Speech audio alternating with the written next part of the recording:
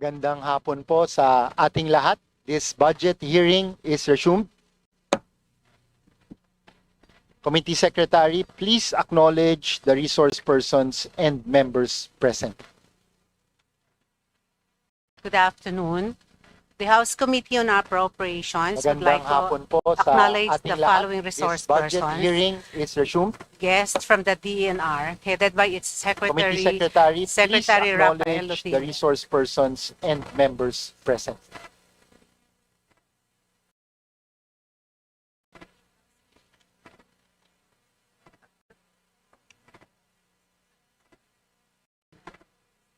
Good afternoon. The House Committee on Appropriations would like to acknowledge the following resource persons. Guests from the Department of Environment and Natural Resources, headed by its Secretary Rafael Lutilla.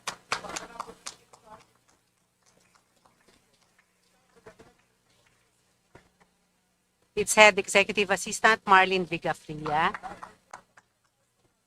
Undersecretary Ernesto Adobo Jr. Undersecretary Attorney Jonas Leones, Policy Planning International Affairs. Undersecretary Annalisa Rebueltate. Undersecretary Juan Miguel Cuna. Undersecretary Jocelyn Marcos Fragada. Undersecretary Marilu Ernie. Undersecretary Agosto de la Peña. Undersecretary Attorney Ignatius Loyola Rodriguez. Undersecretary Dr. Carlos Primo David. Assistant Secretary Noraline Uy. Assistant Secretary Attorney Norlito Enaran. Assistant Secretary Michael Cabalda. OIC Assistant Secretary Jacqueline Kaankan. Assistant Secretary Ruth Tawan-Tawan. Assistant Secretary Hiro Masuda. Administrator, NAMRIA Administrator Peter Chanco. NWRB Executive Director Attorney Ricky Arzadon. Laguna Lake Development Authority General Manager Attorney Sinando Santiago. Palawan Council for Sustainable Development Staff Executive Director Attorney Chodoro Jose Mata. Local Water Utilities Administration Administrator Attorney Jose Moises Salonga. Chief Regulator Patrick Lester T. of the Metropolitan Waterworks and Sewerage System. We would like also to acknowledge the presence of the Regional Directors of the Office of the Secretary, Regional Executive Director Crisaldi Barcelo, Region 1, Regional Director Director Gwendolyn Bambalan, Region 2, Regional Directoral Pablo, Region 3, Regional Executive Director Nilo Tamoria, Region 4A, Regional Director Felix Merazol Jr., Region 4B, Regional Executive Director Francisco Mila Jr., Region 5, Regional Executive Director Raul Lorilia, Region 6, Regional Executive Director Charlie Fabre, Negros Island Region, Regional Executive Director Paquito Melicor Jr., Region 7, OIC Regional Executive Director Arturo Salazar, Region 8, Assistant Regional Director Christopher Barbaran, Region 9, Regional Executive Director Henry Adornado, Region 10, Regional Executive Director Maria Mercedes Dumagan, Region 11, Regional Executive Director Felix Alisa, Region 12, OIC Regional Executive Director Maritis Ocampo, Region 13, and also Attorney Michelle Go, Assistant Secretary of the Office of the Secretary. And then we also would like to acknowledge the presence of our DBM attendees, Director Gemma Ilagan, Director 4, Acting Director Junaid Ibne, Chief BMS Karen Madrigal, Acting SBMS Jimmy Benavente, Senior BMS Mariluz Caterina Bautista, BMS Marvin Lau, BMS Joyce Marquez, and BMS Carlos Jan Valencia. Also, the presence, we also have the presence of our civil society organization, the Alyansa ng Magkakaisang Mamamayan, Robert Yap, the President, Center for Environmental Concerns, Daniel Braza, and Philippine Association of Agriculturists, Al Christian Hilario, Center for People Empowerment in Governance, Natalie Pulvinar, and Citizen Watch Philippines, Zoe Atilio. Also, we would like to acknowledge our distinguished House members, former President Gloria Macapagal Arroyo, Senior Deputy Minority Leader Edgar Erice, Deputy Majority Leader Jam Baronda, Deputy Majority Leader Bong Teves, Deputy Majority Leader Gil Acosta. Also, the presence of our Vice Chairman of the Committee on Appropriations, Vice Chair Ana York Bondok, Vice Chairman Jose Alvarez, Vice Chair Rufus Rodriguez, Vice Chair Roger Mercado, Vice Chair Sancho Waminal, Vice Chair Lalo Matugas, Vice Chair Eric Yap, Vice Chair Jerry Boy Espina, Vice Chair Maria Isabel Sagar-Baria, Vice Chair Edvic Yap, Vice Chair Romel Angara, Vice Chair Dale Corvera, Vice Chair Ompong Ordanes, and Vice Chair Ferdinand Hernandez. Also, we also have the presence of the members of the Committee on Appropriations, Representative Adrian Amatong, Representative Eulogio Rodriguez, Representative Joseph Kim Yu, Representative Rebecca Maria Inares, Representative Emigdio Tanhuatco, Representative Alfredo Marañon, Assistant Minority Leader Rene Co, Representative Maria Rachel Arenas, Representative Marlesa Hofer Hasim, Representative Alexander Pimentel, Assistant Minority Leader Robert Nazal, Representative Florencio Meraflores, Representative Tony Roman, Representative Marco Hanco, Representative Van Aumentado, Vice Chair Angela Garcia, Representative Maximo Rodriguez. That's all, Chair, for today. Maraming salamat po. To our former President, Gloria Macapagal Arroyo, to Vice Chair Pepito Alvarez, today's sponsor for today's agency, sa aking mga kasamahan sa komite, sa ating mga panauhin from the Department of Environment and Natural Resources headed by Secretary Rafael Popo Lotilla. Welcome to the House, to the People's House. Sa ating lahat na naririto ngayong hapon sa bulwagang ito, isang makakalikasang pagbati sa ating lahat on behalf of our Chair, Mika Swansing.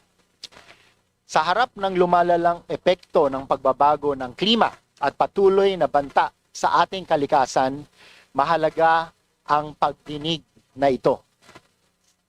It is time to revisit the Ecological Solid Waste Management Act of 2000 and other relevant legislations as persistent waste management challenges continue to clog waterways and worsen flooding not only in Metro Manila but also across major cities. With 280 million pesos proposed for solid waste management in fiscal year 2026, stronger enforcement, better coordination, and innovative solutions must be prioritized to address this ensuing issue. Safeguarding our natural resources demands a more strategic and proactive approach, especially amid the accelerating impacts of climate change. Recent widespread flooding is a stark reminder of the urgent need to balance development with environmental preservation. A unified science-based master plan that delineates protection zones, integrates climate resilience, and guides responsible land use is essential to protect ecosystems and ensure long-term socio-economic stability. The committee will closely examine the department's key programs, 498 million pesos for geohazard assessment and responsible mining, 687 million pesos for the improved land administration program to address land conversion and expedite free patents, and 1.6 billion pesos to enhance forest protection, combat illegal logging, and secure protected areas. Equally vital is the 1.3 billion pesos enhanced biodiversity conservation program to conserve critical habitats and protect threatened species and promote ecotourism as a sustainable livelihood source. Many of these concerns raised by our constituents, solid waste, water scarcity, deforestation, and climate-related risks are deeply interconnected. The hearing is an opportunity to assess whether the proposed 28.102 billion peso DENR budget for fiscal year 2026 is adequate and aligned to deliver tangible, sustainable results for the environment and our communities.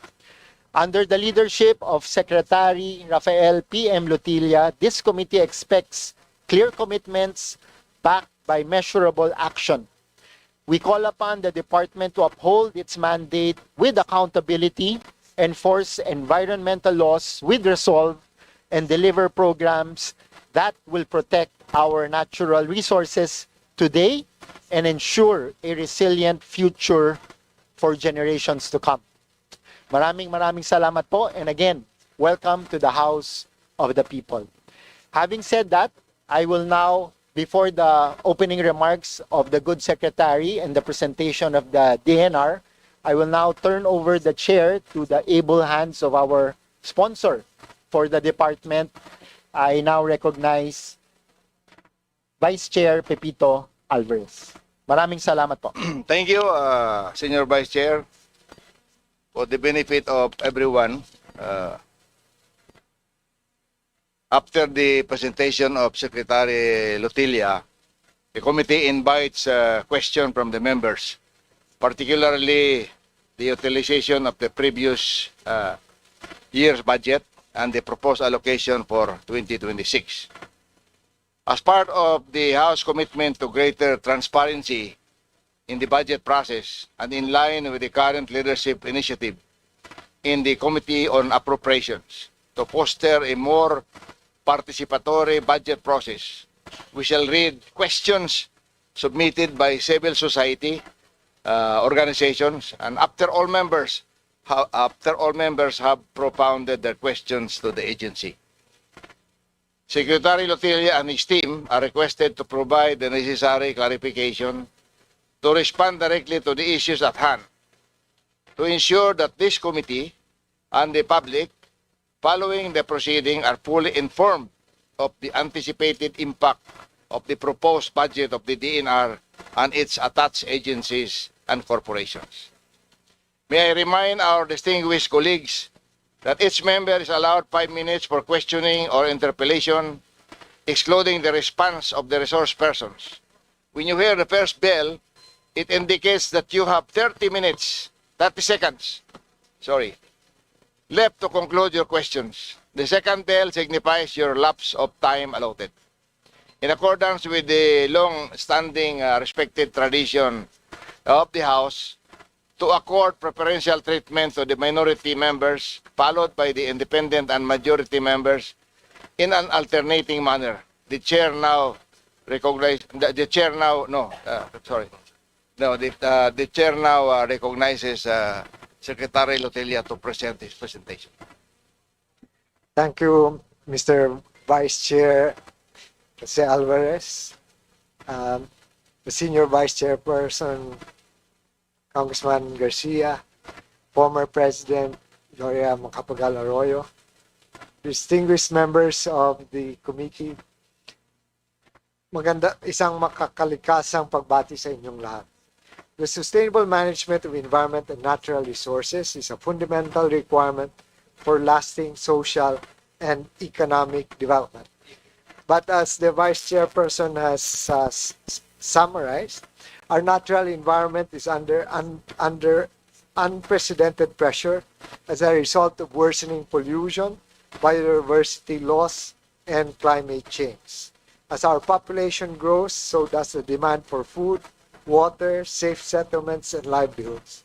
Meeting these needs without compromising environmental health is one of the greatest challenges of our time.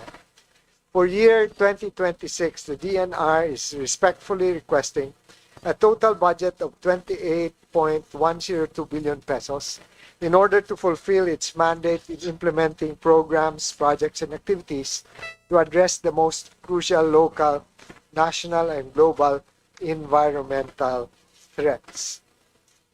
This year is a crucial period as we accelerate our efforts towards achieving our midterm targets under the Philippine Development Plan.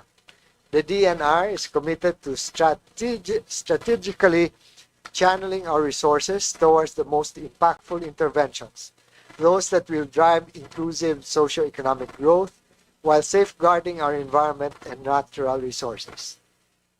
For purposes of managing our time and with the indulgence of the chair and the members of the committee, please allow us to share a 10-minute audiovisual presentation that highlights the DNR's accomplishments and outlines the key features of our 2026 budget proposal. Thank you, Mr. Chair. Please do so. Thank you. Can we have the visual presentation? Honorable members of the 20th Congress, respectfully presenting the proposed budget of the Department of Environment and Natural Resources for fiscal year 2026. Covering its mandate of conserving and sustainably managing 15.8 million hectares of forest lands, 36,000 kilometers of coastline, and 7.2 million hectares of forest cover. The department is entrusted with a challenging yet vital responsibility. As one of the world's most megadiverse countries, the Philippines is home over to 5,000 plant species and 100,000 animal species. The DENR's priority thrusts and directions transect the different sectors on forestry, protected areas and biodiversity, water, environment, mining, and lands, and how climate change affect these ecosystems.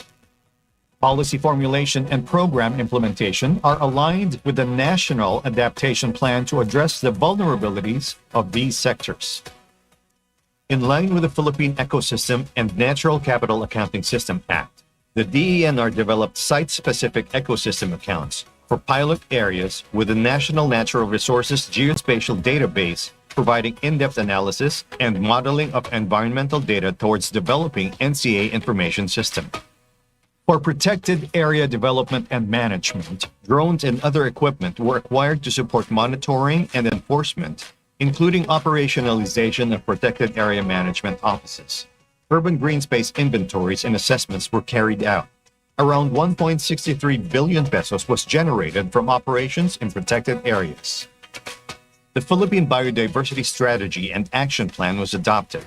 Almost 7,000 hectares of protected areas were planted, and more than 12,000 hectares were maintained.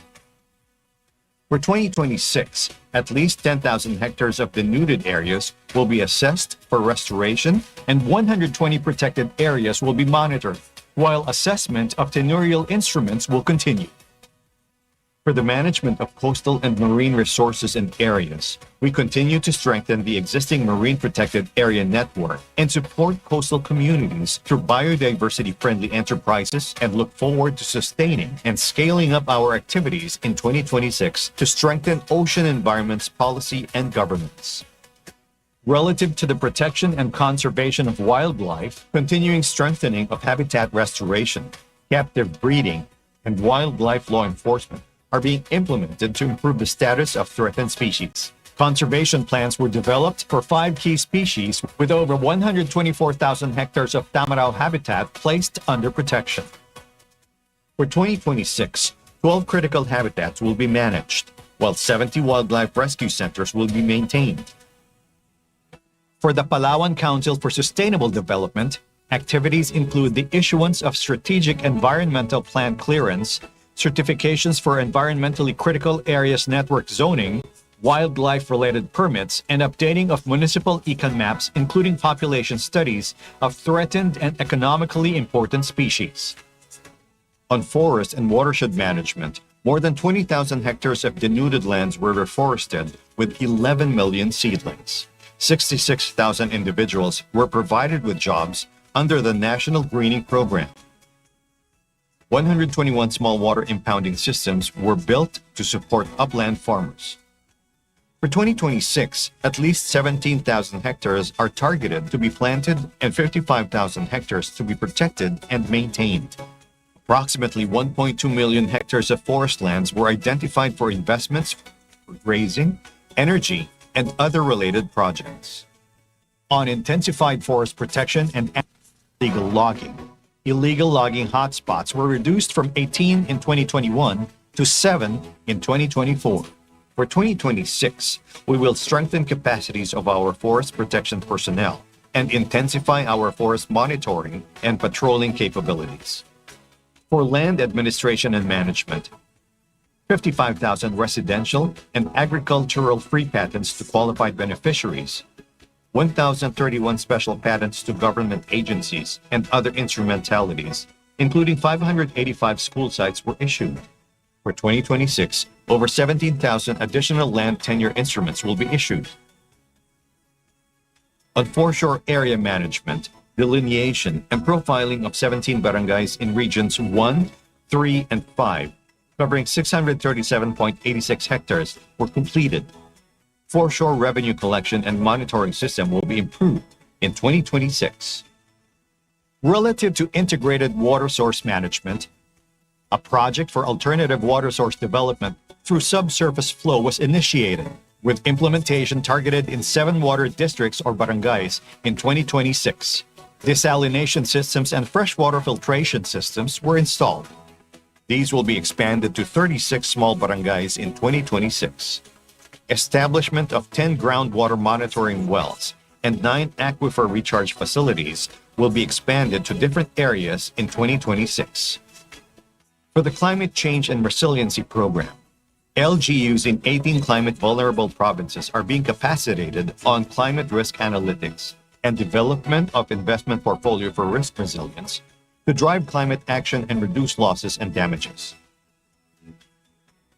On air quality management, air sheds were operationalized and air quality monitoring stations were installed. For 2026, 9 monitoring stations with additional air quality parameters will be procured as part of modernizing our air quality monitoring.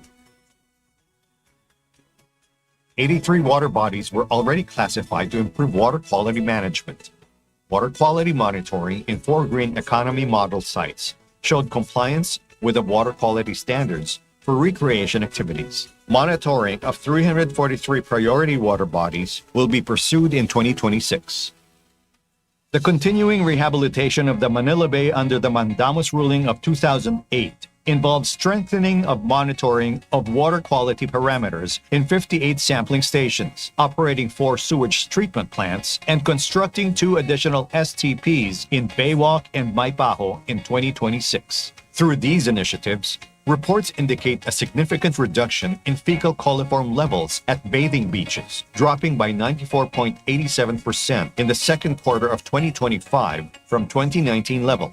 At Dolomite Beach, levels decreased by 99.95% from 2020 compared to the second quarter of 2025. Pasig River rehabilitation involves monitoring of water quality and physical conditions of the main Pasig River and its 3 major and 46 minor tributaries through its 157 monitoring stations. Other continuing activities include 3 phytoremediation projects with the barangays, rehabilitation of 8 linear parks, and delineation of easement areas. Implementation of the law on extended producers' responsibility showed submission of EPR programs by 991 obliged enterprises. Out of 286 million kilograms of rigid plastics, 67 million kilograms, or 24%, were diverted. For flexible plastics, out of 222 million kilograms, 101 million kilograms, or 46%, were diverted. For 2026, we will continue to review and evaluate the registered EPR programs and provide capacity enhancement to these registered entities. On the provision of technical assistance, we will continue to assist LGUs in assessing their solid waste management and in clustering for common sanitary landfills. On mineral resources development, the rare earth elements exploration project were completed. Around 700 in 2024 and 400 in 2025 mining rights were monitored for compliance with work programs and other regulatory requirements and assessed for adherence to safety, health, environment, and social development programs. For 2026, the MGB plans to conduct assessments in 3 areas for offshore critical and strategic minerals. Geohazard mapping and vulnerability assessment in several cities and municipalities were undertaken to assist LGUs on disaster risk reduction and management. In 2026, vulnerability assessments, karst subsidence, hazard evaluations, groundwater resource assessments, and coastal physical vulnerability assessments and mapping in LGUs will be conducted. The MGB Operations Center will be operating 24/7 to assist to generate geohazard threat advisories for at-risk barangays as input to pre-disaster risk assessment of the NDRRMC. In support of enhancing integrity of our maritime zones and safety and security of our marine territories, NAMRIA will continue to undertake comprehensive surveys of the exclusive economic zones and archipelagic waters, each spanning 3,000 and 1,000 square kilometers respectively throughout the year 2026. For fiscal year 2024, the DENR obtained a budget utilization rate of 93% for obligations and 91% for disbursements. As of June 2025, BUR stands at 49% for obligations and 70% for disbursements, reflecting ongoing budget execution and catch-up measures in the second half of the year. For fiscal year 2026, DENR's proposed budget is 28.102 billion pesos, of which 20.5 billion pesos will be allocated for the central office, staff bureaus and regional offices, 3.3 billion pesos for the Environmental Management Bureau, 1.8 billion pesos for the Mines and Geosciences Bureau, 1.9 billion pesos for the NAMRIA, 294 million pesos for NWRB, and 148 million for Palawan Council for Sustainable Development staff. Nature and environment are our lifeline to create a more climate resilient and sustainable economy to uplift the conditions of the Filipino people. Let us invest on nature and environment to spur economic development. The DENR appeals for the approval of its budget proposal. Thank you. Thank you, Mr. Chairman. Thank you for the very informative presentation, Secretary Lotilla. We now start with the interpellation. We call on Senior Deputy Minority Leader Edgar Irisi to start the questioning. Thank you, Mr. Chair. Good afternoon to the DNR family, especially to Secretary Lotilla. Itatanong ko po, yung napakalaki nating problema natin, flood control. At ang sinasabi na rin ng Pangulo at bilang dati rin po empleyado ng Metro Manila Commission, alam ko po na isang pinakamalaking problema natin sa flood control is solid waste management. At ito po ay isa sa mga mandate ng DNR, particularly po dun sa management ng solid waste under Republic Act 9003. Required po dito na bawat local government ay may solid waste management plan. At ang magpapatupad po nito ay ang isang ahensya na under the Department of Environment and Natural Resources. Nakita ayon po sa pag-aaral na aking napansin, 60% po ng solid waste sa Metro Manila hindi nakokolekta. Ito po ay napupunta sa ating mga natural waterways, sa mga ilog, papunta sa dagat. Noong 2020 po, naglabas ang Bloomberg ng isang pag-aaral ng mga scientists sa buong mundo na 34% ng mga plastic waste na kumakalat sa buong mundo, sa haragatan ng buong mundo, galing sa Pilipinas. Number 1 po, Pilipinas. Second is India with 1 billion population. They only contributed about 12%. China, 7%. The rest of the world, 8%. 34% po, Pilipinas. Nagpapatunay po na talagang may problema tayo na malaki sa solid waste management. Ano po kaya yung pangalawa po,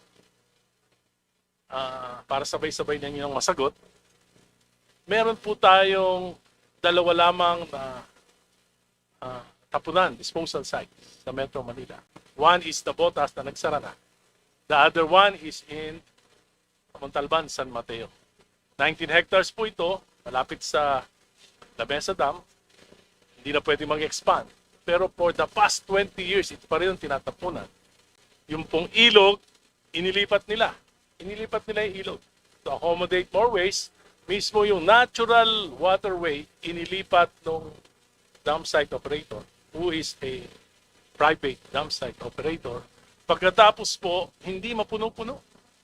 Pero pag makikita nyo yung ilog, nako, maagos po. Bulto-bultong basura. Hindi po ito landfill. Ito po ay, ang tawag nila, engineered dam site.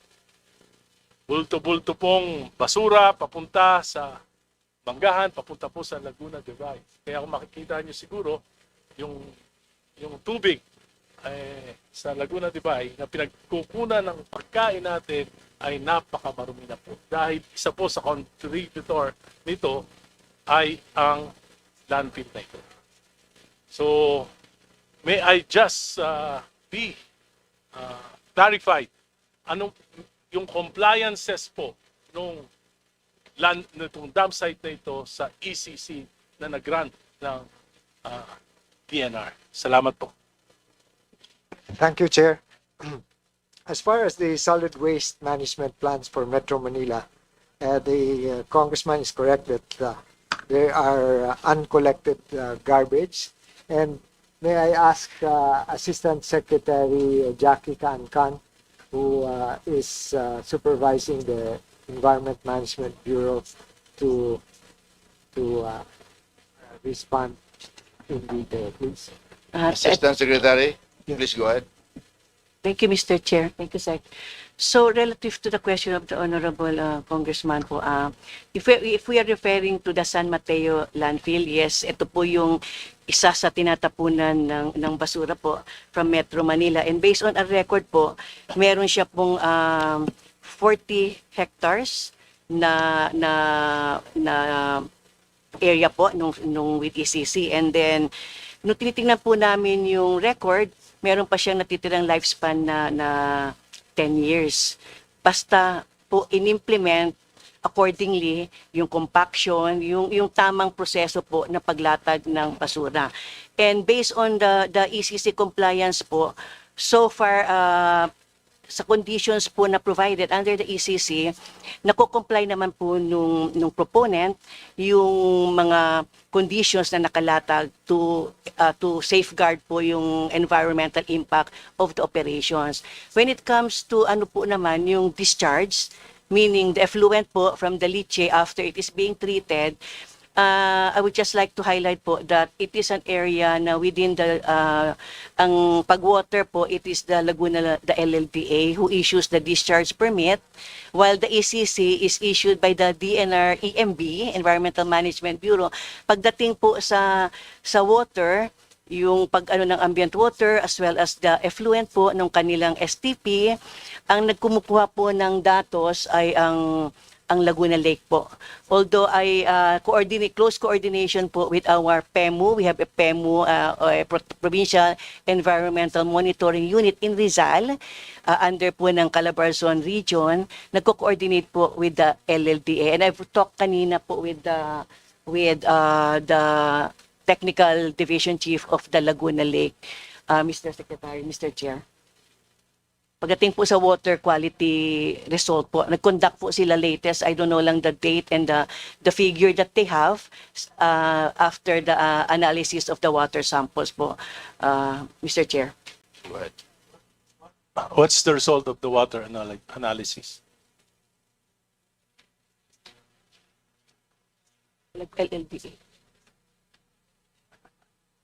In WRB or Laguna, LLDA. Good afternoon, Your LLDA. Honor.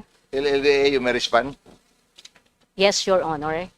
The discharge permit for the new San Mateo Sanitary Landfill was issued July 7, 2025. Expiry date is on August 12, 2026. Latest inspection was conducted last March 26, 2024. Wastewater from landfill leachate flows into designated large leachate pond, then to the wastewater treatment facility. Treated wastewater is pumped into 4-unit reuse pond to overflow. No overflow was observed during the inspection. During the inspection. Yes, sir. Okay, thank you, Madam Chair. Anyway, I will not belabor the point. Ayon po dito sa accomplishment ng Laguna Lake Development, you were able to collect 2,800 tons of garbage, of waste, in 24 cities and municipalities. Tama po ba yun? Yes, Your Honor. 2,400. Ang production po tons. natin sa Metro Manila is around 9,000 A day. a day. And you only recovered 30% na ng isang araw Sana po. sa isang buong taon. 360, ganun po ba ang ibig sabihin nun? Yun pong sinasabi namin na 24 lakeshore municipalities po, ng tawag po namin dito is abot kamay, was attributed din po doon sa mga near the lakeshore po within Laguna de Bay region. This does, Opo, sa this LGUs does po. not include Metro Manila. Not So you po. have no operation, Meron po kami sa Taguig po. only Taguig. Taguig. Muntinlupa po yung coverage namin ng NCRA. How about yung pong mga ano nyo, yung ating mga 5 minutes? Go ahead, 30 seconds. About bilis ah. Bilis, sige. anyway, yung last questions ko po medyo mas importante siguro ito yung tungkol po I'm involved in mining. Ang tanong ko lang po, may yung Pilminera Gold po sa Masbate. It's an MPSA. But I know that it's the incorporators are just dummies. And they were able to transfer ownership abroad without paying a single centavos to the Philippine government. And they're also doing transfer pricing. Meaning, ano yung sabihin po nito? Yung ore po na nakukuha nila ay binibenta nila sa isang processing plant na kanila rin. Yung pong ore, binibenta nila ng bargain Na-transfer po sa isang kumpanya na processing na kanila rin. Pag na-transfer na po, libre na po tax kasi meron tayong tax incentive for processing of metallic minerals. So, meron po bang investigation dito? We're losing about $300 million a year. Or $300 million for the entire operations of the Masbate Gold for this transfer pricing. Napakasayang po. May investigasyon pong ginagawa ba dito ang Department of Environment and Natural Resources? Yusik Thank you. Bragada, you may answer. Thank you, Mr. Chair. If we may turn it over to Asik Maicabal, he's head of the MGB. Okay, Maraming salamat po, Your Honor, I recognize. Secretary. Your Honor, pagdating po dun sa pagdedetermine ng corporate entity, it's actually nasa Securities and Exchange Commission. Nagpapasalamat po kami sa pinaabot niyo po sa aming issue na ganyan at bibigyan po namin ito ng atensyon at pag-aaralan kung paano namin ito mai-address. Maraming po salamat. So you are not aware, Mr. Chairman, we are not aware of these operations because they've been operating for so long and they are selling their ore to a company that they own na napakababa ang presyo. Alam naman natin, mataas ang presyo ng ginto ngayon. Binebenta nila ng mura, tapos may tax incentive sila sa processing.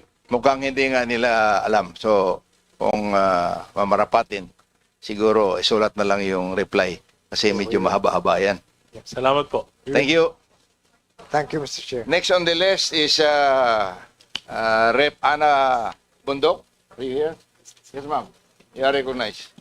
Thank you so much po and magandang hapon to the DNR family and congratulations to our new secretary. No, batikan na po siya sa public service. So, thank you so much po. And my question is, reviewing po the Manila Bay, kasi kami po ay nasa baybayin ng Manila Bay. My question is, how much was given this year compared to previous years? Kasi wala po akong nakita dito. I'm sorry if I did not see it. For Manila Bay, Chair, is this what your Yes, yung ano po, yung ating pong Manila Bay, yung sa Mandamos po. okay? Nakalagay po dito on the last page is the utilization rate, if I am not mistaken, pero wala pong made obligation and disbursement, pero wala pong amount, or did I miss it? Sige.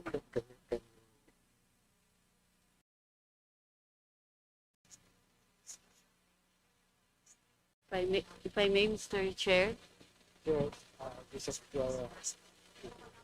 Secretary Te, Thank you, please Mr. respond. Thank you, Mr. Chair. Mr. Chair, what is included in the kit that was distributed as the overall budget? Excuse me, madam, wala po kaming marinig. Sorry po. Hello? Yeah, okay. Good afternoon, Mr. Chair. To respond po, what we included in the kit that was distributed was the overall budget of the department, but we have submitted the details to the COMSEC. But for Manila Bay, Mr. Chair, the total budget is 1.2 billion pesos, Madam Chair, Mr. Chair. Ma'am, pakiulit lang po. Pasyensya na po. 1.2 billion. Pakilakasan mo lang. Yes po. Hindi ko marinig doon. 1,239,291 po ang budget natin for Manila Bay. And magkano po ito compared to before? Actually, we should not be asking these questions. They should be automatically placed. Because one of the things that we need to know is how your budget compares. Yeah, wala. Magkano po last time? And magkano po ang ni-request nila na natapyas po? Because we all know, hindi naman ho nabibigay lahat ng gusto natin. This should actually automatically be placed here so that we do not waste our time asking these questions. Sorry, Congressman Bondo. So for Manila Bay, for fiscal year 2024, we got from Congress 1.2 billion And then for 2025, we got 1.239 billion. And then for 2026, similar po sa budget ng 2025. Thank Magkapareho you. po yung 2025 and 2026. Wala pong change po. Okay, yung budget po ba ng DNR umakyat o bumaba po? Bakit ng konti? At saka magkano po yung hiningi nila? Mga basic na tanong na to, hindi ko dapat tinatanong po ito 28 billion. Madam Chair, Mr. Chair, our budget increased for 2026 by 7%. Increase by 7%. Yes po. Lakas-lakasan mo lang, hindi ka talaga marinig dito sa harap, saka doon sa kanan. Bundok, do you hear that? Increase by 7%. Okay. Thank you so much. So basically, hindi nag-increase by 7% yung Manila Bay. Hindi rin. First po, ma'am. Okay. Bakit ko po bring up ito ngayon? Because the greatest challenge today is not flood control projects, but climate change and flooding. So bakit ito importante ang Manila Bay? Because most of the flooding is actually coming from there. Lalo na dito po sa Metro Manila at kami pong mga baybayang lugar ng ng ating pong Manila Bay. So as we all know, flood control is not merely infrastructure. In fact, that's only a small percent to. And the environmental measures po na ginagawa natin are also equally important. So my question is, paano po natin kinokontrol yung garbage? Kasi parang ang liit-liit po ng mga trash trap amounts. And I would like to state also, paki-show lang po yung district ko para makita nyo. Kahapon po, baha pa rin hanggang tuhod. So kami po, lahat ng yes, ganun po, Ayos, no? Lahat po that was 2 weeks ago, but yesterday hanggang tuhod na lang. So, lahat po ng basura bumababa po sa amin. So, that comes, kung sana pwede nga malabel na Sierra Madre, Nueva Ecija, para malaman ko kung saan ba talaga nanggaling lahat yon.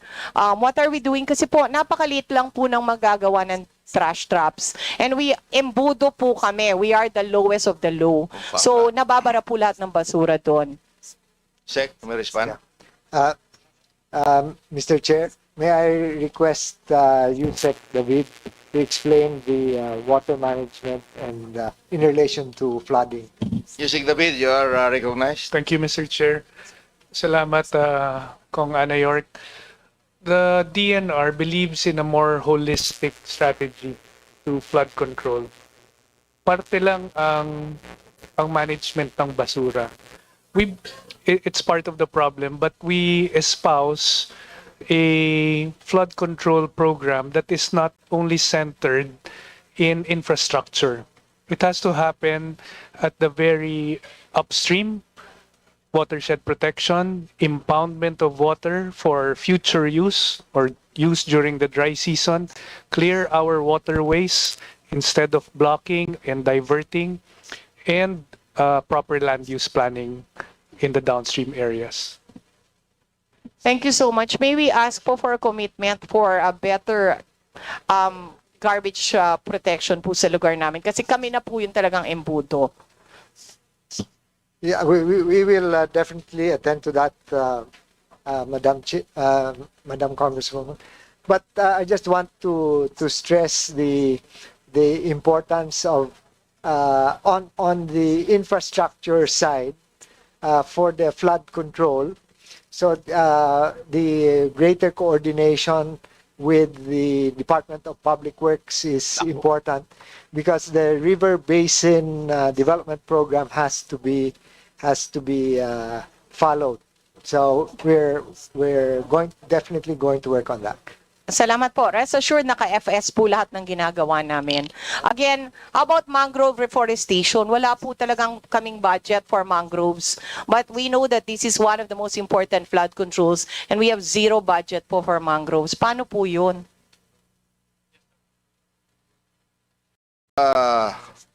Kami po ang pinaka-flooded and we have a zero budget. Yeah, Mr. Secretary, you may respond. Mr. Chair, as far as the mangroves, then they will qualify under the National Greening Program, and we will look into the allocation for your. May Thank I you ask so much po. Rep. Ana, Rep. Bondok, how many hectares is that you wanted to reforest with mangroves? I can help. Sige po, I i-clarify have ko lang large po. mangrove. I can bring you all the planting materials. Maraming salamat po. Magko-coordinate po kami sa inyo. Opo, isulat mo na lang, kumare. Susulat ko po. Thank Okay. you.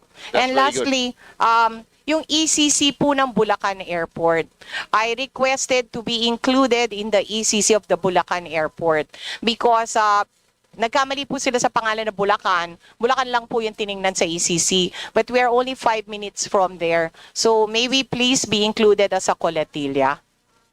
Mr. Chair. Yes, we'll commit to do that. Yeah. And lastly, ito na po yung huli. Good news for last. So I would like to congratulate po At least my nakamiti. RD. Please go ahead. Si RD Pablo, our Penro, si Sir Roger Evangelista, and Mr. Noel Marinas, yung aming pong Manila Bay Focal. We have conducted 2 times na po the largest cleanup of Manila Bay ever in the whole Philippines. That includes Coast Guard, DNR, and DOLE. Alam po ni Yusek Mitch yan. And sana po, the first one, we got 9,000 sako ng basura, and the second is 17,000 sako. So we are asking po, Grabe. sana na ma-institutionalize na po ito. Ginamit po namin yung aming tupad para sila po ang maglinis. So we are asking po for the help of the DNR. Tulungan niyo po kami na masama po kami sa ECC ng Bulacan Airport. We need more trash traps and mangroves. That being said, I would like to commend the DNR and your new secretary. And sana ilinagay niyo po kung magkano yung nawala sa inyo. Kasi this is the time na pwede po kayong humingi ng extra budget. So, hindi ko alam po how much was your wish list. Pero I do believe that the Manila Bay is very, very important kasi po we are suffering the effects of flooding every day and kailangan po tayong kumilos dito. So, kung magkano po yung hiningi nyo, sana i-reveal nyo para po we can make a motion na padagdagan po ito because every day, Metro Manila, Bulacan, and Pampanga are suffering from this. So maraming salamat. More power po to the DNR family. Thank you, Chair. Thank you very Thank much, you. Rep. Bundok. We will supply you with all the propagules if there are no more mangrove in Pampanga. Marami po kaming mangroves. Papadala ko dito.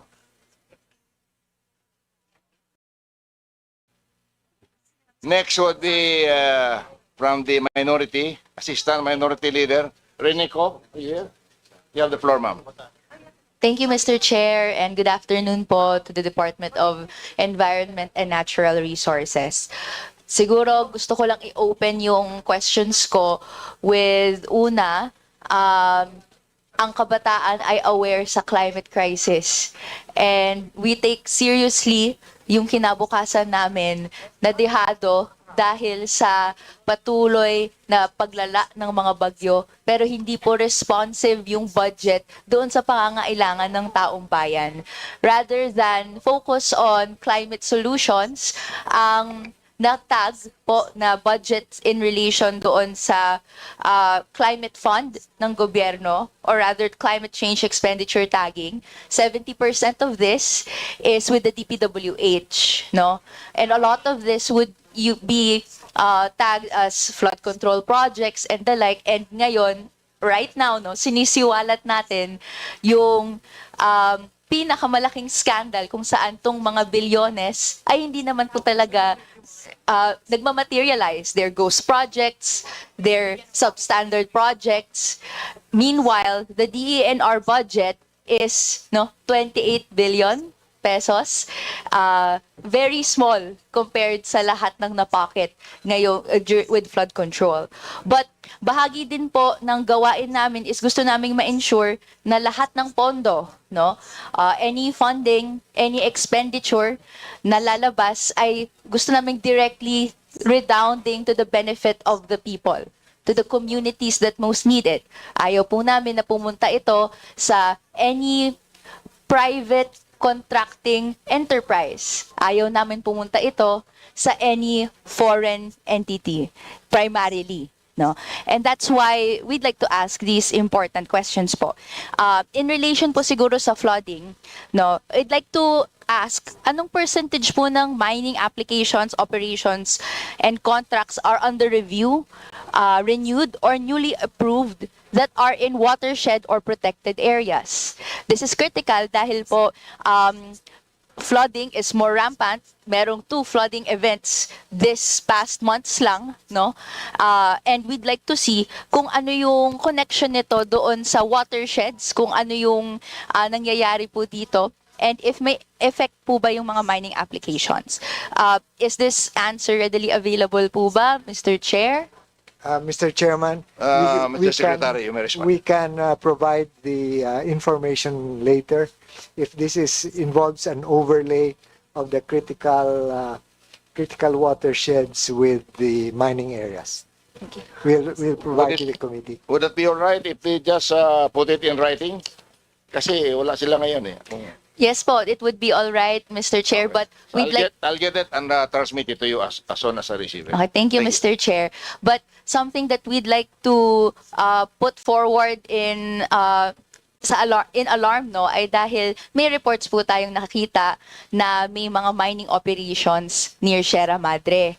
And Sierra Madre is critical to ensure that flooding and even yung pagpasok ng mga bagyo dito sa Pilipinas, no, ay hindi sila masyadong malakas so as to devastate cities and communities. So, we are looking forward to that report and we hope kaya po ba itong matransmit this week po ba, Mr. Chair? Hindi lang, meron pa may nasa Sierra Madre? Wala akong nakita dyan ah. Saan? Ha? Saan? Saan nga banda? Sir, no-go zone po ang mining sa protected area. So no go. No-go zone po sa So, mining. So sa- maybe the MPSA is... Bakit may humihingi ng effects doon sa mining sa Sierra Madre? Kung walang mining sa Sierra Madre, ano ibibigay natin? Wala tayong ibibigay.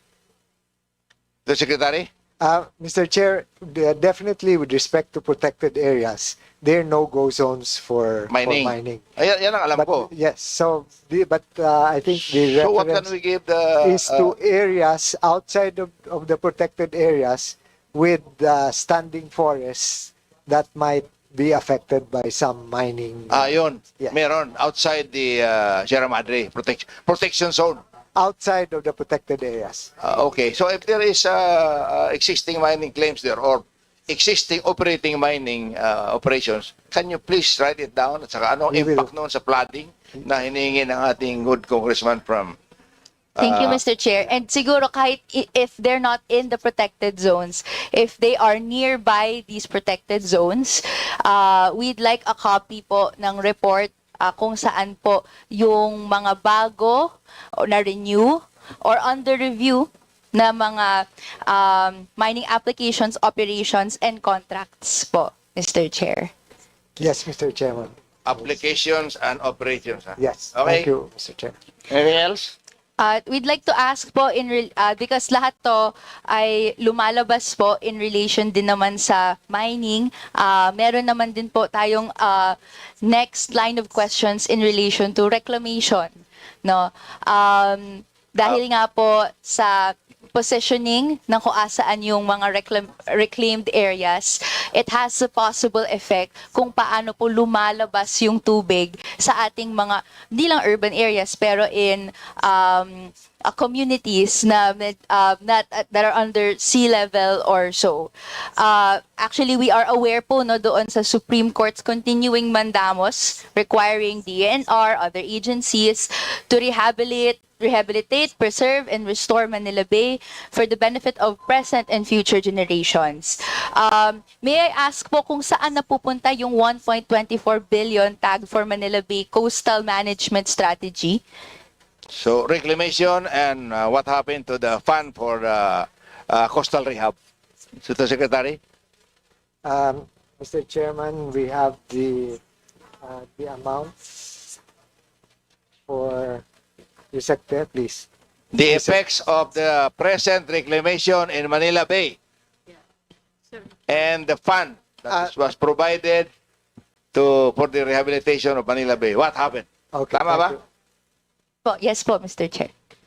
Sir, Mr. Chair, if I may respond to the composition. Ako, lapit mo, hindi ka talaga marinig. Mr. Chair, if I may respond to the budget. Please go ahead. Go ahead. The budget composition of Manila Bay. The 1.2 billion is being used for clearing, grabbing, desilting, and removal of garbage, construction of the solar-powered sewage treatment plant, and there are also activities involving liquid waste management, management of the informal settlers, and information education. Mr. Chair, most of these activities are being undertaken by the mandamus agencies, being chaired by the DNR, Mr. Chair. You mean the continuing mandamus of Supreme Court?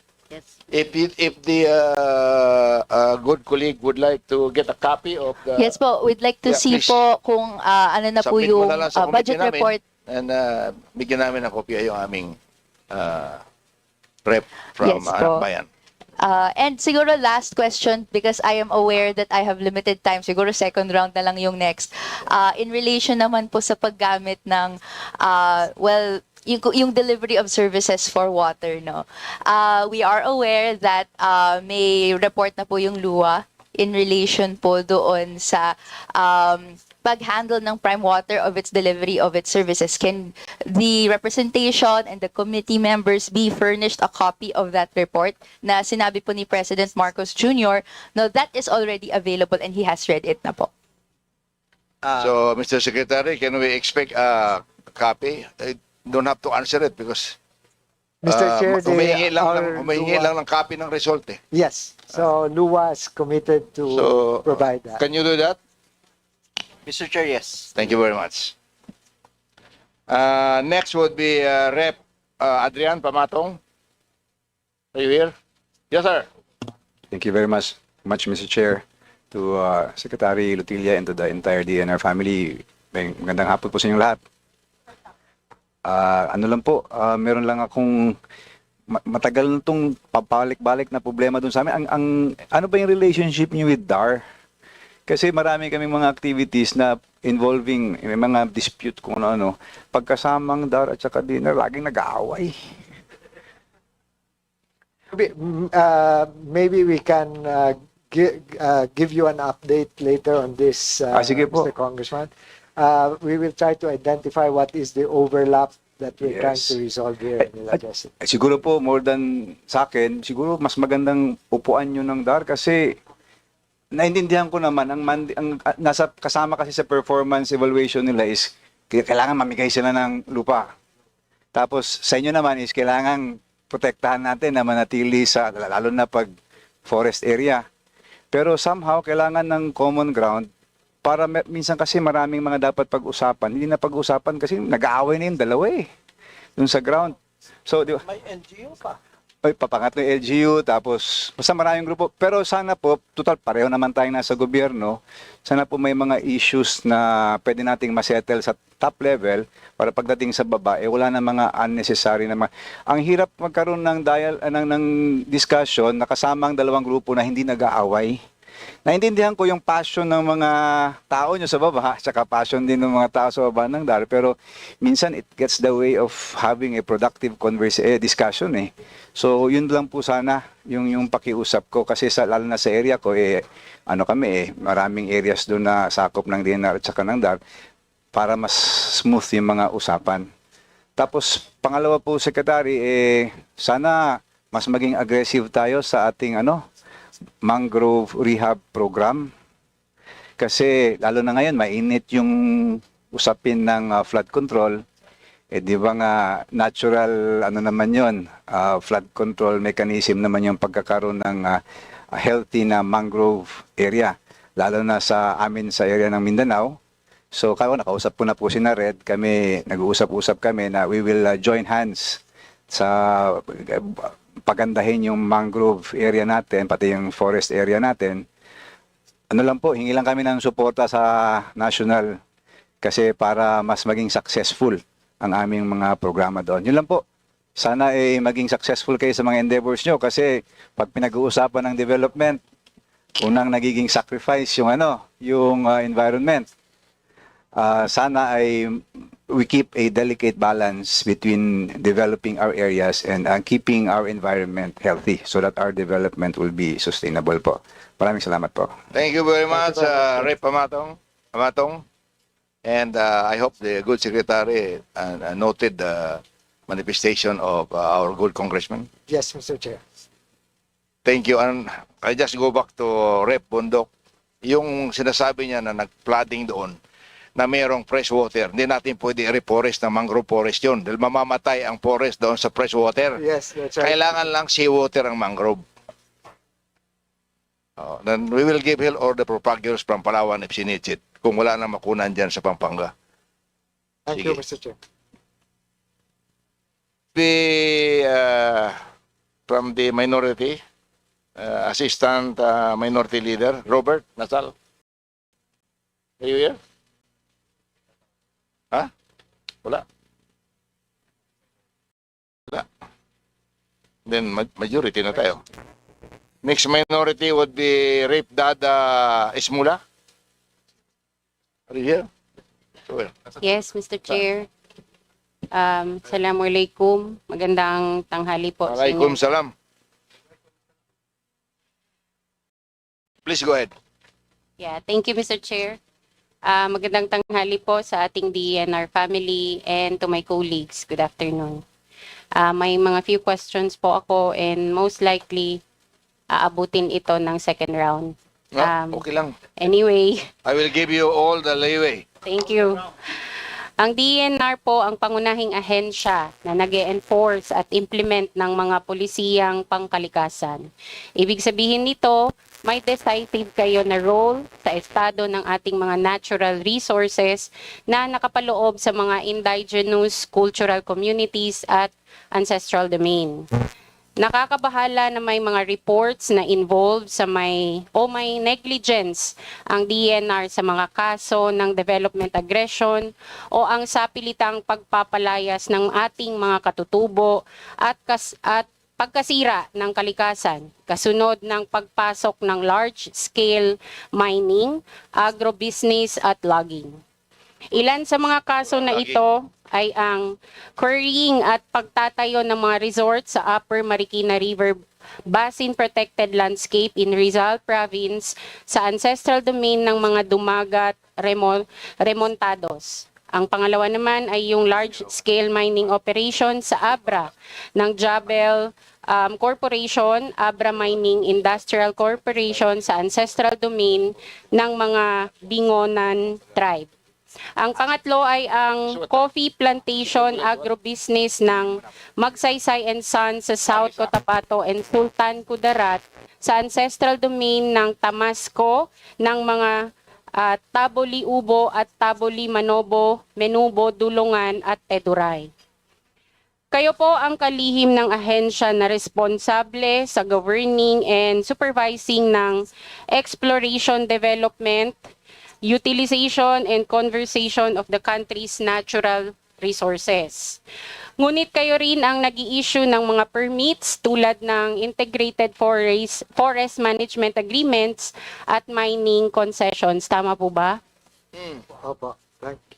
Paano po ninyo iyan sinasabay sa mandato ng Estado na to protect the rights of the indigenous cultural communities to their ancestral domains? Mr. Chair. Sec, you may reply. Thank you. Indeed, we try to manage these competing objectives. One is for sustainable development, and the other is, of course, to preserve and conserve the environment and the natural resources. So at the end of the day, as far as protection of the rights of indigenous peoples, we have the commission, the NCIP, and the requirement is that while the department is going to process applications for mining and other activities, they are subject to compliance with the requirements of the IPRA law. Yeah, that's the FPIC, tama po ba? Mining lang yung SEC, wala nang logging. So, strike out na natin yung logging kasi wala na akong permit sa logging. Sige po. Regarding sa Tamasco case po, Mr. Chair. Bago po emerge ng DNR ang mga IFMA, IFMA, kailangan pa rin po ng FPIC ng mga indigenous peoples kung nag-agree po sila sa merger. Tama po ba? Thank you, may reply. Mr. Chairman, ASEC Ineranten. Yes.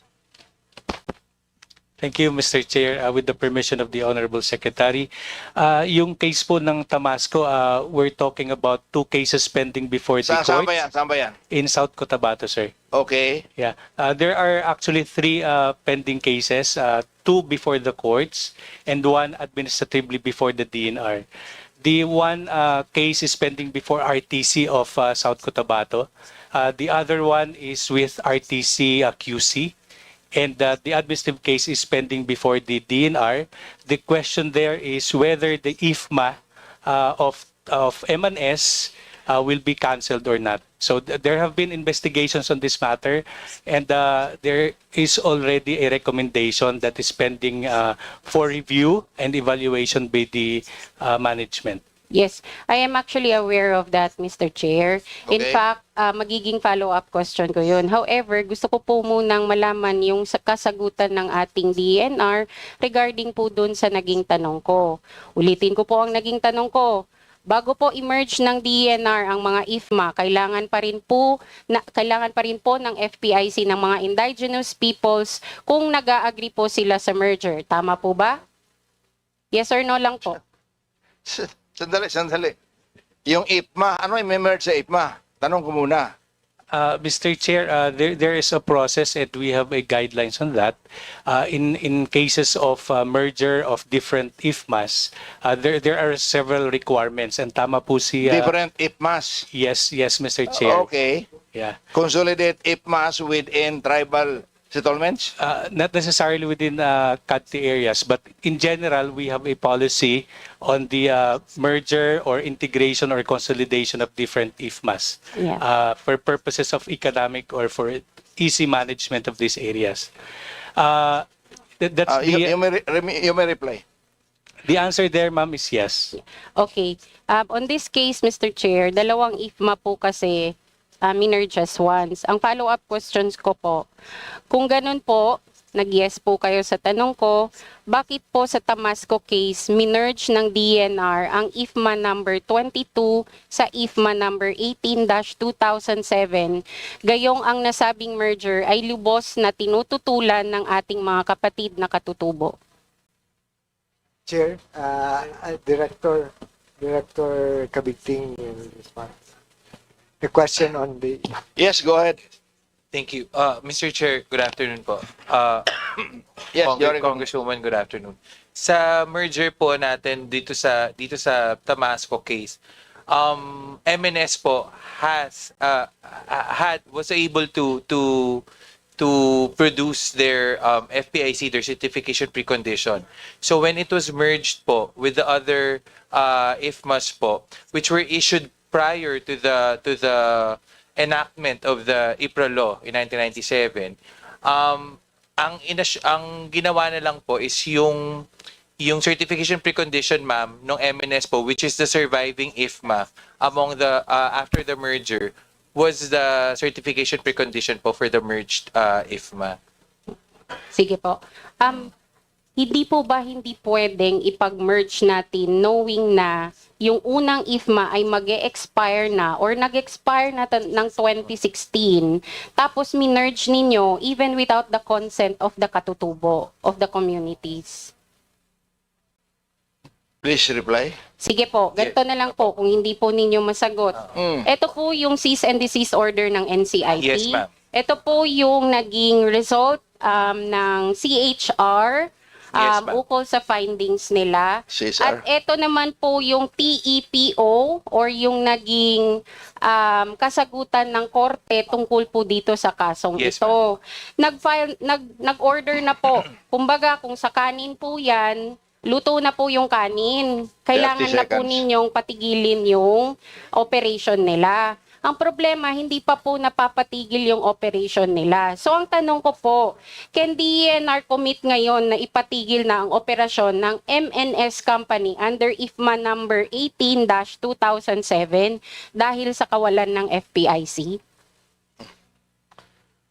You may reply for Yeah, the Mr. last Chair. answer. May court order na po. Yes, Mr. Chair. Mr. Chair, that's the pending issue before the DNR. In fact, the two courts are waiting for that action of the DNR. And as I mentioned earlier, there are already investigations conducted on this matter, and it's already for evaluation. What's So taking the we will- DNR so long?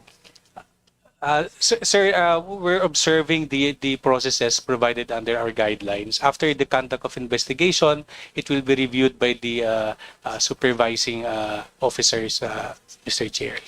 Mr. Are you Chair. satisfied? Yeah, Mr. Chair. Madam Ismala? Hindi po ako satisfied doon sa naging answer. Pwede Kasi ba ang natin isulat na lang yon? Hindi po, Mr. Chair, kailangan ko po ng sagot nila ngayon. Kasi may court order na po eh. Ang tanong ko lamang po, can be answered with yes or no. Can the DNR commit? Dahil wala na silang FPIC pero kino-continue pa rin nilang operation nila. So ang tanong ko, I am actually presenting to you 3 different agencies that have already issued na to stop the operation na. So ang answer ko, DNR, can you stop it? Can you commit to stop the operation na po?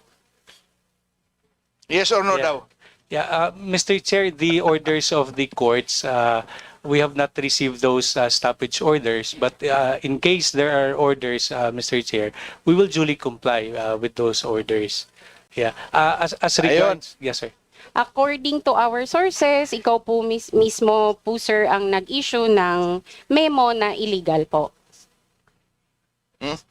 Ganun ba yan? Mr. Chair, I conducted the investigation, and as I mentioned earlier, there were already recommendations that are pending before the office. Okay, thank you.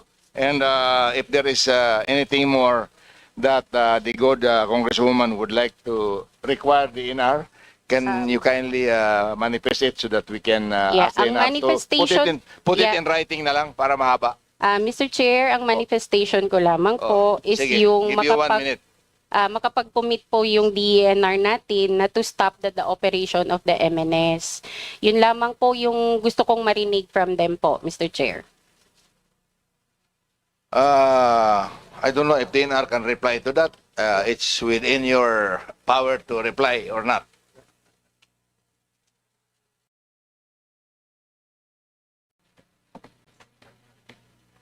Go ahead. Nawala. Sige na, i-transmit mo na sa akin. Ako na mag-transmit. Ayan na. Yes, Mr. Chair, the process before the DNR, we're following certain procedures. As I mentioned earlier, the matter is already with the approving officers. We have already recommendation on that, Mr. Chair. Pwede ba kung Ismula, Yes. hintayin na lang natin yung sulat nila? With that answer po, Mr. Chair, dahil nag-commit sila na to provide their answer to that, I will wait for that, Mr. Chair. Thank you. Okay. Next on the list would be Kong Ropos Rodriguez. Thank you, Mr. Chairman. Don Pito Alvarez, our El Capo El Tutti Capi. Because he is the founder of BBM, Basta Bisaya Malipayon. Mahaba ang introduction yan. May I now greet our dear Secretary of the Department of Environment Natural Resources, my fellow alumnus of the UP College of Law. Wow. The best law school in the whole world. In Diliman, because the best law school in Quiapo is San Sebastian, where I was dean. And the best in Manila is Ateneo de Manila. In Makati is Ateneo de Manila. In Mendiola, San Beda. In Espanya, UST. So happy na lahat. Thank you. You are We're all happy. You are We're all exhausting happy. your 5 minutes. I know I am close to the Reminder. chairman. He'll extend my 5 minutes. Anyway, again, our undersecretaries, you are all my good friends. Our USEX, all of you. What are you asking? I'll ask na lang in writing. The assistant secretaries, our directors of the different bureaus, and of course, our regional executive director of Region 10, the Honorable Henry Adornado, who is here. Mr. Secretary, together with your red, we are fighting illegal logging and illegal mining, Cagayan de Oro. I have 2 bills for that. And so our motto of our Director Adornado, is to find them, to fight them, and to finish them. Finish meaning aristahin at saka kailan ng kaso. Okay, so thank you very much. Also, you have a very good team there in Cagayan de Oro. Also, your EMB Director, Ray Digamo. Ayan. Saan si Ray Digamo? Wala dito. Sa kabila. Okay. Also, our MGB, Rodante Felina. Arboleta. Felina. Ikaw talaga. We just arrested the MGB through our task force. Kalikasan already arrested 7 Chinese just a month ago. Yes, in Cagayan de Oro. Mining in Cagayan de Oro. What? Yes, 7 of them. And so, Mr. Chairman, they were discovered because they were found out by the drone, which I donated 148,000. Because it takes time to get the budget for that. With that, nakita, 7 arrested. So then, they're lawyers of these miners, illegal miners, went to file bail in court because under our laws, it is bailable. And I know what will happen if they'll be given bail. They will go back to China. So I called BI Commissioner Joel Viado. Sabi ko, Commissioner, you have a jurisdiction with the court, your concurrent jurisdiction to keep undesirable aliens. So, when the judge issues bail, you get them and bring them to Bikutan. See? And the judge gave them bail. So, where are they now? They're in Bikutan Detention Center. Good. So that's what we're fighting for. And so, we have fought, and our DNR, I'm thankful, we are fighting for nature and the environment for Region 10 in Cagayan de Oro. My question, palakpak muna kunti kayo. Sabi ng chairman, my question, Mr. Chairman, is this. Okay. Is it not, Secretary Lutilia, Popo, your 2024 budget was 28,866,000, right? It's in your papers. Right. Yes, 2024. Your 2025 is 29,687,000. Do you confirm that? In the last page, ito. Nandito sa second to the last page mismo. Because my leading question is,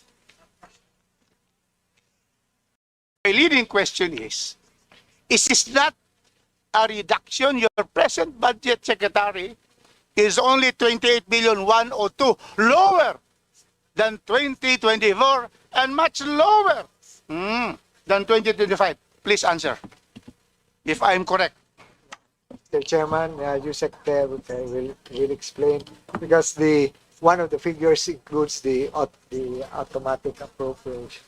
You Secretary, you have the floor. Yeah, Mr. Chair, the total budget of the DNR is 29 billion. Can you speak louder? You cannot be heard on that side. The total budget of DNR is 29 billion. If it includes the automatic appropriation of 1.2 billion pesos, the new appropriations is 28 billion pesos, Mr. Chair. So I'm correct. We're talking about, your paper. Your paper says 28,106,000, 2026. So therefore, clearly, there is a reduction in terms of the budget because also the automatic is also found in 2024-25. There is really a deduction, Mr. Secretary. The reduction of about 1 billion, 1.5 billion. You see? So my question is, what do you want us to do? What do you want us to augment? Because we believe in your agency. And therefore, can you give us what you need so that our regional director, Henry Adnado, will be happy in Region 10? Please please tell us your priority. How much was asked by you from the DBM? How much was given? Yan. Thank you, Mr. Chair. We requested actually a total budget proposal of 50 billion pesos. 50.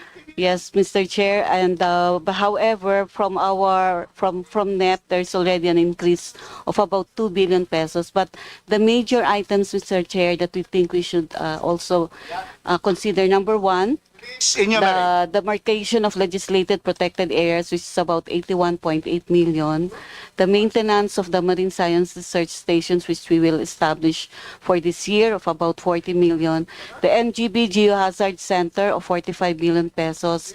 And the laboratory equipment for EMB to also strengthen our monitoring and enforcement of about 80 million pesos. So about almost 300 million, sir, if there will be an augmentation that can be done.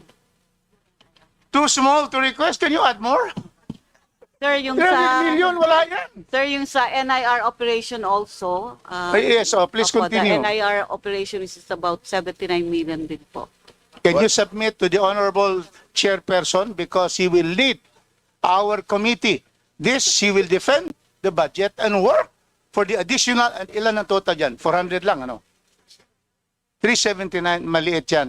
So, Mr. Chairman, in the proper time, I am going to move not only for the approval of the present budget given by the DBM, the NEP on the DNR, I am going to move for the augmentation of the budget of the DNR, Mr. Chairman. Thank you. Wala ba For everyone. Wala pa, hindi pa motion yun. Huwag kayo mong second muna, hindi pa motion yan.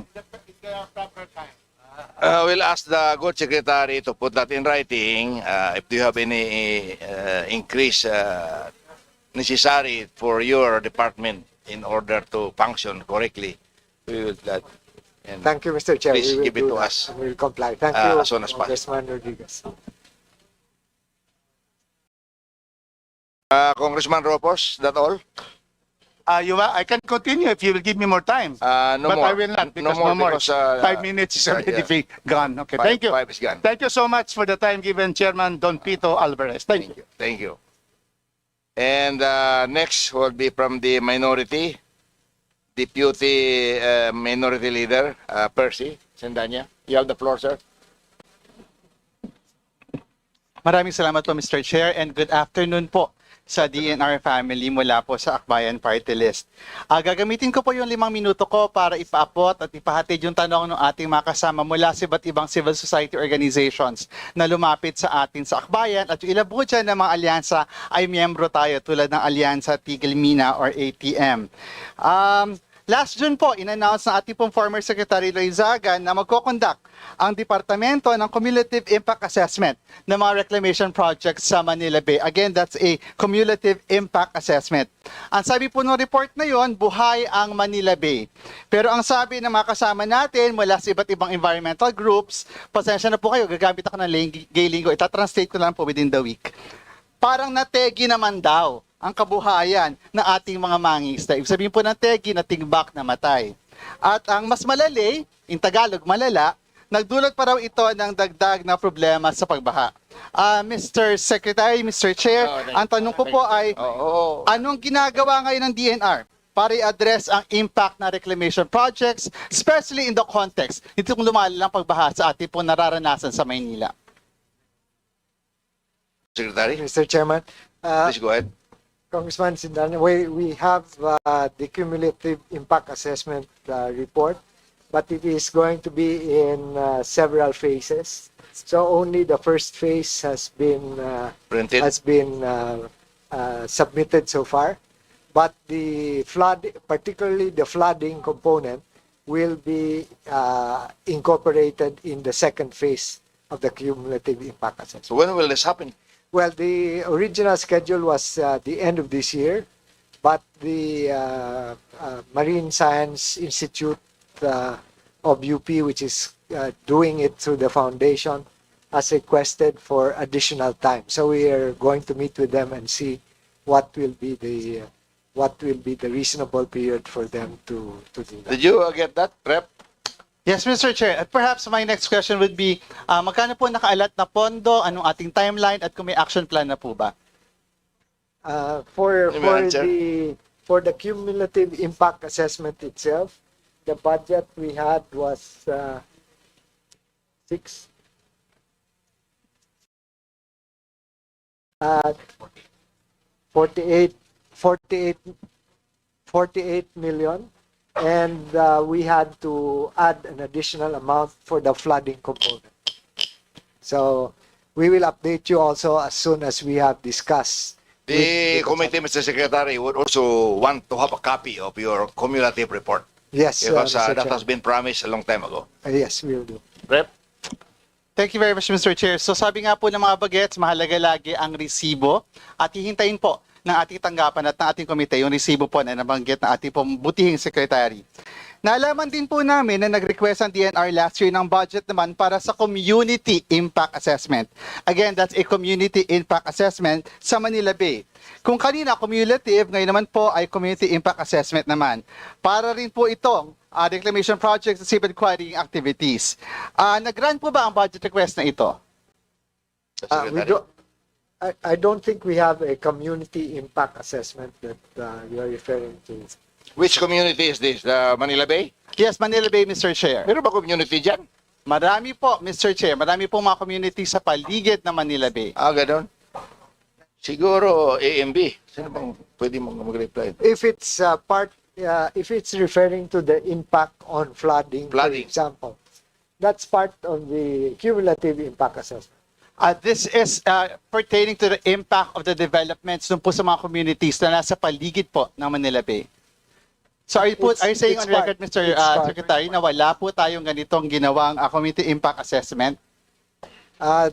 It should be part of the cumulative impact assessment. Sige po, we will wait po for the report so that we can check kung nandun nga po yung community impact assessment. So Kasi impact, for example, on fisheries, on fishing activities, and so on, that should be part of it. hihintayin po natin yan, Mr. Chair, Mr. Secretary. Thank you for that.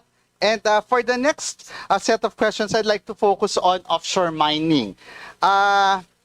Sabi po sa website ng MGB, meron tayo ngayong 11 approved contracts for offshore mining.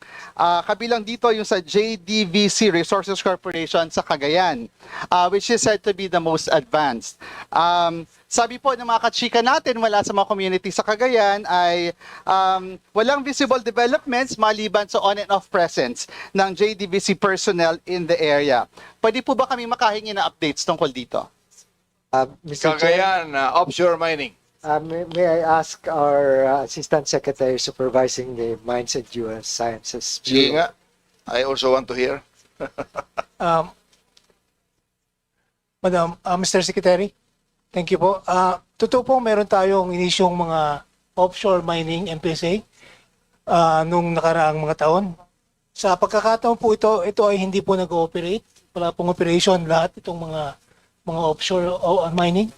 Sa kadahilan ng hindi naman po ganong maayos ang presyo ng metal na kanilang gustong minahin at this point in time. Magnetite po yung karamihan. So, meron din po tayong moratorium na in place pagdating po niya sa ating offshore mining. At naghihintay po tayo na matapos ang aming guidelines on offshore mining bago namin ulit silipin at buksan ang posibilidad na magkaroon ng mga operasyon.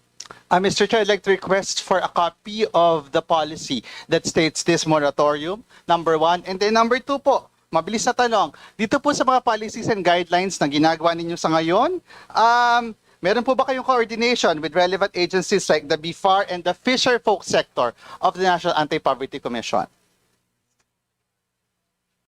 We do have, in fact, we are coordinating with ARTA on this one. So again, this committee would expect a report on this coordination between the BFAR and the NAPC kasi mahalaga po na kasama sa conversation ng ating pong mga mangingisda. Ito pong aking last set of question ay sa usapin naman po ng FOI, isang issue na napakahalaga para sa atin sa akbayan. Sinubukan po ng ilang environmental groups na makakuha ng mga dokumento tulad ng impact assessment through the FOI portal po na inyong ahensya. Pero lagi po silang dinideny at di umano dahil ang mga ito daw ay mga kontratang ito daw ay mga trade secrets. So paano po tayo magiging transparent kung i-deny po natin ang ganitong FOI requests? Mr. Chair, Mr. Secretary, please may I reply. request the congressman to give us a list of these denied requests for Ayun. for information? Yes, Yung, Mr. Secretary, listahan we're ng going to... denied request so they can look it up. Yes, Mr. Secretary, we will furnish your office with this denied requests. At ang madalas pong sinasabi ay dahil ito daw po ay trade secrets. Mr. Secretary, trade secrets po ba ito? I'm not aware of any of the trade secrets involved here, so that's why we would like to see what is the request, the scope of the request, and the basis for denial.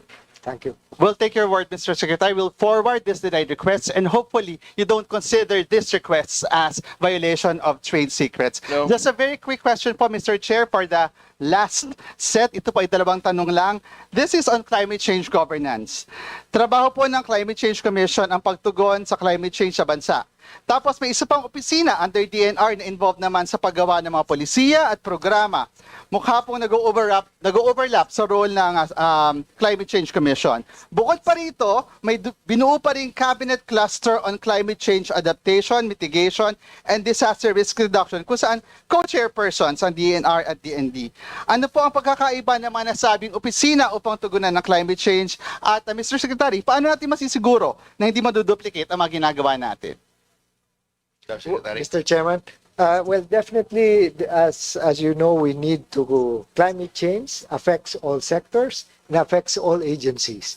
So there has to be a coordination mechanism that has to be established at the highest levels. If you recall, the President has pointed out that climate change has to be up front and center of all development planning in the country. And that's why he has tasked the coordination at these levels.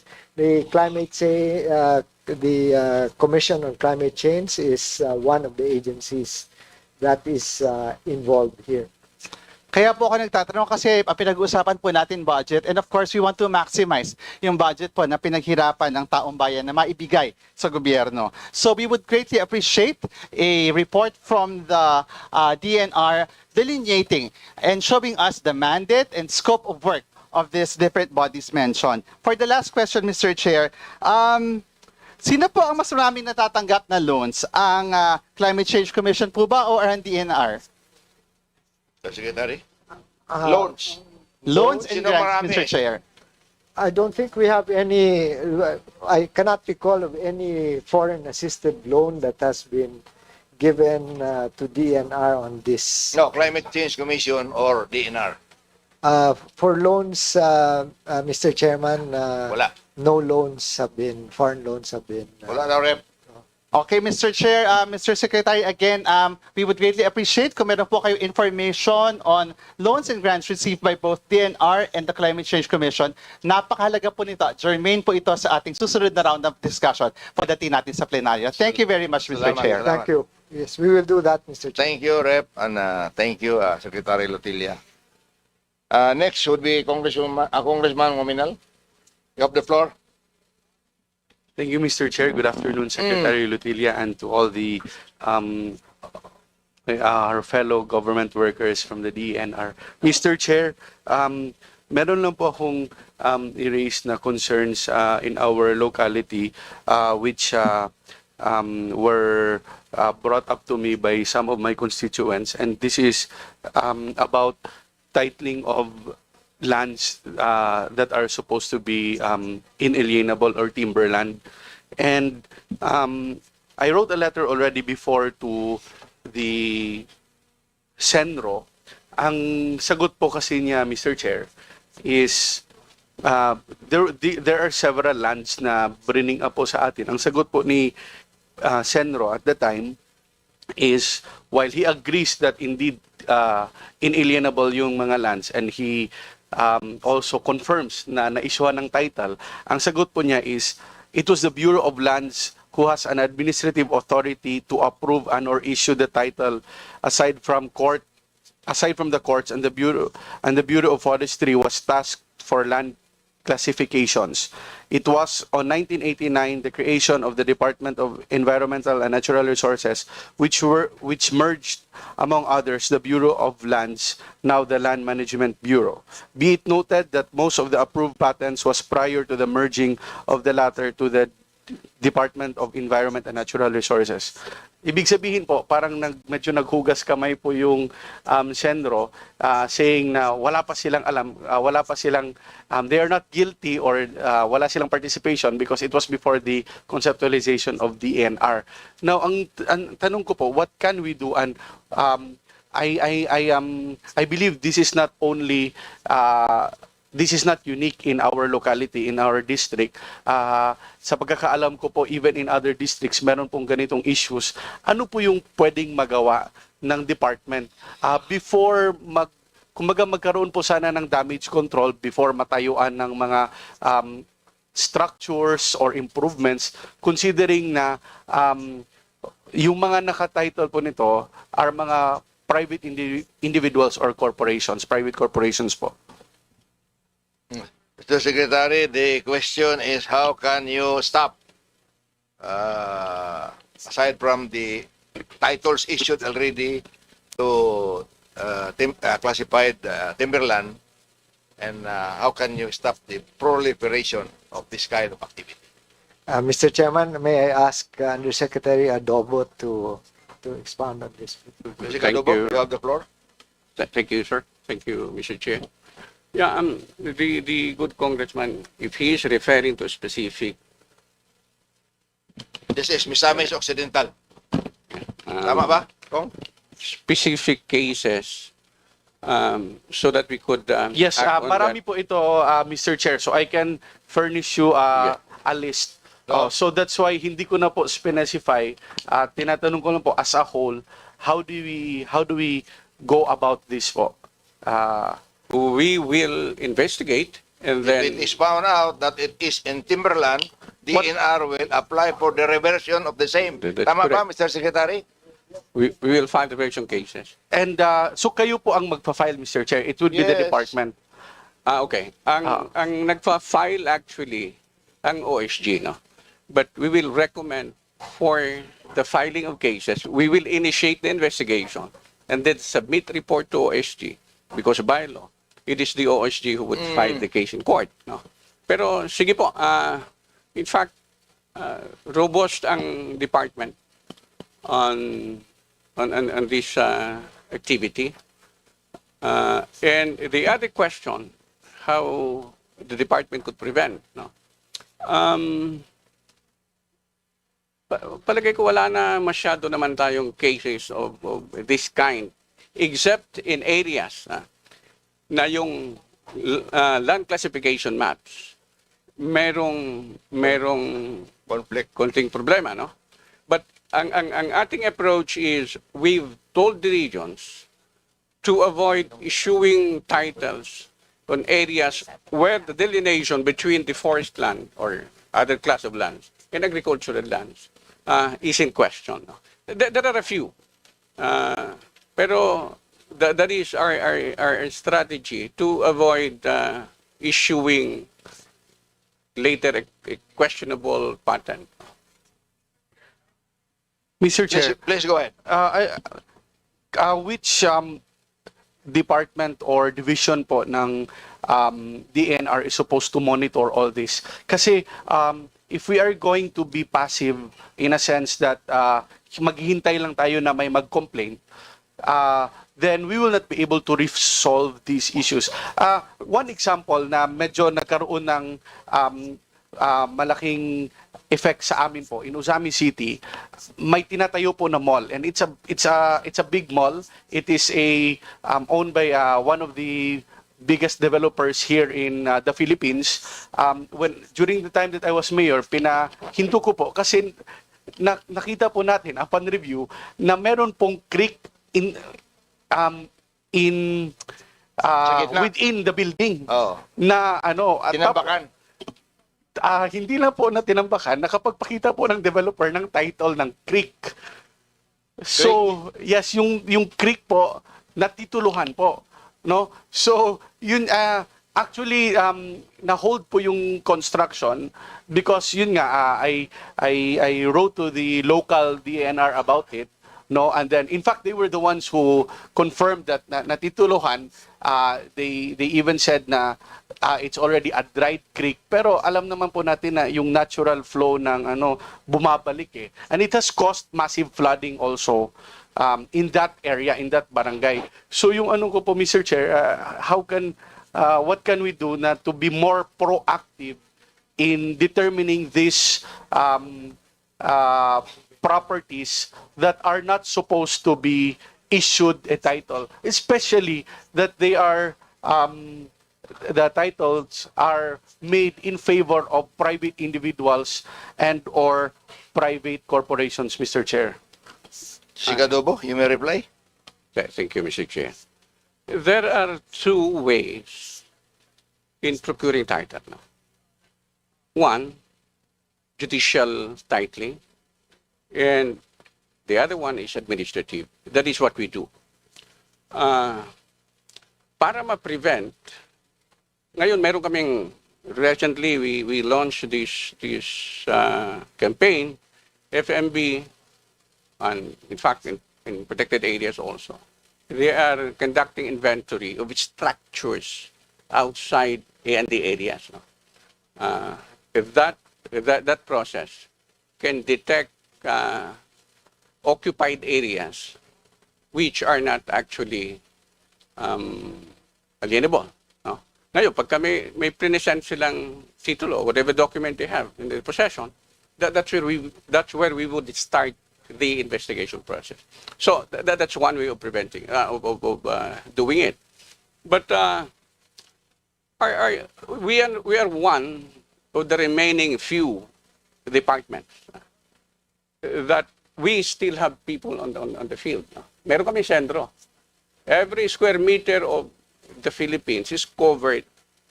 It's an AOR of a particular community, environment and natural resources office. Lahat ito sila, mayroon silang base map, then know they know the classification of the area, of the lands in their AOR. So, and this office, it is in this office that administrative titling starts. So sila mismo alam nila eh. Pag file pa lang, sila na mismo nire-review. Malalaman na nila na hindi dapat issue ng title. Mag-issue ng title. No? Hindi bigyan due course yung application. Thank you, Mr. Chair. Yes, Mr. Chair, I appreciate the explanation of the good USEC. Mr. Chair, the reason why bringing up ko po ito here, because the letter that I read was from the Senro. It was addressed to me, and it was dated 4 years ago. So I've been making a follow-up. At the time, I was still the mayor of Busami City.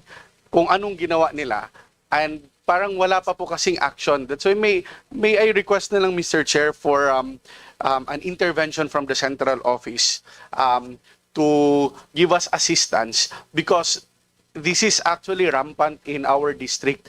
Marami pong nagrereklamo, and even yung mga areas na mahulog na parang nasa dagat na po, natituluhan pa.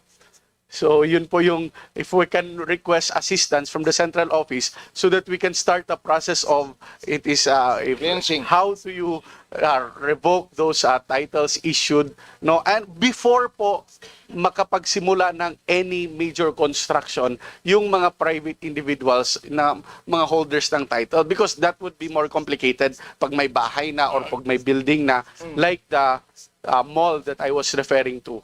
Na yun nga, parang siyempre pag ganun parehong talo na po tayo nun eh.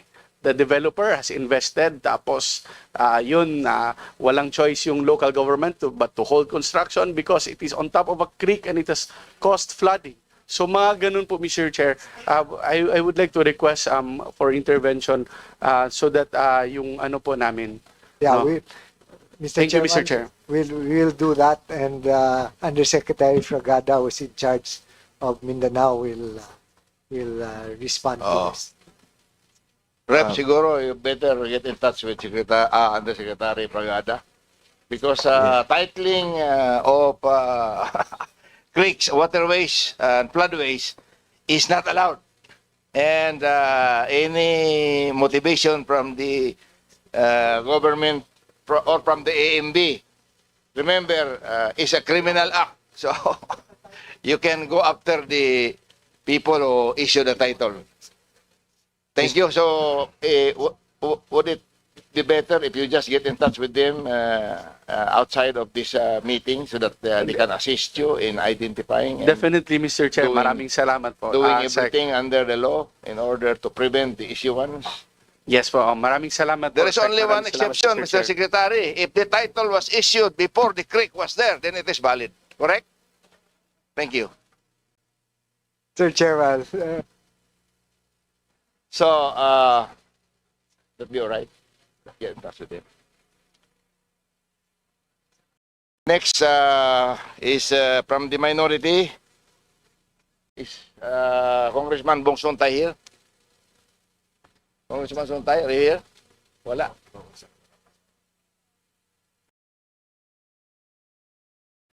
From the majority? Minority, Attorney Pajernos?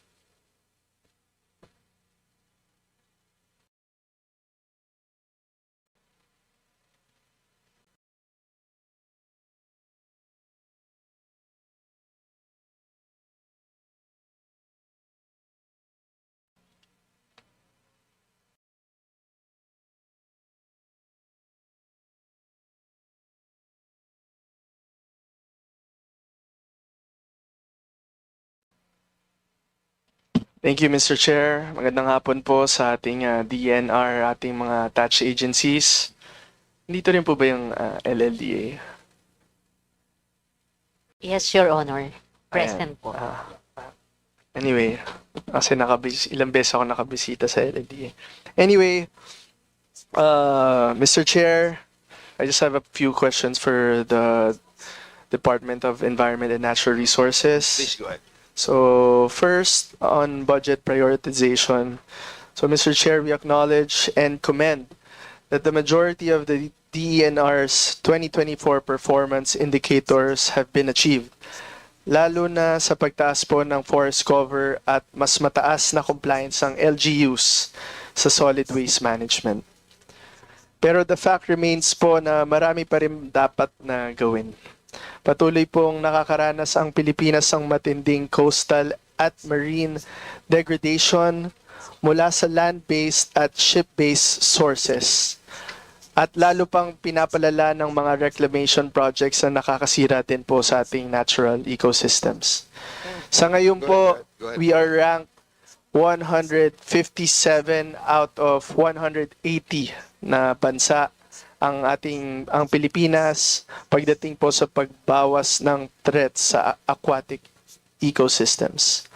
Considering na archipelagic country tayo at marami sa ating mga kababayan ang umaasa ng kabuhayan sa karagatan, how does DNR plan to utilize the budget para po mabigyan ng mas mataas na priority itong mga areas na ito? The Secretary. thank you, Mr. Chairman. So for the ocean, for the sea areas of the country,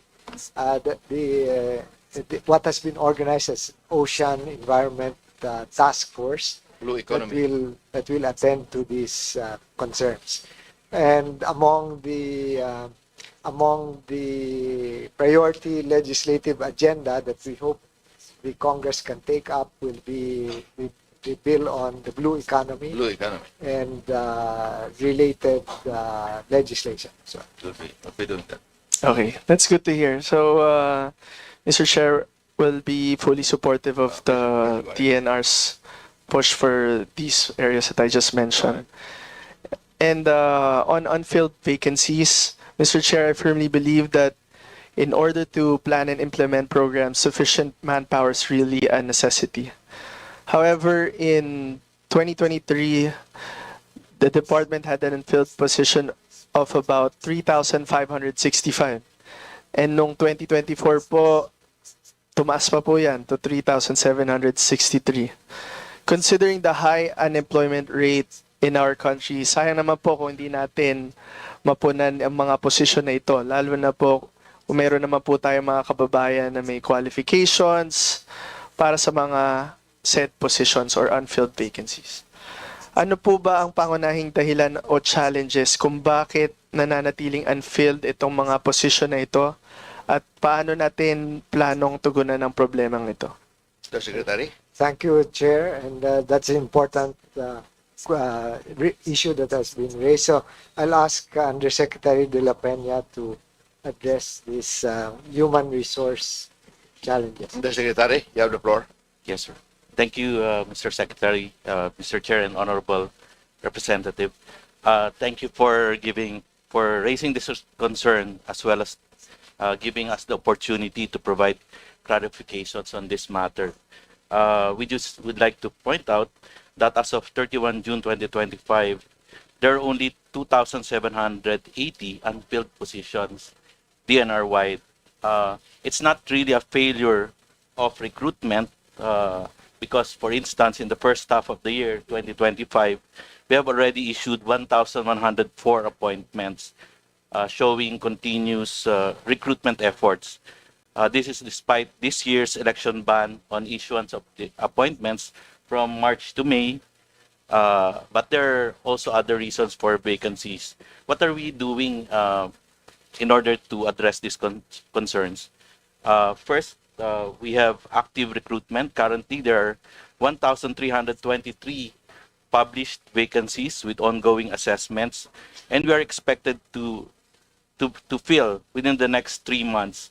So by year end, Your Honor, we expect to reduce the number of unfilled positions by 10.98%, or we'll hit a fill-up rate of almost 90%. We will also target the filling of and prioritizing of entry-level positions.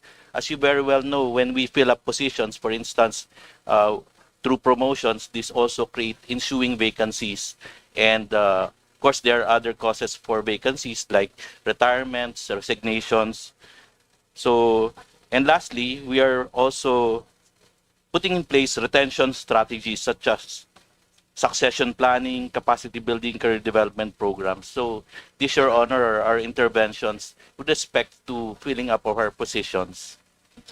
Mr. Chair, I just wanted to clarify if these are highly technical positions or what kind of positions are we talking about?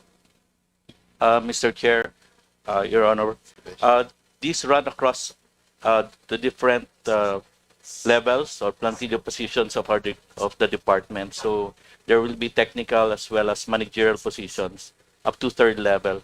But in terms of, in case of the third level positions, we already have proposals to fill this hopefully before the year ends.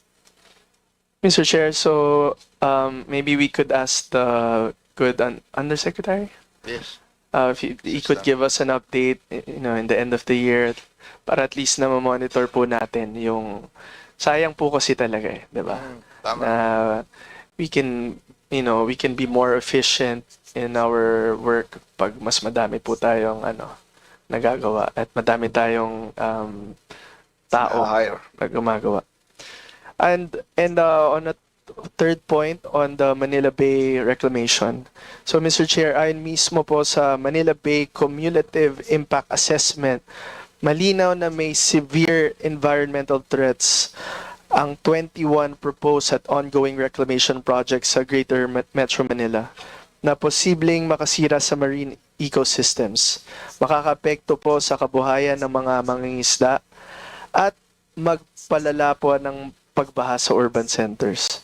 Bagamat sinabi po ng DENR na pagtitibayin ng guidelines sa pag-issue ng environmental compliance certificates, ang tanong ko lang po, how will the department ensure na hindi mako-compromise ang environment at ang kabuhayan ng mga taong habang patuloy na pinag-aaralan o pinapayagan ng mga reclamation projects na ito? Thank you, Chair. So first of all, Mr. Chairman, the coordination between the PRA, because the PRA is the one that grants the permits for reclamation. So that we're strengthening the coordination between PRA and DNR, because the applications for ECC are coming all at a later stage, and so if the inputs are already there at the time that the PRA considers these applications, then we would it's not a case where the ECC is trying to catch up with the reclamation plans. No? So we would like to strengthen this further, and we're working on that coordination. ECC first. Both would have to can be done in parallel and in coordination, Mr. Chairman.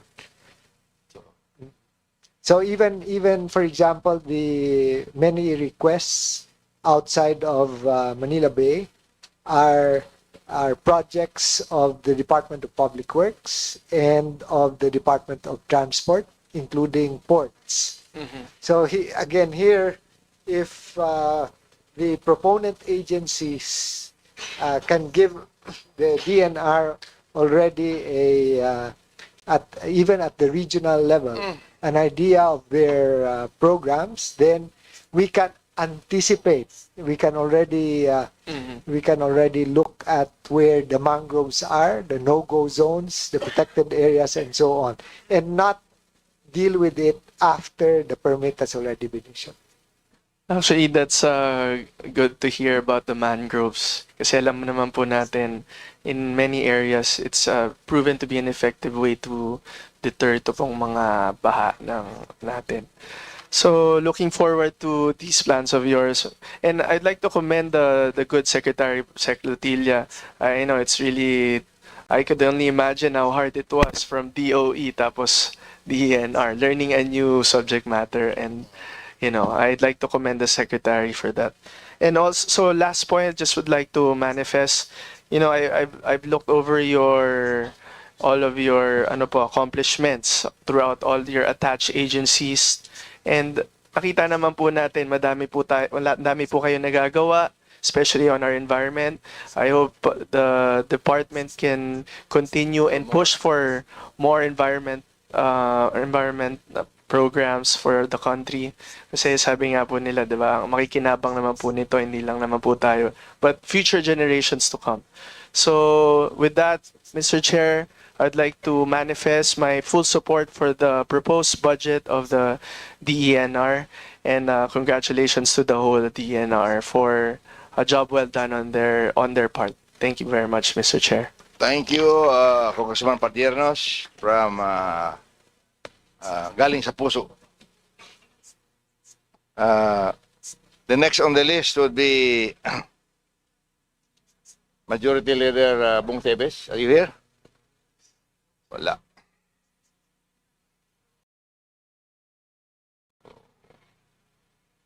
How about Congressman Nograles? Are you here? Sir, Mr. Chair. Please go ahead. Sec, good afternoon and magandang hapon po sa lahat. My concern is on the controversial fake titles. Just like in the situation of Representative Ominal, in General Santos City, there are around 3,700 plus fake titles issued. And fake titles, allegedly fake titles issued. And if my memory serves me right, sometime in 2018 or 2019, the DNR National Office formed a reversion team, a legal team that would pursue reversion cases for this so-called fake titles. I was informed that there were, out of the 3,700 plus fake titles, there were around 200 cases filed since 2019. Now, may I know what is the direction of the department on this endeavor? Patuloy ba ito ang pagpa-file ng kaso the total cases is 3,700. And so far since 2019, 219 pa lang po yung mga kaso na na-file. And then second question ko po, after the tedious process of litigation, what would be the way forward of DNR once these cases are resolved to secure these lands? Was there a move already to synergize the direction with other agencies, particularly the NCIP? Kasi sa nakikita ko po, ito yung nagiging problema. While we appreciate the merits of the IPRA law, and I think we all agree also that we have to protect our legitimate IPs, but they're also prone to abuses. Ginagamit po ito ng mga land syndicates na papasukin ang mga lupa and alleging that they have been there since time immemorial. So there has been a constant squabble between DNR and NCIP. So once these lands are reverted to as public land, what is the way forward of DNR? Then another question. With these 3,700 fake titles issued, was there a single case filed against the DENR officials responsible in the so-called conspiracy? Meron ba ni isang kaso na file po? Good question. And then, pag-isahin ko na lang po ang mga tanong, no? To save time, pag-isahin ko na lang po. Now, that's on the fake titles. Another concern is, aside from filing reversion cases for these fake titles, does DNR entertain other approaches as well? Just like filing a bill for the reclassification of these public lands, so that, kasi for instance, in the case of General Santos City, out of 49,000 hectares, we have 25,000 hectares of public land, and 13,000 can be reclassified into alienable and disposable land because they technically qualified under the forestry code. Kasi ito po mga lupa na ito, there are 13% below yung slope ng mga lupa na ito. So that when these lands are reclassified, we could align it with the comprehensive land use plan of the city government as well as zoning ordinance. In this way po, ma-address yung problema and this land will be put to good use.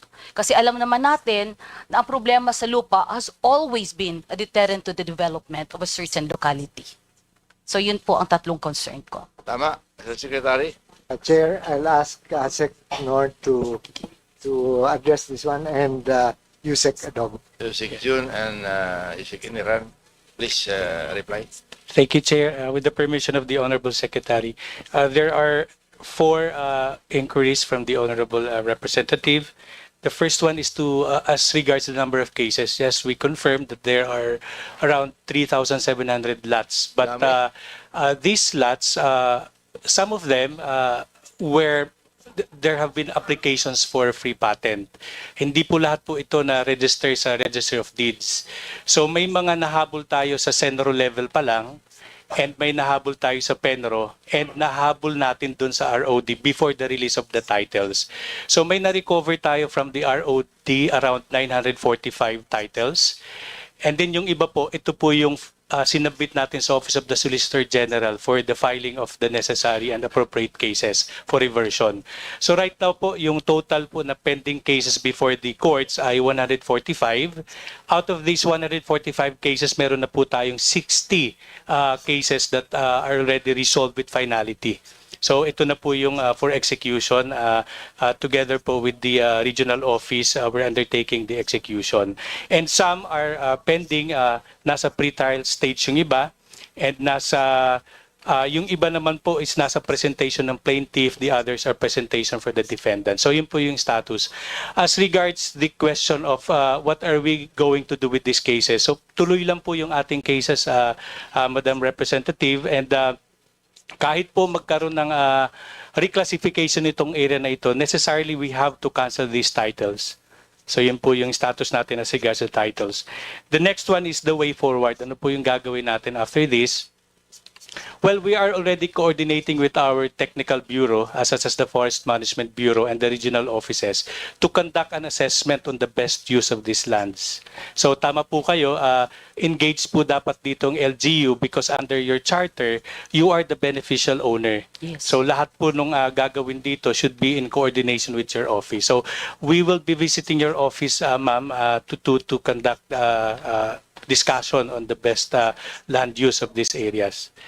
As to the third one, admin cases against those involved personnel, yes ma'am, kasama po dun sa aming investigation is to hold accountable yung ating mga personnel na involved, and we've already filed cases against the RED, ARDs, and some other engineers in the field offices. So in fact, one of the decisions of the courts, itong mga nagkaroon ng finality, may order specifically si judge doon to conduct investigation on the involved personnel. So tuloy-tuloy po yung aming investigations. Some of these cases reached even up to the Supreme Court, ma'am, and sa Ombudsman. So may mga results na po sa mga cases na ito. We can provide you with the copies of the decisions, ma'am. Yes. Can we please furnish the office of the copy of the decisions Yes, of these ma'am. cases? Yes, ma'am.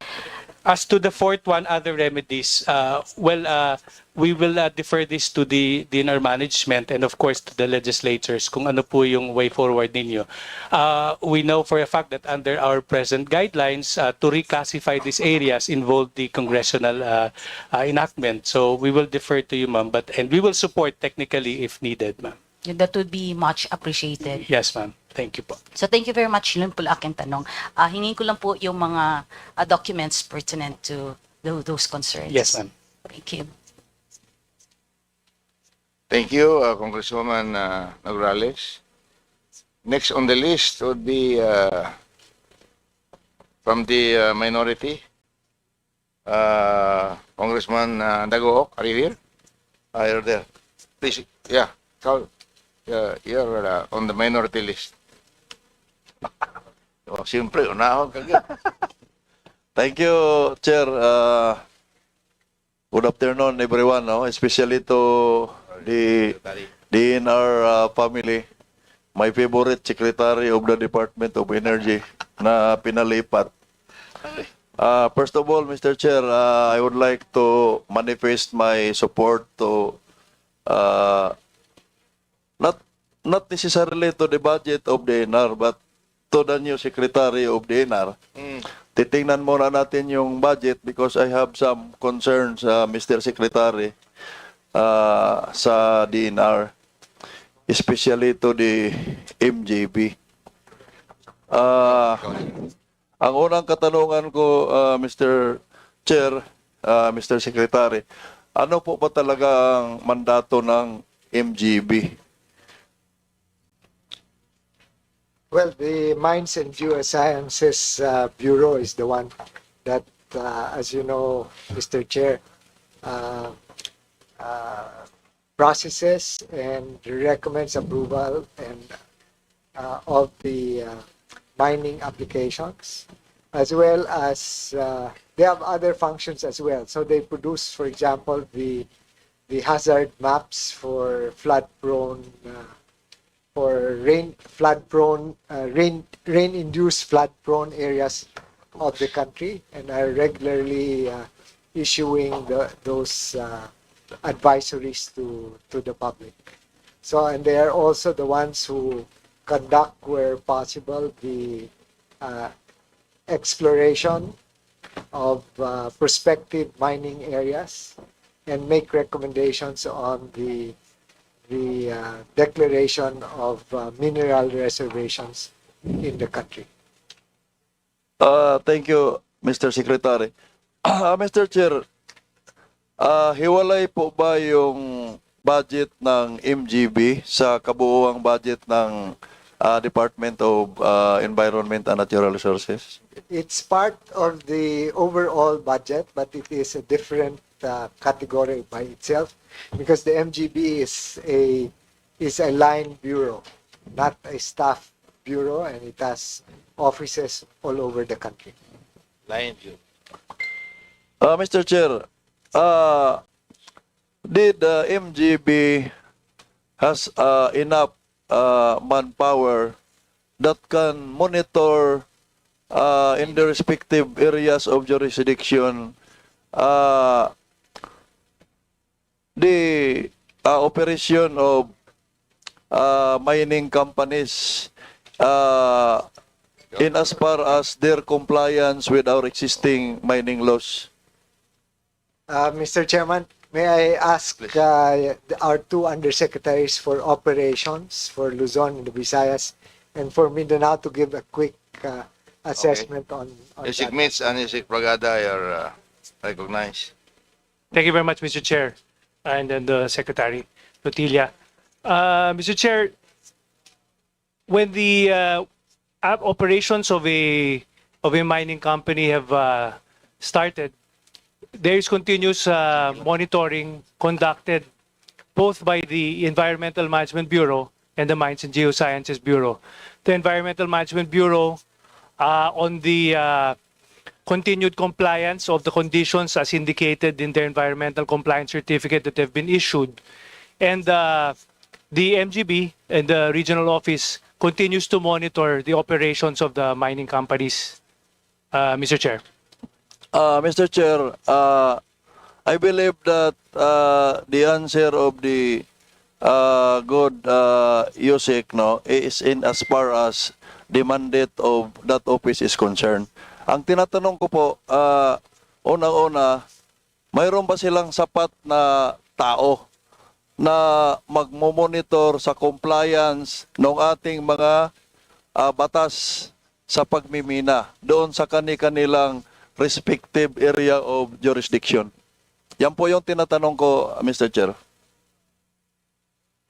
Be the Mines and Geosciences Bureau or USEC Fragada, because if I may just, before I hand over the mic, it would also depend on the particular region that we are referring to, Mr. Chair, because of the number of operations, they differ in the different regions. For instance, in the Caraga region, there are many large-scale mining operations. In Region 5, in the Cordillera Autonomous Region, so marami po doon. So other areas naman, there are just a few. So in terms of the personnel required, Mr. Chair. Okay, Mr. Chair, I'm referring to Caraga.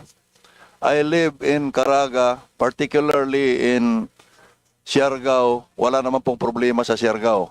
But in Dinagat, doon po ako ipinanganak sa Dinagat. Alam ni Secretary yon, nagkataon lang na doon ako nakapagtrabaho sa Siargao.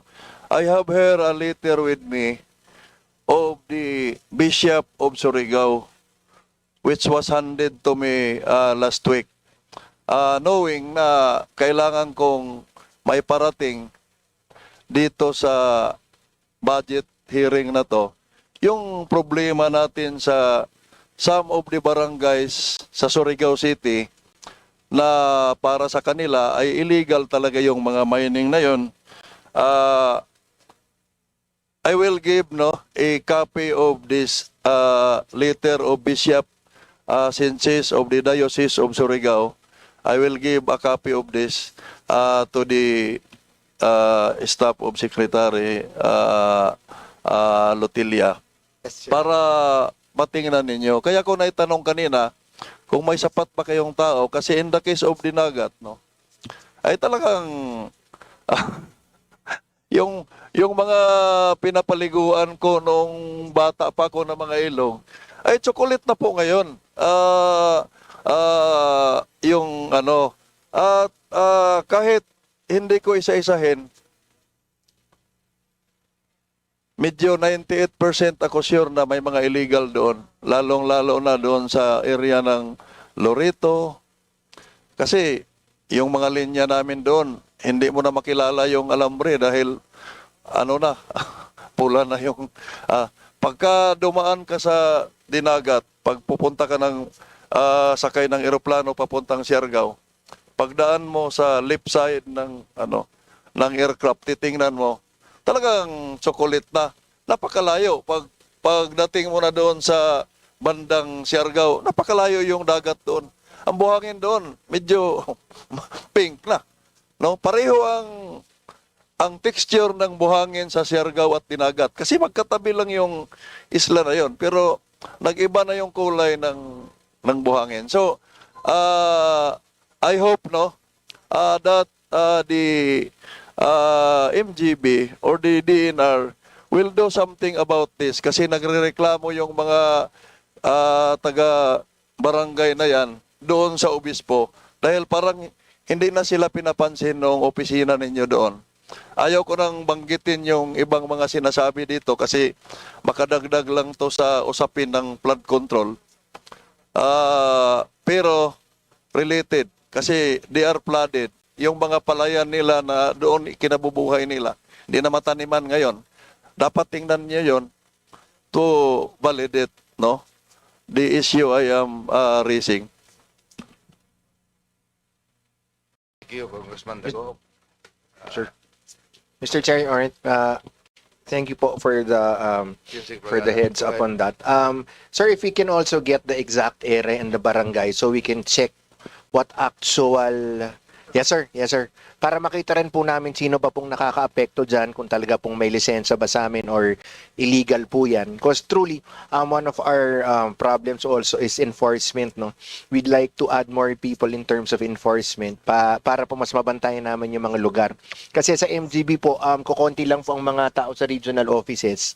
And we'd like to augment also the personnel to help us monitor better the mining areas. But if I can have a copy of it, so before the plenary, sir, may sagot na po kami dyan. Thank you, Your Honor. Very good. Thank you. Thank you. Kasi kung hindi ito ma-resolve, I will raise this in the plenary. Tatargetin ko yung budget in particular doon sa opisina na iyon. Kagaya ng ginawa ko sa budget ng Civil Aeronautics Board. Hindi ko tinatarget yung buong DOTR, pero very clear yung isang agency attached to them, walang ginagawa. So, ganito rin yun. But I will provide you a copy. Thank you, Chair. Thank you, Okay. Secretary. Congressman Dago. Next on the list would be Congressman Matugas. Vice Chair Matugas. Are you here? Wala. Pasensya na lang. Wala siya dito. Next would be Congressman Yulio Rodriguez from Tanduanes. Thank you, Mr. Chair. Magandang hapon po sa atin lahat. Of course, the DNR family. So, Mr. Chair, actually, may naitanong na rin to nung iba nating kasamaan dito. Pero, babalik ko lang uli kasi related dito po yung aking katanungan mamaya. So, Mr. Chair, tungkol po ito sa mga unfilled position ng DNR. Ayon sa ipinasa ng DNR, meron silang 3,763 vacant positions sa kanilang kagawaran. Sa kanilang proposed budget, katumbas nito ang halos 17% sa buong manpower ng DNR. Ayon sa datos ng CPBRD, pumapatak na meron tayong isang forest ranger nagbabantay ng 3,000 hektarya na forest land. So actually, Mr. Chair, ako natutuwa rin kasi noong the time of Secretary Luisaga, yung ating mga forest ranger nagkaroon ng increase ng nila ng salary. Ano po, from 8,500 naging 12,500. Kasi doon nga sa kahilingan natin na madagdagan naman. Kasi napakababa po ang laki-laki lang area ng kanilang binapantayan. So, nagkaroon din ng, rin ako ron, nagmanifest din ako na magkaroon tayo ng storage facilities. So, yun naman, okay, nalagyan tayo. Kaya, siguro, papasalamat din ang buong, not only in the province of Catanduanes, kundi sa buong nasyon, bawat probinsya, dahil yun, nadagdagan yung mga request natin ang sa nakabil noon. So, Chair, dahil ako ang ngayon siya ng 8% lamang ang manpower, magagampan na ngayon siya kanilang mandato taon ng pabawas ng personel. members of the committee will be providing the data with respect to members of the committee will be providing the data with respect to the breakdown of these positions, but these are distributed throughout the different units of the DNR, from the regional offices to the the line bureaus and the staff bureaus, as well as the attached agencies.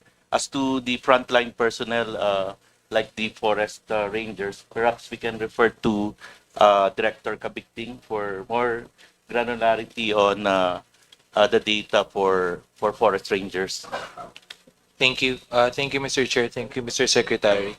Sir, Your Honor, for the, as of 2024 po, and tama po kayo, nagkaroon tayo na increase in salaries po ng ating mga forest protection officers to 12,500 pesos per month. And that is a big win po actually from Congress and also from the DNR. For forest rangers po, ito po yung mga permanent plantilla positions po natin. As of 2024 po, the plantilla positions for forest rangers is total to 2,266. Ang filled po ay 2,138. Ang unfilled po ay 128. We will submit to your office, Your Honor, an updated number as of 2025. Ito po ay as of 2024. Sa nung 2024 din naman, Your Honor, we were able to hire a total of 2,074 forest protection officers and forest guards. So 1,271 forest protection officers po and 564 forest guards. So yun po, ito naman po yung mga contract of service personnel po natin na nakakatanggap po ng 12,500 pesos a month. Ang proposal po sana namin, Mr. Chair and Your Honor, para po ma-address yung tanong po ninyo na ilan po ang kailangan para mas effective at efficient ang ating forest patrolling works sa mga distrito po natin. Sa ngayon po kasi, sir, ang ratio po natin is 1 forest ranger is to 6,974 hectares. Opo. The ideal po ay sa foot patrolling po ito, sir. Opo. 6,974 hectares po. Ang ideal po sana namin, Mr. Chair and your honors, would be 1,000, kung 1,000 is to kung 1 is to 1,000 hectares po, this is the ideal po. We would need an additional 13,540 forest protection officers na contract of service po. The 2,000 po na plantilla, hindi na po natin dadagdagan yan. Yung contract of service na lang po would be 13,540, which would have a fiscal implication po of around 1.3 billion pesos, Your Honor. Pag po ma-hire natin at maging ideal na po na 1 is to 1,000 hectares. Yung 1 is to 1,000 hectares po, tama na po yan. Kaya na po yan gawin. Your Mr. Chair and Your Honor. Thank you. Thank you, Mr. Chair. So sabi ko, napakalawak nung isang sa tabang ni sa yung aking kaibigan sa dapat naka-helicopter na tayo diyan. So ito po particular po sa Bicol region, napag-alaman ko po na ang Environmental Management Bureau ay mayroon lang Permanent Provincial Environmental Management Officer sa 3 probinsya. Sa buong Bicol region, ang alam ko, Cam Norte lang, Camsor, Masbate. So, sa amin po sa Catanduanes na isla kami, wala po. Ano po ba masabi na ating Secretary, Mr. Chair? Thank you, Mr. Chair. Asik Go ahead. Asik Jackie, please. Please go ahead. Sige ba? So relative po doon sa number of positions, yes po, sa Environmental Management Bureau, kulang po yung tao sa regions. In fact, when we did the rationalization po, yung creation po ng position, we proposed ng dati talaga every province ay meron. But then because of limited po na kinolapse and then na-build yun, so nag-identify lang po ng mga per region na meron. So what we do right now po, yung kakulangan, we coordinate with the Penro, Senro, yung sa Senro po sa area.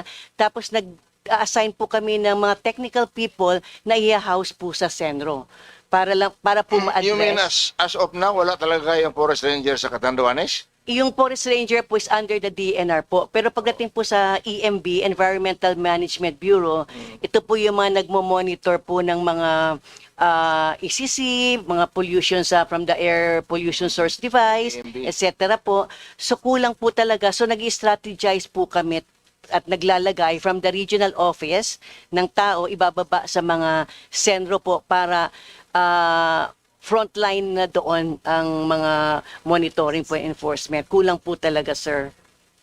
Mr. Chair, thank you po. Siguro ang maganda nun, isama na natin sa mapa ng Pilipinas yung Catanduanes para mabigyan ninyo ng empleyado. Pwede ba yun, Kong? Oo nga, porque di nakikita sa mapa dahil isla eh. Kaya minsan ito nga medyo medyo nadidihado kami. Kasi ang isla, dapat sana talagang lagyan kami. Ganon talaga ang maliit, Kong. Dinidihado. Ganon talaga. Kaya I'll give you 1 more minute of questioning. Kaya sabi ko naman, alam niyo na po, pag may problema ang isla po, kung ano mga problema ron, napakahirap po. Dahil walang proper officer na mag-entertain. Di ba? Pupunta pa ng region. So, paano lang yung ating mga constituencies doon na talagang di naman makakatawid doon dahil alam pag tumawid ka, kailangan mo ng pamasahe. Yung po ang inano namin dito. Kaya nga, congressman ka, Kong, kapag ikaw magbigay pamasahe. Na malagyan naman po. Mabuti, boss, kung nandoon lang ako palagi. Kaya nandito trabaho natin eh. Ito po ang problema kasi marami pong nangyari. Gaya Wala nun. ka ba Gcash? You don't need to be there. Maubos yung Gcash natin yan, boss. So, boss, nakawala tuloy ako sa puso. Konting tawa naman, masyado tayong seryoso eh. Para konting... So, kasi sa ngayon po, marami pong problema ngayon doon. Minsan, di ba, tatayo tayo ng bahay, nasa tabi tayo ng creek, ng riverbank, minsan nagagamit na natin, pag nakatayo na, saka tayo magreklamo, nandoon na yung structure eh. O kung magsisimula pa lang sana, kung mapasipay na yon, hindi na tayo magkakaroon malaking problema pa. Yun, nangyayari po yan ngayon doon sa amin. Kaya minsan, nagkakagulo-gulo minsan, lalo na, pag medyo malalakas, yung nagpapatayo, walang sumisita, yun ang problema. Actually, natanong na rin ito ng isang kasamahan ko rito. Nagganon, kalimitan, nangyayari po ito ngayon. Pag wala tayo mga opisyalis talaga na nandiyan dyan, na madaling malapitan para may pacify kagad kung anong problema yon. Yun po. Kasi kung papatagalin natin, pag nagtayo na yan, wala na yan, pahirapan na yan. Yun po. Kaya ito lang ang inaano ko rin. I hope na malagyan naman po kami rito ng mga permanent position na. Ito po. Kailangan natin to po to. Lalo na rin po itong sa ating Mines and Geoscience Bureau. Alam mo naman sa amin. Graba. Doon sa region, ay doon sa amin. Graba daw yan, graba. Alam mo naman ngayon, ang mining, di mo maiwasan yan. Mga small scale. So pag may nagreklamo, wala po doon. Tatawid pa. Paano maaksyonan? Kung may kailangan hulihin, di may huli, wala naman manghuhuli. Iyan ang problema po. Kaya ito po, Mr. Chair, ito mga problema natin ngayon doon sa isla na dapat medyo masolusyonan naman po ito. Ano po ang masabi ng ating butihing secretary? Secretary, nag-a-appeal yung aming kababayan galing sa isla. Wala silang airport, wala silang cell site, wala lahat. So, kailangan lang nila mga environmental enforcers. Mr. Chair. Yes, Miss, go ahead. Thank you very much, Mr. Chair. Please reply to the appeal. Yeah. Actually, that's the sorry state of the Environmental Management Bureau and the Mines and Geosciences Bureau in the provinces. Kasi meron po tayong regional office sa lahat ng region, pero hindi bawat probinsya. Meron po tayong embedded personnel doon, maybe one or two, or you have two people in each province. In fact, nakikibahay lang po sila sa Penro office most of the time. And syempre, hindi enough yung isa o dalawang tao lang. Meron na pong proposal ng Region 5 that they will submit to the central office for the creation of plantilla positions para po dito, Mr. Chair. Thank you. Thank you, Mr. Chair. So, ay naniniwala naman po siguro ang ating secretary na ang galing ng DNR ay nakasalalay sa mga taong bumubuo nito. So, ang bawat bakanting position po ng DNR ay nasasayang na pag nagkakataon para mas maproteksyonahan natin ang ating kalikasan. Huwag naman po sana na pure susunod na may maganap na nasakuna, dulot ng kapabayaan natin sa ating kalikasan, hindi na natin ito idadahilan dahil sa kulang natin ng tao. So, and I hope sa tulong ng ating buting secretary, alam ko naman na bago lang siya ngayon dito sa DNR, palagay ko naman masusolusyonan itong aking katanungan. So, yun lang po, Mr. Chair. Maraming salamat po. Sige, And salamat sa inyong I manifest po. appeal, Congressman. I manifest the I'm full, sure na the full support to the budget of DNR. ayun, pag sinulat mo Diyos yun, mabalos po. mas maganda pa. Paabot mo sa munting sulat. Maraming salamat. Next would be from the minority, Presbyterians, Congressman. Are you there? Thank you, Congressman Mr. Chair. Presby. Thank you very You have much. the floor. And to our DNR family, to our ever-loving secretary, talagang interconnected ng DNR and energy. And for DNR employees, resource persons, you guys are lucky enough to have Secretary Popo Datilla, no? Because we work for him in the last Congress. Talaga naman lahat ng sa energy ay natugunan niya. Now, Mr. Secretary, remember, Mr. Chair, the last time that DNR was in plenary, I was the one who deferred your budget. And this time, it will not happen on my side, except Congressman Ako. Thank you. Tanong ko lang, no? Since this already interconnected with the energy, my question about service contract, no? Can the DNR provide to this committee a complete list of all current service contractors in the power energy sector, indicating their project type, kunyari coal, LNG, hydro, geothermal, solar, wind, etc., project location, and environmental compliance certificate status.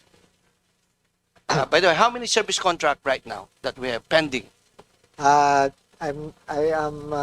has been increasing, Mr. Chairman, so I don't know the exact number right now and how many have been processed, but we will work with DOE to get the complete list to the committee. Yeah, Mr. Chair, because Go ahead. every year, yan din ang tanong ko during budget, no? With this, as far as the service contract is concerned. For me, marami ko kasi kumukuha ng service contract, hinahawakan lang, but they don't use it. So, that will be, again, my second question. What kind of DNR approval ba ang service contract for an energy project? What specific environmental criteria does it use? Ano ba mga criteria in order for DNR to approve if one applies for service contract as far as energy is concerned? Well, Mr. Chairman, of course, it depends on where the location of the site or the site is. So the one that is generally applicable to all will be the ECC requirement. But if they are in a protected area, then there are separate requirements because there are no-go zones, and there are other zones where mixed-use zones that can allow some degree of of activity. So depending on the exact location, the requirements would be different. And then if they are IP areas, then of course the NCIP requirements will also be applicable.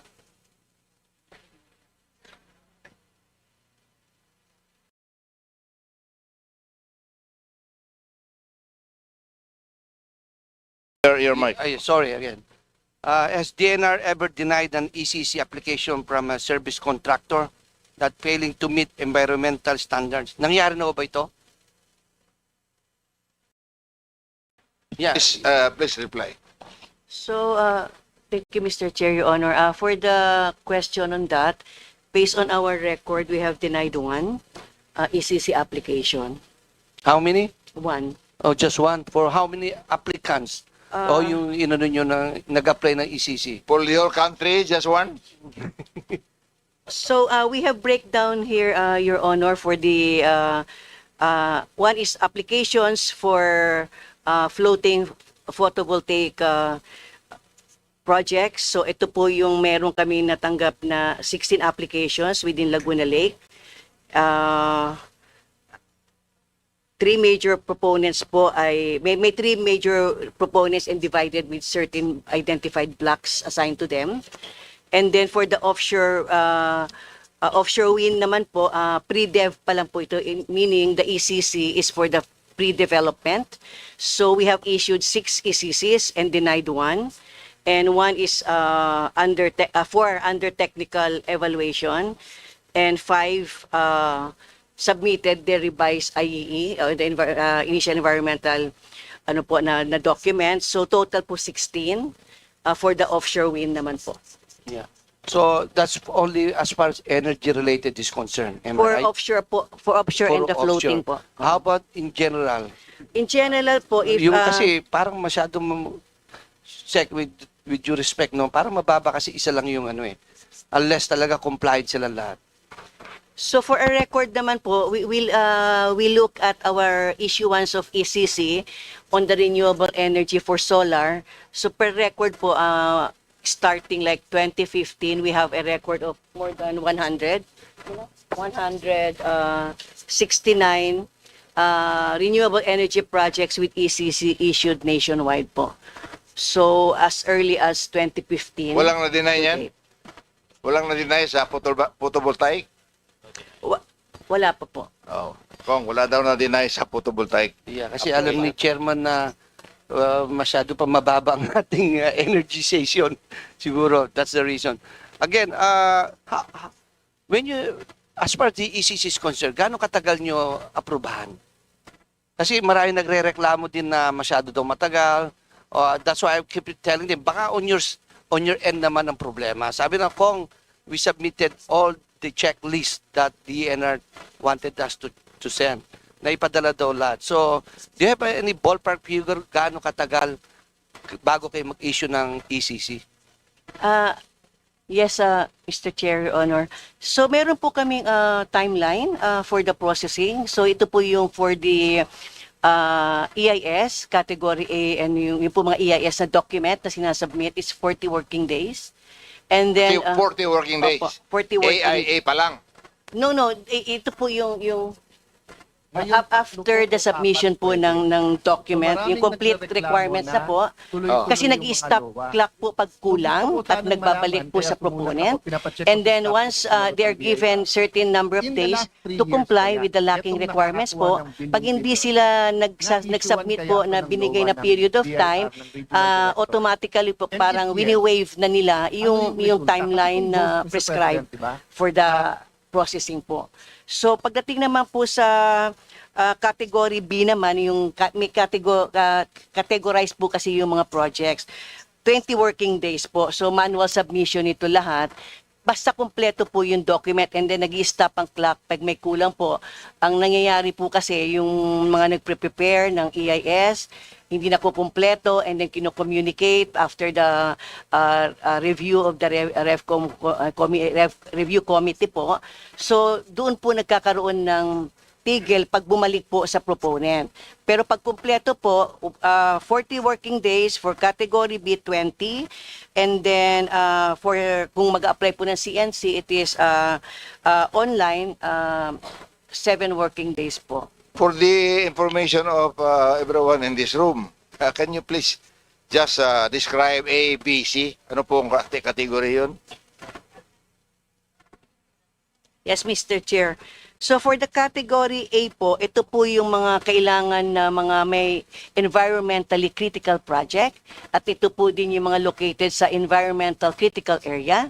So ito po yung kumbaga yung impact niya malaki po at kailangan pag-aralan mabuti at full-blown EIS po, ibig sabihin study ang ginagawa. So nade-determine po yung scope ng study based on the technical scoping na pinag-aaralan po natin. Ano bang kailangan isakupin nila? Depende po kung saan ang project, kung ba ito ay may malapit sa katubigan. So yung study po kung mag-aapekto naman po sa forest area, may mga ganun pong depende po sa identified na environmental aspect. So yung category B naman po ay ito po yung mga projects or undertaking na hindi siya classified as environmental critical area tulad ng category A but deemed significantly na mag-aapekto po sa ating quality na environment o located naman siya, hindi siya critical project pero located siya sa critical area. So dito naman po, example po nito yung mga sustainable infrastructure projects, yung mga reservoir po, yung mga flood control and drainage projects. So ito po yun. Sa category C naman po, ito yung mga projects po or undertakings na intended po to directly enhance the quality of the environment or directly address existing environmental problems po. So ito naman po yung example po, yung mga construction ng revetment wall, yung pong mga desilting sa outfall ng pumping station o yung construction po ng riprap. So enhancement po ang tawag namin dito o minor drainage improvement. So ito po yung mga categories. So doon po nagfo-fall ang known document na i-require po sa kanila, Mr. Chair. Thank you. Thank you, Mr. Chair. Siguro for my last question. As you know, service contracts is badly needed as far as the energy is concerned, especially about the geothermal nag-a-apply sila, no? So, for the last 3 years, may na-penalize na ba kayo ng mga aplikante ng mga service contract na hindi natuloy? And what you do? Automatic, kinakancel nyo ba yung mga application nila? As of now po wala ko, Mr. Chair, with the permission of Mr. Chair po, wala pong hawak na record ngayon, but the process po, kasi meron po kami, sa EMB po, may part of the activities being conducted yung surveillance. So, sinusurvey po yung mga projects operating without ECC. And kung makikita po na may mga projects na nag-i-start without ECC, may procedure po yun na ini-issuean po ng notice of violation o show cause, and then they will be called for technical conference. And then, nasa procedure po yung kung ma-penalize sila and they will be advised to apply for ECC or whatever the agreement that would be in the technical conference, Mr. Chair. For my last question, Mr. Chair, if you allow me. Please go ahead. Thank you. As far as the DNR is concerned, is there any public database accessible or any social media para makita po natin yung movement as far as the service contract is concerned? Because I'm a little bit curious because as Secretary Popolotilla knows that yung base load po natin na call, after 20 years, mawawala na yan. So, I'm very concerned, Congressman Dogok and I, concerned kami kung ano na ipapalit natin doon. No? So, gusto lang namin talaga yung service contract available or readily available na makikita natin through the website or anything, any media platform that are available. Para ma-observe at mapabilis. Yes, sana, tama ka, Mr. Secretary. Mr. Chairman. Yeah. Para maiwasan ko nang lagi kong tinatanong si Yusek Adobo. Every time I need something, lagi ko siyang kinokontak eh. Baka may magalit sa akin, iprito na ako neto. Sige. Yes. Mr. Chair. Please go ahead. With regards po sa mga projects o sa environmental compliance certificate, online po kasi yan, and it is once the ECC is approved, nada-download po ng proponent and it could be accessed po kung ano yung mga listing na mga ECCs issued. And then with regard po naman sa mga energy project, naka-enroll po tayo and then we're complying with the EVOS Act. So, As of now, nakapag-submit na po ang DNR ng process, yung process po para ma-enroll. Although, stand-alone po, meron na pong system ang Environmental Management Bureau when it comes to the permitting. Pero yung pag-enroll po ng mga energy project, nakasubmit na po kami sa EVOS for integration na po siya sa one-stop shop po no ano. Very good. Thank you. Thank you very much, Congressman. Mr. Chair. Okay. Thank you, Congressman Presby. Next on the list is Congresswoman Marlisa Hopper Hasim. Are you here? Wala. Next would be Congressman Mark Ohanco. Thank you, Mr. Chairman. Firstly, I'd like to request a committee page to give this document to our good Secretary Lotilla and Director Kaangkan. This is a hazard map from NOAA depicting several areas in my district.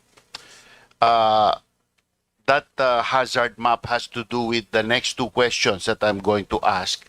I'd also like to submit pictures given to me by the mayor of the town of Bugalyon. We visited the secretary last week, and aside from what Mayor William D.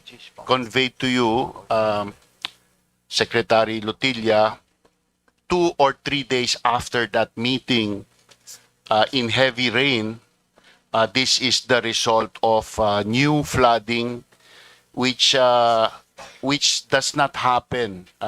Hanggang po ang Romulo Highway sa Bugalyon ay nabaha, na hindi po dati nangyayari ito. And this is being attributed to the close to 1,000 hectares ng solar development sa Bugalyon. Meron din pong solar development sa Aguilar, which is also in my district. Pero doon po siguro dahil doon po sa kabila ng bundok, so malayo pa, baka dumating din in a year or two yung silt from that project, and it will also cause problem. But sa ngayon, immediately, ang nag-cause ng problem yung solar project sa bayan ng Bugalyon. So, sana po aware po kayo dito, sino po ang magbabayad ng paglinis ng ilog para hindi po tuloy-tuloy itong pangyayari po na ito. And also, it has relation to your comments, Director Kaangkan, on the ECC. No? So, nabigyan to ng ECC, bakit nagbabaha ng ganito po ito? Yeah. So, may I have somebody bring this to the Secretary and Director Kaangkan? Comsec, can you ask somebody to bring that to the Secretary? Yes, so my next, this has to do with the Bugalyon flooding. The NOAA hazard map has to also do with the beach restoration at sa Barangay Sabangan, Binmalay, up to Barangay Buenlag, where we want 800,000 cubic meters of dredging spoils to be deposited to restore the beach, not to reclaim, to restore the beach to its previous condition through beach nourishment, which does not seem to be in the vocabulary of the DENR. We got the term beach nourishment from JICA. So this is a practice being done in the United States and in Japan to stabilize beaches which are being eroded by the sea. We also brought this matter up to the Secretary in last week's meeting. Submitted to him were satellite photos from 2004 and through the years up to 2025, clearly showing that the beach has been eroded up to about 38 meters from its previous position. If there are satellite photos earlier than 2004, I'm sure it will show that there is more erosion than the 38 meters. We were able, this representation was able to request dredging of the Agno River for different purpose, for the purpose of flood control. But this representation thought that why not kill two birds with one stone? And the dredging spoils from the dredging of the mouth of the Agno River, the material is exactly the same as the sand in the beach of Binmaley. We wanted the spoils of that dredging operation to be... Do I have time, Mr. Chairman? We wanted that two birds with one stone so that walang gastos ang gobyerno maprotektahan ang beach. Can we have a categorical decision from maybe the secretary if we can proceed with this? Mr. Chairman, Mr. Secretary, please. for the concerns that were raised by Congressman Cojuangco, the DNR and the local government unit were able to visit the site of the in Bugalyon, and we will provide you with the updates. That's on yes, Bugalyon. Bugalyon. The solar. Then we also requested, and the DOE has also visited the same. So the concern really is that while it is under construction, that there should be in place the measures to be taken in order to prevent the soil erosion, because because of the construction work, the soil is fully exposed, and during heavy rains and flooding, then it results to that. So what we will give you the update on the reports that have been given and the steps that have been taken by our team. On the beach restoration, so as we have discussed with you, we are looking at the time series on the extent of the changes in the beach front, so that as you pointed out, beach nourishment, it's not new in the vocabulary of DNR. So we will once we are able to confirm from the data across time that indeed the beach has the original right, then we will be able to act on it, and we will get back to you soon on this. Could you not give us a time frame, Your Honor? Well, we can get back to you in a month's time. Do you have money to do this? No, Actually this is an ongoing project, right? So for us to put the sand where the DENR wants us to put the sand, the expense will be doubled, more than doubled. So why not just allow it to be unloaded in the beach and let the sea bring it up to the shore? Why do you need a month to decide this, Your Honor? I'm being conservative, Mr. Congressman, but I was just given a data, however, that there might the landward retreat for the barangays 22 from 2005 to 2025. There's been a retreat of 22 to 34 meters. Exactly, So, the big problem. yeah. So this We are typhoon season. Our Right. people are in danger of being washed away. So we'll get back to you. It won't take a month.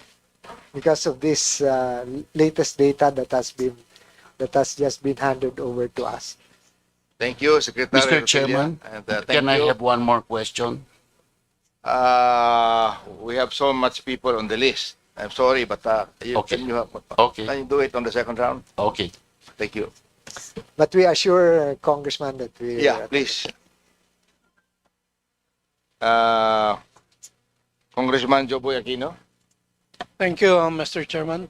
Secretary, I'll just go straight to the point and maybe because you're new to DNR, maybe Yusek Fragada or I believe also Yusek Adobo may answer.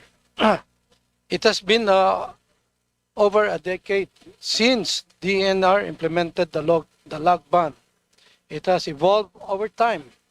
Dumaan na po to sa maraming administrasyon ang implementasyon nito. Now, we have witnessed the recurring devastation caused by floods. Luzon, Visayas, and Mindanao. And for years, illegal logging has been widely cited as the primary culprit. In Project NOAA under DOST, nakared po din ang Agusan del Norte and particularly Butuan City, my district. Meaning our area is considered hazardous due to flooding. May I ask the DNR if until now is logging the cause of flooding? Ano na ba ang status ng maybe legal logging natin as today? Butuan River. Yusek Fragada. Yusek, you may reply. Thank you, Sec Popo. Mr. Chair, Your Honor. Actually po, yes, in Region 13, although we recognize it as still part of the timber corridor of the Philippines, madami rin po nangyayaring illegal dyan. But we're trying to evaluate the policy we have regarding the log ban. No? As you mentioned, it's been years since we established that policy. That's why we came up with the National Greening Program as well.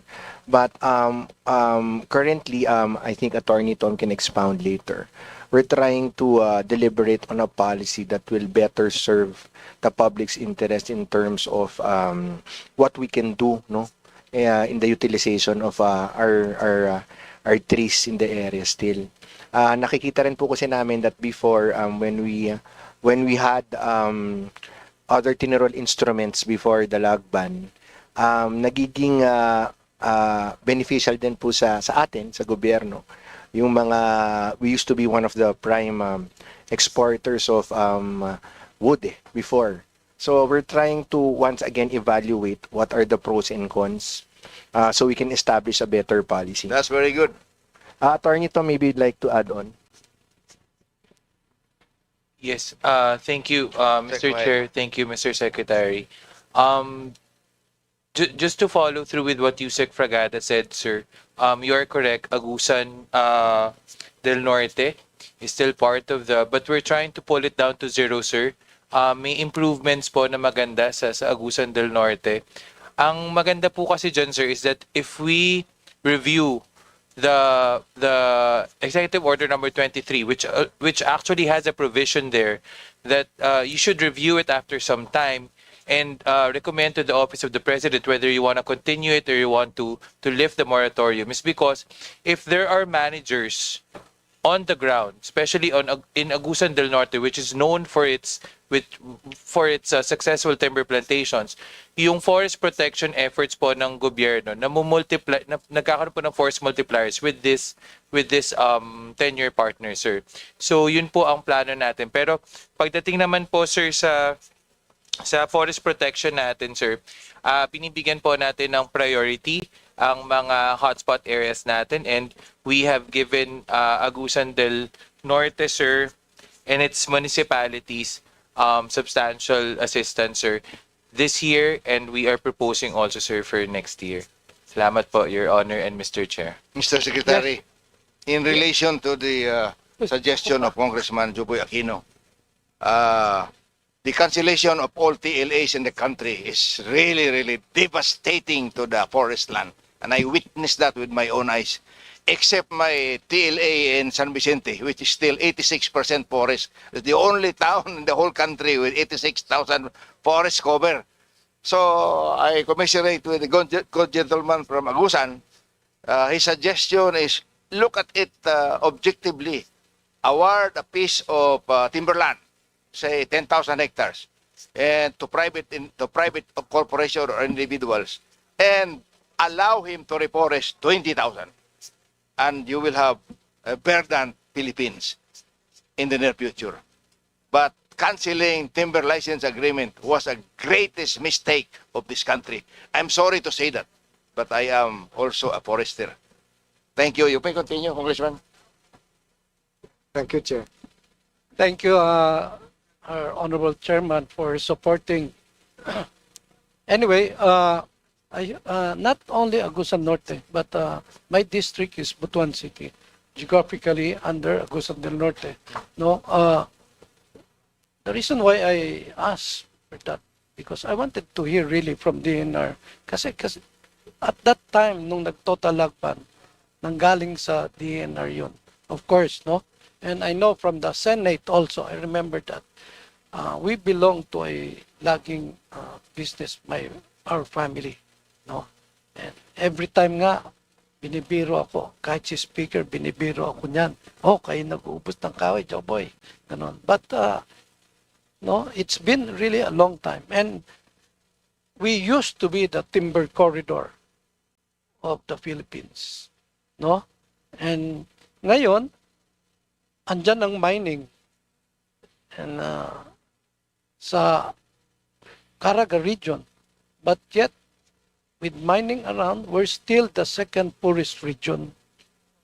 More than 10 years na. No? So, lalo na kung mawala siguro yung mining dyan. And, ayaw ko na lang magsalita, no? But compare mining to logging. Tingnan nyo rin yan. No? I am not saying if ever it might happen. No? Malaking binibigay ng forest products din sa economy natin. No? It can really help. But again, like everybody took at almost in the past weeks, dito lang nga sa Manila, wala naman laging dito, ba't nagbabaha? Diba? So hindi laging. Kahit doon sa amin, nagbabaha rin. The more we need itong problem natin ngayon na flood control. No? Sa amin, sa Mindanao. It's not only here. So anyway, sana makatulong kay Secretary regarding the flood control. Yan ang sinasabi ko rin. On the part of DNR, look at the Project NOAA. Makikita nyo. And makakatulong kayo sa solusyon ng problema. Thank you. Thank you, Mr. Chair. You definitely. Mr. Secretary, please go ahead. Thank you, Mr. Chair. We take note of the. It's a very good suggestion. Only the very close-minded environmentalists do not want to see the truth. I'm sorry to say, but I have a very good example.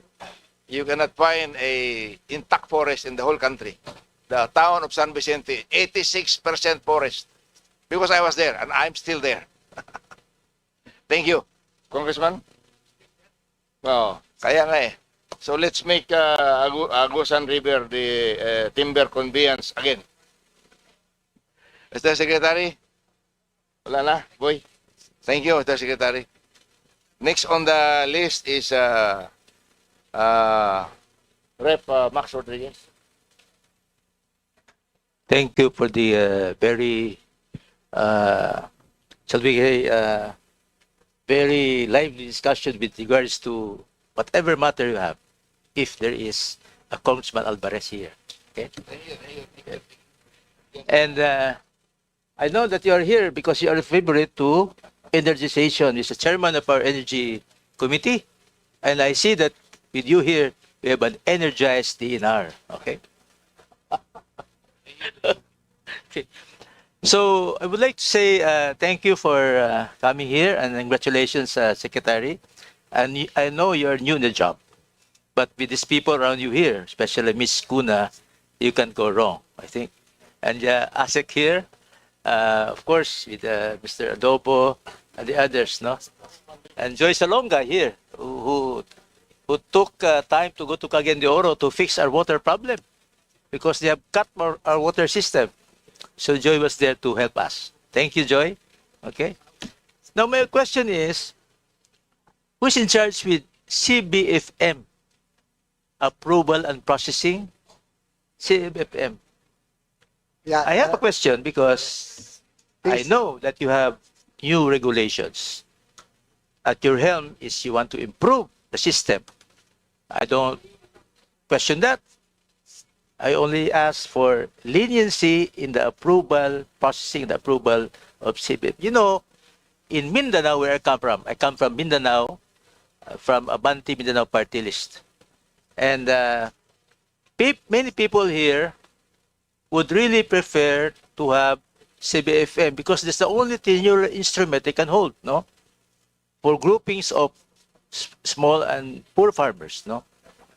We have here a system where they process their requirements only to be stopped by certain politicians in their municipalities because they want more requirements, no? And so, in case of point is municipality of Opol, Misom Surintal. Because the applicants are just really kontrapartido, so nahirapan. Can you please shortcut that? Can you please have that remedied by asking the bar captain endorse the project? Or your office, because it's really getting so much time, no, to secure the renewal of a certain CBFM, community-based forest management agreement. So first question. Second is, I really would like to know if you changed the rules on it, because I come to know that there were some mergers on certain processes. Okay? And third, where is the approval? I would like to know, because I would recommend that it should be in the Pendro or where it is located, or the region. And that comes to mind, our regional director is outstanding director. We have here Henry Adornado, who's here. Yes, I recognize him. Yata, nasa labas, no? And then before you answer the question, I have also recognized EMB Rinaldo Degamo, who has been instrumental in stopping the fly infestations coming from poultry raisers not compliant with sanitary rules and regulations. So good work, EMB Director Digamo. He's there at the back, but he's listening. Thank you. So on that three questions, please, can you enlighten us on the CBFM processing, approval, and where it should be approved? Thank you. Mr. Secretary. Thank you, Mr. Chairman. So the CBFM, the Community-Based Forest Management, is excluded from the coverage of the Sustainable Forest Land Management program, and therefore it will be this will be continue to be processed, and the processing begins at the local level.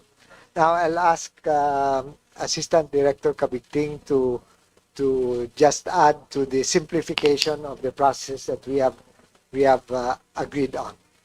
Yes. Thank you, Mr. Chair, Mr. Secretary, and Your Honor. Dun po sa CBFM natin, we did issue, sir, a new policy on our 10-year program. So from around 11, sir, we broke it down to just one para po to streamline the process. Tama po yung sinabi ninyo kanina.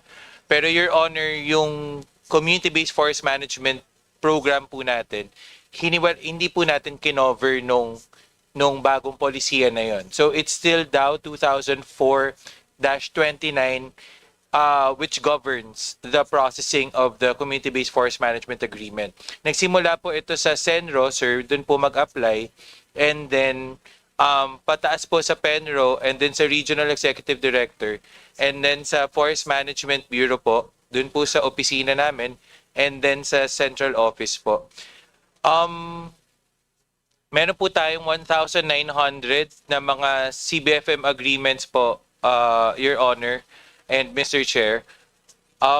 Pero next year, 1996 po kasi una nating na-issue na CBFMA. So may mga nag-expire na po at may mga mag-expire na rin po, a substantial amount of these. So they are due for renewal, Your Honor. And actually, yung performance evaluation po natin, sir, which is a requirement before their renewal, is also affected by the budget ceiling that we receive. Kaya po, yung iba, tumatagal po yung kanilang performance evaluation. Pero kinokompleto naman po natin yan sa tulong po ng mga regional executive directors po natin. On the authority po to approve the community-based forest management agreement, I'd like to defer po to the undersecretaries or to the secretary on that authority. Pero sa ngayon po, I just laid out to you, Your Honor, yung present system po natin. Nasa central office po yung approval ng lahat po ng 25-year instrument natin. Kasama po ang CBFMA. Sandali lang, time out muna, Congressman Rodriguez. Clarify ko lang dahil marami kaming CBFM sa Palawan na hindi nyo na-explain mabuti. Akala nung mga holder ng CBFM ay tinurial yun para sa lupa. Anong ginawa nila? Pinutol yung mga kahoy, ginawang basakan. Patay! So, sana yung mga CBFM na yan, doon yan ibigay sa mga areas na walang kahoy. So, binigyan ng CBFM, may mga maraming kahoy, specifically in Taytay, town of Taytay. Marami po CBFM doon. Ang holder ay siyempre mga indigenous people. Akala nila pwede silang sa kanila na yung lupa. So I impressed on them na dahan-dahan magtanim kayo uli. Yung lowland na lowland talaga, sige na, basta ka na yan eh. Pero yung mga medyo may elevation ng konti, taniman ninyo ng puno. Otherwise, mauubos ang tubig dyan, mawawala yung inyong rice land. So, dahan-dahan, napakahirap po ipa-understand sa kanila na yung CBFM is not a tenurial instrument on the land. It's only a privilege to plant forest trees. So, please put that in mind. Thank you. Congressman Robos. Congressman Rodriguez. So, You have changed my name, Chairman. But is that time not deducted in your speech? Okay. Now, I would like to know where is the approval? Yes. Who signs it? Because I really want to know, because this should be localized, no? You people from the barrio go to the centro, no problem, because that's near. But they go to the region, that's already a taxing time, no? You have to spend time and effort, pamasahe, and then they would be advised that there is a new regulation, no? So the people were agitated, even, paano to, Congressman? This group wanted to plant bamboo. And that is in Barangay Awang, Municipality of Opol. Bamboo. Before, I was able to talk to the USAID counterpart.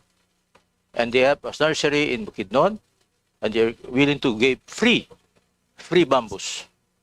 And one company in Cagayan de Oro, Rhizome, is also willing to subsidize the maintenance of bamboo. Giant bamboo. Oo. Nanalo si Trump. Nawala yung, nawala. Kasi it took us time, 2 years to ask for the CBFM. If we had that before Trump won, maybe we should have started, no? But we are asking for another group that is willing to do carbon sink, fund. Okay? So where do we have this approved, if we may ask the question? Mr. Chairman, it's at the level of the Undersecretary for Planning, and this is Undersecretary Leones. Would you be willing to deregulate that and bring that to the regional offices so that hindi na mag-follow up dito sa Manila? In the name of regulation for more better service, no? With information of Secretary. I second the motion on the request. Talagang mahirap yung dito sa Manila. Ang mga taga-probinsya, number one, walang pera. So, more often than not, congressman ang pinupuntahan. So, kung ma-decentralize sana, Secretary, yung IPMA mo, yung CBFM, basta anything to do with socialized industrial forestry, go ahead. Basta magtanim ng puno, hindi magputol. Di ba, Congressman? Thank you, Mr. Chair. The truth of the matter is that we have already received several proposals to delegate the functions, not only CBFM but other tenure instruments. But Your Honor, we are still reviewing the implications of this because there are other regions that still would want would want the central office to approve the other tenure instrument like CBFM. Is that the Republic Act? Or It is admin a order? Admin order. Oh, you can easily, Yeah. the Secretary Lotilla can easily make another administrative act. Yes, yes. Yeah, that's kaya nga po nire-review natin dahil Dapat one week lang yung planting, Secretary. If you apply for a land that you want to apply bamboos or trees, isang linggo bigay mo na yan. Di ba, Congressman? Oh. I think, Chair, the concern is what you had pointed out, that if the organization has a different understanding of the CBFM, that it is a tenurial right on the land. Dapat devoid of forest talaga. Right. So that's why there is the Forest Management Bureau, which is a staff bureau, assists the Undersecretary for Planning in approving those, just to make sure. So we'll in any case we're examining how we can do this, because, for example, for the renewal, for those that are to be renewed and have been and have a good record, then that the approval process can be simplified, because many are expired. Mr. Secretary, excuse me, can you inform this committee how vast is our denuded forest? Yeah, I can ask AD Kabigting. Yes, please. In relation to Congressman Rodriguez's question, I'd like to add something. Please go ahead. How vast is our denuded forest land? Sir, right now, sir, we still have around 6 million hectares within our forest lands, our legally classified forest lands, that need rehabilitation and reforestation, sir. Your Honor. I suggest you hasten up the issuance of planting trees, and you because it's if it's commercial, then you can charge. Kikita pa ang DNR. Because people would want to plant and enjoy the fruits of the planted species or bamboos in that particular place. I don't mind paying per hectare. Look at it intently, and then objectively look at it. Maybe, the issuance of the planting permit would be eased up and issued in the regional level. Planting So how can you go wrong planting? They collect something. Because they are going to use 25 years. Bamboo, 2-3 years, you harvest already. Then you can collect something, even on a per hectare basis. At least we can make money to pay for our forest rangers. Thank you, Mr. Secretary. Congressman Rodriguez, Can I please go continue, ahead. Chairman? Can I continue? Okay. Oh, I understand your predicament, because you have to go to the process of getting to know how you would shorten the process, and then make it efficient, and then have it approved. Now we go to the political question of mayors and other officials and youths that would want to put their finger on it, because the other fellows, the applicants, are contrapartido. I need to know, because we have to have a way of circumventing that. Although within the law, no? What would you say about that, Secretary? Well, this is where we would need your help as well, Mr. Congressman, because we don't have control over the LGUs. And they would have to endorse, as you said. But from our standpoint, of course, we will objectively objectively make the decision. Under the administrative code, if they don't act on it, 15 days, it is considered approved. Yes, that is the law. And if they don't act on it, I think it's considered. Attorney, what do you say about that? Not on this one. Under the administrative code, if they don't act on any application, it's considered as approved. On that basis, again, can we do that? Can you approve it? I don't And think. argue that they have gone to the process already? By not being- In the recent months, Your Honor, fast-tracking of the CBFM agreements or tenure instrument has already been addressed.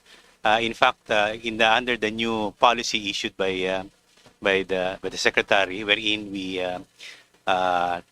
exclude in the new policy the CBFM so that we can continue the old system, but with the improved features, so that we can really fast track the approval and renewal of the CBFM. In fact, in the FMB, very few ang pending na lang namin, Mr. Chair, lahat nasa baba because nagkaroon ng konting confusion on the suspension. But since we have already clarified to the region, we expect that this CBFM will be fast tracked at the Centro and Penro and regional levels, sir. I see. So that's the light after the tunnel, okay? And I would be able to say to my people, not only in Opol, in other areas, because party list, we are in Region 10. And there's a welcome development since you have committed to that first, that fast track the processes, simplify it. Because there's only one question, because they are required to submit the How much evaluation? no, yeah, that is included. But This you know citizens this charter. IPs, The certification is that correct that they're required to do that certification also? Yes, Mr. Chair. Yes, Your Honor, they are. Non-overlapping, I think. Non-overlapping. No, this is the certificate of non-coverage of NCIP. Non-overlap. Yeah, I heard that. Okay. Sige, so that's all, Secretary. Again, congratulations. And to the Secretary, to the DNR family, and I would gladly say endorse with the approval of your budget, if not increase it. Okay? If there's time to do it. Thank you very much. Thank you, very much. Congressman Rodriguez. Thank you, Congressman. Thank you for the DNR family for answering the questions. Now we go to Congresswoman Agabas on my right side. Thank you, Mr. Chair. To my dear colleagues sa DNR family, magandang hapon po sa ating lahat. Ako po ay kinatawan ng ika-6 na distrito ng Pangasinan. Ang Pangasinan po ay pangatlo sa top 3 na flood-prone provinces sa country po natin sa Pilipinas. So, ang ika-6 na distrito po ng Pangasinan ay napapaikutan po ng bundok. May boundary po kami sa Nueva Ecija, Nueva Vizcaya at Benguet. 3 regions po yun. So, kung ang pag-uusapan naman po ay ilog, ang Agno River po ay nag-uumpisa sa distrito namin. The 5th largest river in the Philippines. Marami po kami mga rivers, Ambaywan, Dipalo, Lagasit, Biray, Tutunugin, Banila. Name it, napakarami po naming mga ilog. Nandun din po sa distrito namin ang San Roque Dam, the 2nd biggest dam in Asia, and the 16th biggest dam in the world. So yun po ang situation po namin as of now. So meron po akong pina-prepare na video regarding naman po sa sitwasyon namin ngayon sa quarry. Dahil po noong 2009 na nagkaroon po ng typhoon Ondoy Pipeng, halos ang 2nd floor po ng SM ay inabot po noon ng tubig. So itong mga nagdaan, nakikita naman po natin ang mga pagbaha at isa ho sa mga nakikita po namin na kinakatakutan din ng aking mga kadistrito ay yun hindi po maayos na pagkakwari. The Secretary. Mr. Sir, meron pong video, sandali. It's only 1 minute and I would like to show it. Secretary, please observe the video. Kung makikita po diyan, parang bundok-bundok. Just portion lang po yan. Bundok-bundok na po yung mga nandyan na quarry. Makikita po ninyo dyan, nandyan din ho yung bypass road connecting to National Road. Yan pong bridge na yan po ang longest bridge po sa Region 1. It's the Narciso Ramos Bridge. Kung makikita po ninyo, ang quarrying ay nasa loob na rin po ng river. Okay, so siguro pwede na po yun. Mr. Secretary, kung makikita po natin doon, kung nasa loob na po ang pagkakwari sa loob ng river, ang pagkaalam ko po yan ay para pong timba na kung kaya mang magkasya halimbawa ng 16 liters, kung mayroon na pong damit na nilagay, hindi na po magkakasya yung 16 liters. So possible po mag-o-overflow na kung the same amount ng tubig ang ilalagay natin. So ang concern din po namin, dahil sa paghuhukay ng paghuhukay kung saan-saan, pag tumaas po ang tubig yan at may naligo po dyan na bata, bigla hong malalim yung pinaliguan niya, sigurado ho malulunod yung bata. Sa dami din po ng trucks, sa buong distrito po namin, siguro libo-libo po yan sa isang araw. Wow. So, nasisira ang aming pong mga kalsada. And at the same time, yung bato po, may mga nai-extract po diyan. Ang pagkakaalam ko po, ang bato ang nagsisilbi po na proteksyon ng ating rivers. So, ang sabi po namin sa Ilocano, up-up. So yan po yung, kumbaga sa tubig, bago dumating yung tubig na rumaragasa, kung may bato po yan, may stopper. Dahan-dahan. Dadahan-dahan din po yan. Unlike po pag nawalang mga bato, talagang diretso po yan. Masisira po talaga. So, may mga pagkakataon din po na nawawalan na ho ng tubig ang mga kabahayan sa aming distrito. So, Mr. Secretary, ito po ang sitwasyon po namin doon. Ang sa amin lang naman po, ito po ba ang kapalit ng kabutihan po namin na ang mga likas na yaman ng aming distrito ay sinishare po namin sa ibang lugar. Ang quarry po kasi nangangailangan talaga dyan ng buhangin, ng bato, ginagamit sa mga kalsada, sa mga paggawa ng bahay, mga buildings. We were open to share it to others because we have it and we share it to them. But unfortunately, ang nangyayari po ngayon, ang kapalit po nito ay ang endangerment sa buhay at saka mga properties, buhay at ari-arian ng aking mga kadistrito. Mr. Secretary, kita naman po siguro natin na may problema po talaga. So I would like to ask ang tulong po ng departamento. Apparently, with all due respect to the MGB in our region, medyo hindi po kami, medyo nakukulangan po kami sa ginagawa po nila. Ano po kaya magagawa ho ng central office na po natin ng DNR sa ganitong problema po ng aming distrito? Maraming salamat po. Thank you, Chair. Thank you, Congresswoman, for expressing those concerns. Actually, Yusek Kuna has an update for us on this particular problem, and may I request him to update us. Thank you. Thank you very much, Mr. Chair. Good Congresswoman Gabas.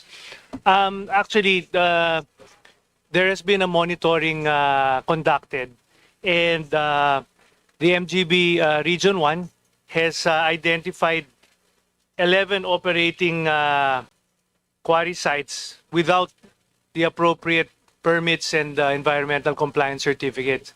11. So, we're in the process of validating the names of the owners and their addresses to issue the cease and desist orders.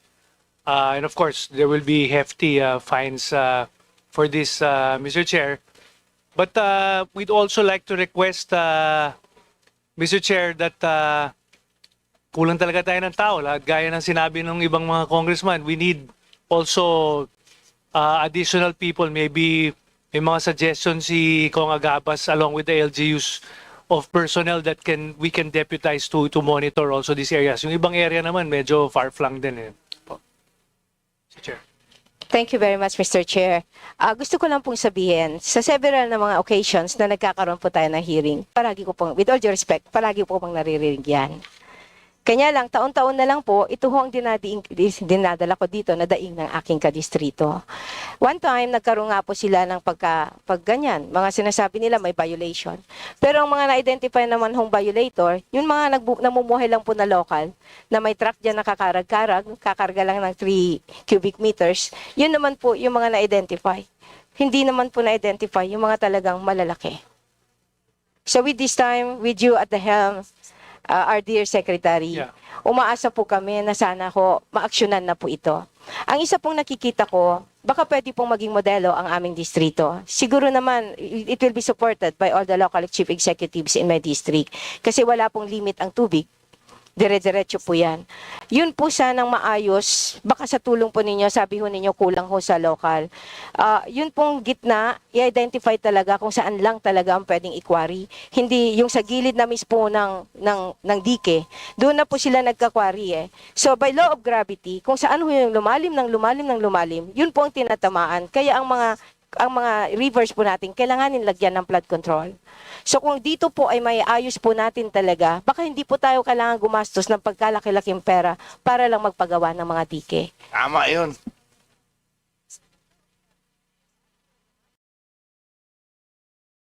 Yeah, so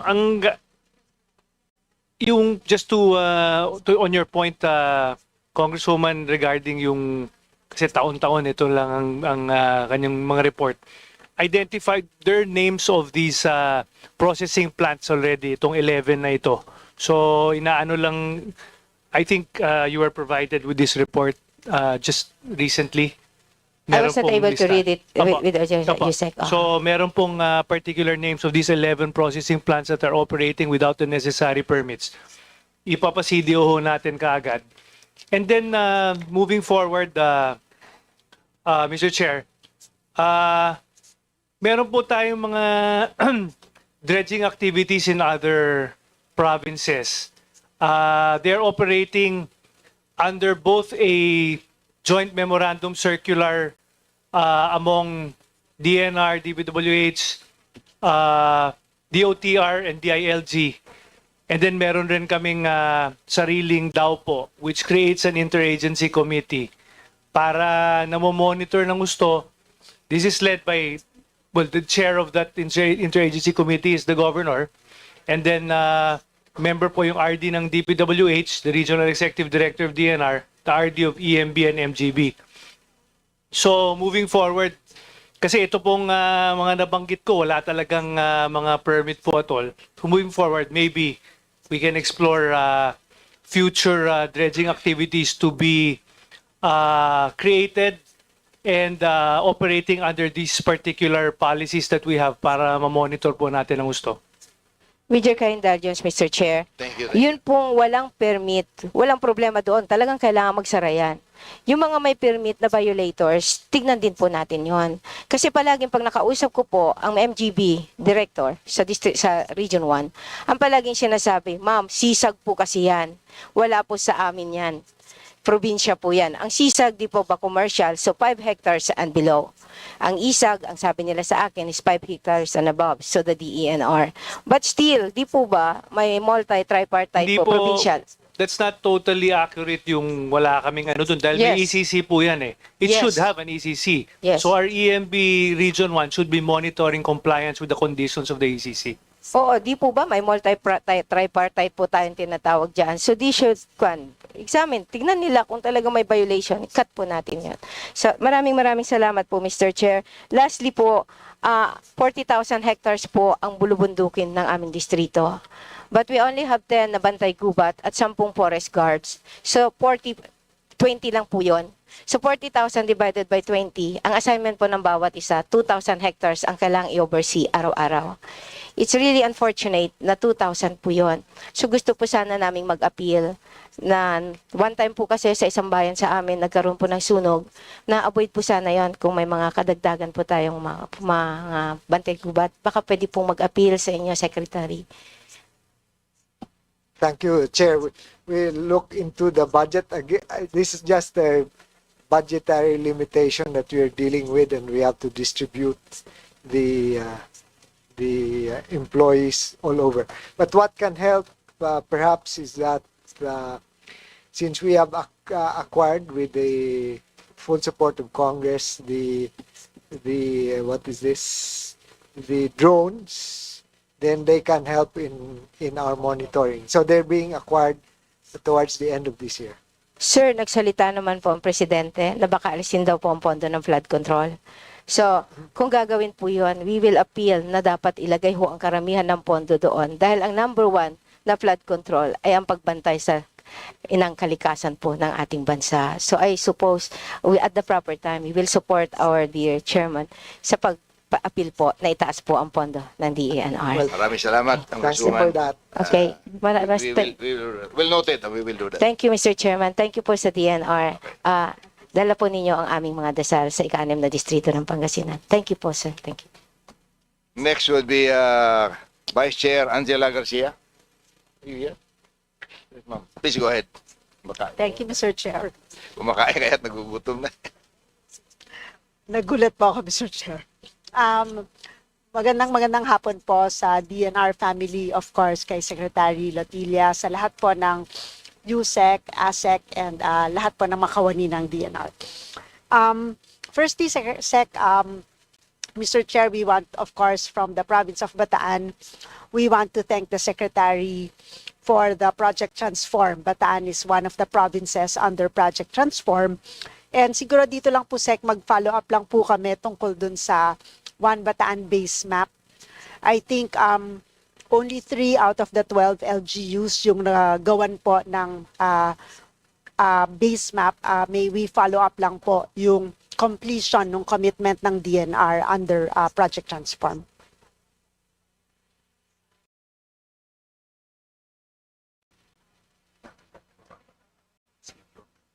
Okay. Yes. So the base map, Mr. Chairman, 3 towns, additional towns will be included. Sec, we have 11 municipalities and 1 city, so total 12. Only 3 have been completed. So lacking pa po kami ng 9. Only for Madam Congresswoman. Yung lacking only for 9. Well, sige. Siguro we'll reconcile, Sec, pero may we just get a commitment dun sa lacking. Our red is here, and the number is hopefully much less. Thank you. Thank you, Sec. Mr. Chair, siyempre, isa po sa malaking mandato ng DNR is itong hazard mapping natin. And I was a mayor for 9 years. And personally, I would like to thank MGB, then Chief, now Director Noela Cadin. As a mayor po, I learned a lot from MGB and has really helped in addressing yung aming pong mga hazards in the municipality when I was mayor. Pinag-uusapan po natin ngayon yung Project NOAA at yung importance ng understanding the hazard levels. Pero correct po ba, Mr. Chair, na ang Project NOAA is not under DNR and not used to be under DOST, but now under UP? Is this correct? Mr. Chairman, the project itself, Project NOAA, is with UP, but the idea was that it was going to be integrated into the programs of DOST. So like PAGASA and FIVOX. So on the part of MGB, the Mines and Geosciences Bureau, that's the one that produces the hazard maps for the rain-induced flood-prone areas, and we are continuously working with that. On that, Secretary Solido has agreed that certain activities of our MGB can be supported by DOST. Thank you. Thank you, Sec. Mr. Chair, so siguro yung isang concern will be knowing that our country is really burdened by a lot of calamities. Siguro yung sustainability lang ng funding, since we're talking about budgets now, siguro how we can institutionalize etong master planning ng ating hazard levels, no, master planning ng ating mountains, ng ating rivers, ng ating ocean, ng ating plains, para po talaga mabigyan natin ng sagot etong mga nangyayaring negative impact sa nadulot ng mga natural calamity sa atin. So parang the way I read, kung tama po yung nabasa ko, Project NOAA under UP is now, I think, funded under the resiliency research and grants. So siguro from a budget point of view, whichever agency this will fall under, baka siguro dapat talagang tingnan natin kung paano ma-integrate ito. Whether with DOST and DNR na talagang matutukan natin yung planning and coming up with a master plan for our hazards. Check. Yes, Mr. Chairman. Please reply. Yes, can I request Yusek David to just briefly explain the satellite and other virtual what is this? CP, you're recognized. Thank you, Mr. Chair. Kung there are parallel efforts being done between DOST, DNR, and also Project NOAA. In fact, last week, I was with Dr. Lagmay of Project NOAA because we have a joint project with MMDA. There is now a clearer and more wider understanding of why there is flooding that's happening, despite the fact that we have many of these flood control projects. And I'm happy to announce to everybody that there is now some agreement, even with DPWH, that there needs to be a different strategy, a different approach towards flood management. And this is hopefully what we will see in the coming months. Thank you, Mr. Chair. So, nakikita natin na yung tubig, ulan, ay nagbibigay ng pinsala sa ating pong mga mamamayan.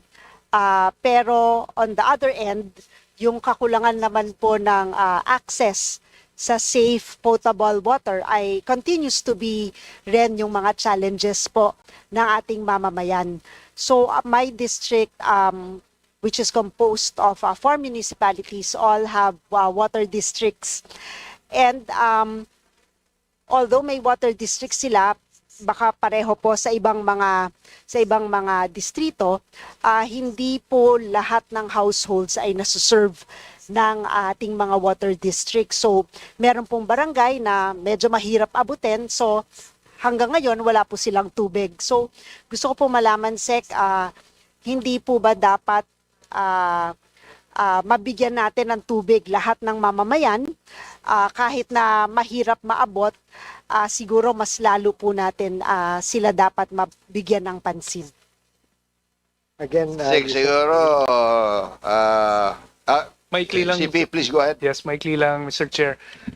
Tama po kayo, Congresswoman. Ang strategy, parte ng strategy namin ngayon ay integrate ang flood control sa water supply. Instead of putting river dikes, which flushes all that water to the ocean, the more appropriate strategy is to actually impound it so that we will have water during the dry season for many beneficial uses, including bulk water, irrigation, hydropower, ecotourism, aquaculture, and so on and so forth. Madali nating magagawa yan dahil yung water sector ay mas integrated na sa ngayon. Kaya nandito po ang MWSS, ang LUA, ang NWRB. Sila ay parte na ng DNR family at kami ay nagtutulungan para sa water security at ngayon with the help of DPWH also in terms of climate resiliency. Thank you very much, Mr. Chair. So, I'm sure yung iba pong mga kinatawan may kapareho pong karanasan sa akin. Marami pong barangay talaga po ang lumalapit para po makapagtayo ng mga sari-sarili po nilang water system. Kahit na po merong mga water districts operating in the municipality. So, sana dahil alam naman po natin na kahit naman po mapondohan ng ating mga kinatawan sa kanilang mga basic infra projects, etong mga water systems, yung management, yung pagpapatakbo, yung maintenance ay baka hindi rin po kaya ng barangay. So baka talagang dapat ma-integrate po natin sa mga matugunan ng mga water districts yung kanilang responsibilidad o mandato para makapagbigay ng access to potable water kasi ang binibili po ng mga, at siguro ma-ensure na yung quality ng ating mga water districts ay potable, kasi ang iniinom na tubig ng ating mga mamayan mostly ay yung mga galing sa bottled or bottled water. So parang kung gusto natin healthy communities, kailangan po ng safe water. Sana po matugunan po ng luwa ng mga water districts po yung challenge na ito. Yes, definitely we agree with you on that. Administrator Joyce Alonga, if you wanted to. Ma'am, in behalf of LUWA, ma'am, Mr. Chair, in behalf of LUWA, pwede po nating ipapuntahin sa amin yung mga water districts concerned. In fact, siguro last week, mga 2 taga-Bataan na water districts ang lumapit po sa amin. Sinabi po namin na meron naman po kaming available na pondo just in case. Hanggat kaya po namin, tutulong kami sa mga water districts. Thank you po, Mr. Chair. Thank you po, Mr. Chair. Also still with water, minsan po meron po mga instances na I'm actually natutuwa po ako dun sa hindi lang tayo bumabase sa groundwater, pero gusto rin po natin sa surface water at sa mga impounding. Pero minsan sa ngayon, ang nangyayari po pag syempre sa distribution po ng tubig, gumagawa po ng mga pumping stations yung ating mga water district. Ang katapat naman pong pinsala ay nadudulot po sa mga magsasaka. Nawawala naman po sila ng tubig. So meron po ba tayong pag-aaral para masigurado na yung ating water resource ay sapat, sustainable, at mapapalagana pa po natin sa mga pangangailangan ng ating pong mga mamamayan at mga magsasaka? Mr. Secretary, Yeah, you want me to answer that?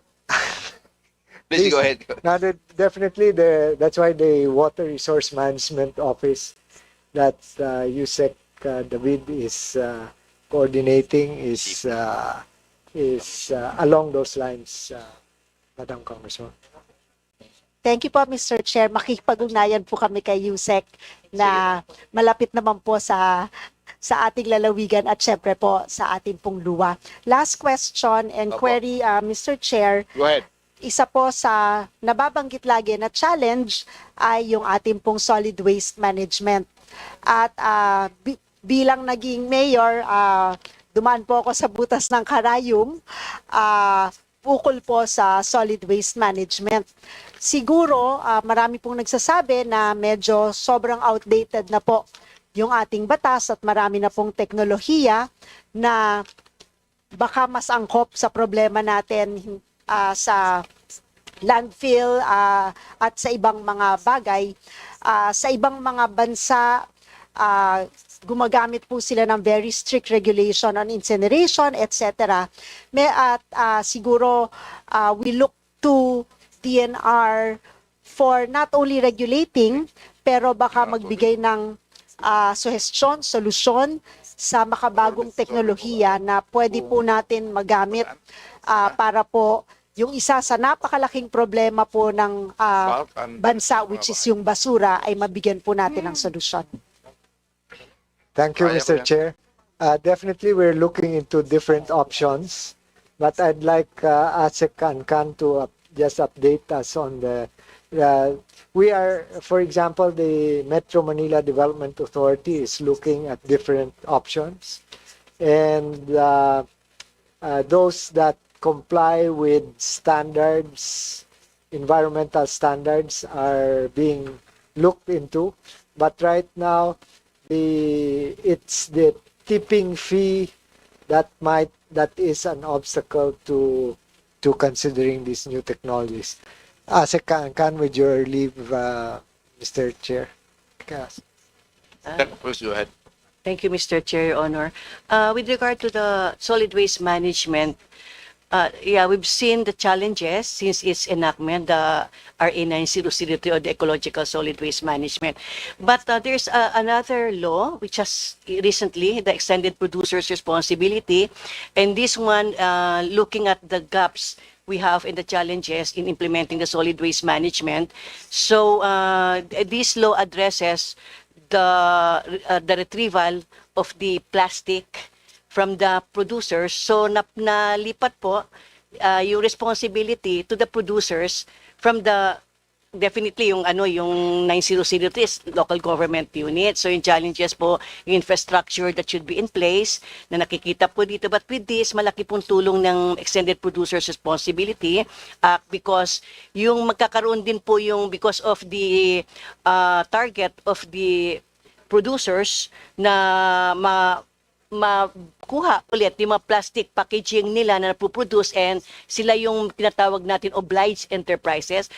So they need to come up with certain programs para dito and magbe-benefit po dito is the LGU as well kasi pwede rin dito nila masuportahan yung mga infrastructure requirement or yung mga recycling or upcycling na ginagawa po ng ating mga local government units. So isa po ito but we're also exploring other waste management technologies that would not compromise the environmental quality po ng ating kalikasan. So an EMB is ready in terms of expertise ng ating laboratory in analyzing yung mga dioxins and furans. So in the event na yung policy o yung batas na ma-enact din po, ready po tayo in terms of monitoring yung mga parameters related po sa operation ng certain waste management technology na ipuputa po sa Pilipinas. Thank you, Mr. Chair.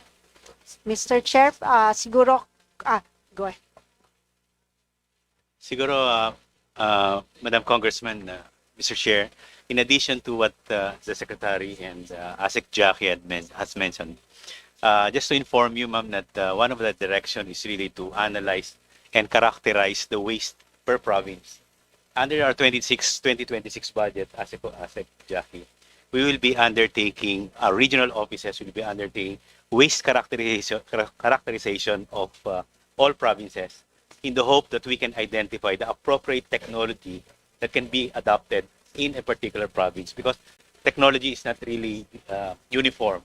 There are several technology that will apply to one province. So ito po yung direction natin for 2026 and we hope that the province will also assist our regional office in really looking at how we characterize the waste na nanggagaling po sa probinsya niyo. Thank you. Thank you, sir.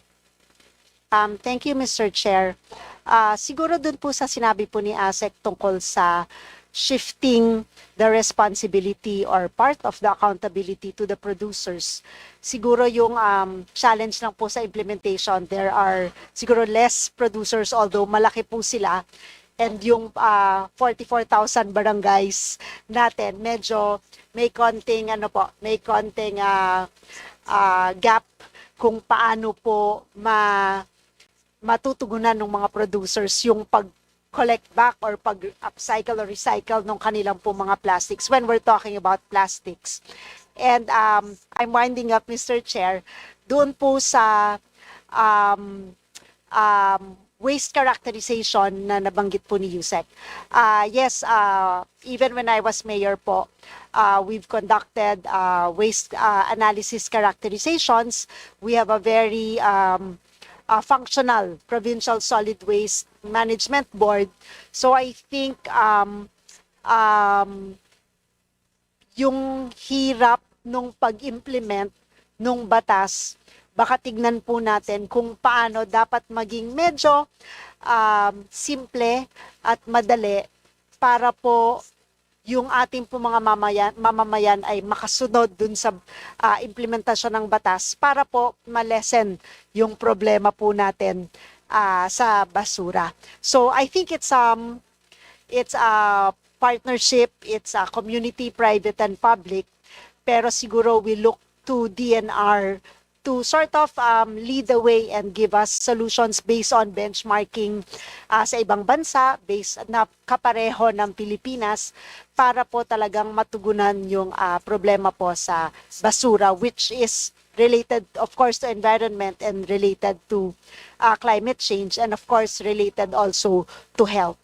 Maraming salamat po muli, Sec, sa lahat po ng ating DNR family. Again, thank you very much, and we fully support the NEP submitted, but I know that baka meron po kayong mga kailangan pa pong mga programa na very specific na kailangan pong madagdagan ng budget. Nandito po kami para tumulong po sa paghanap ng kung saan huhugutin para po magamit po natin sa napakahalagang ahensya. Maraming salamat po, Mr. Chair.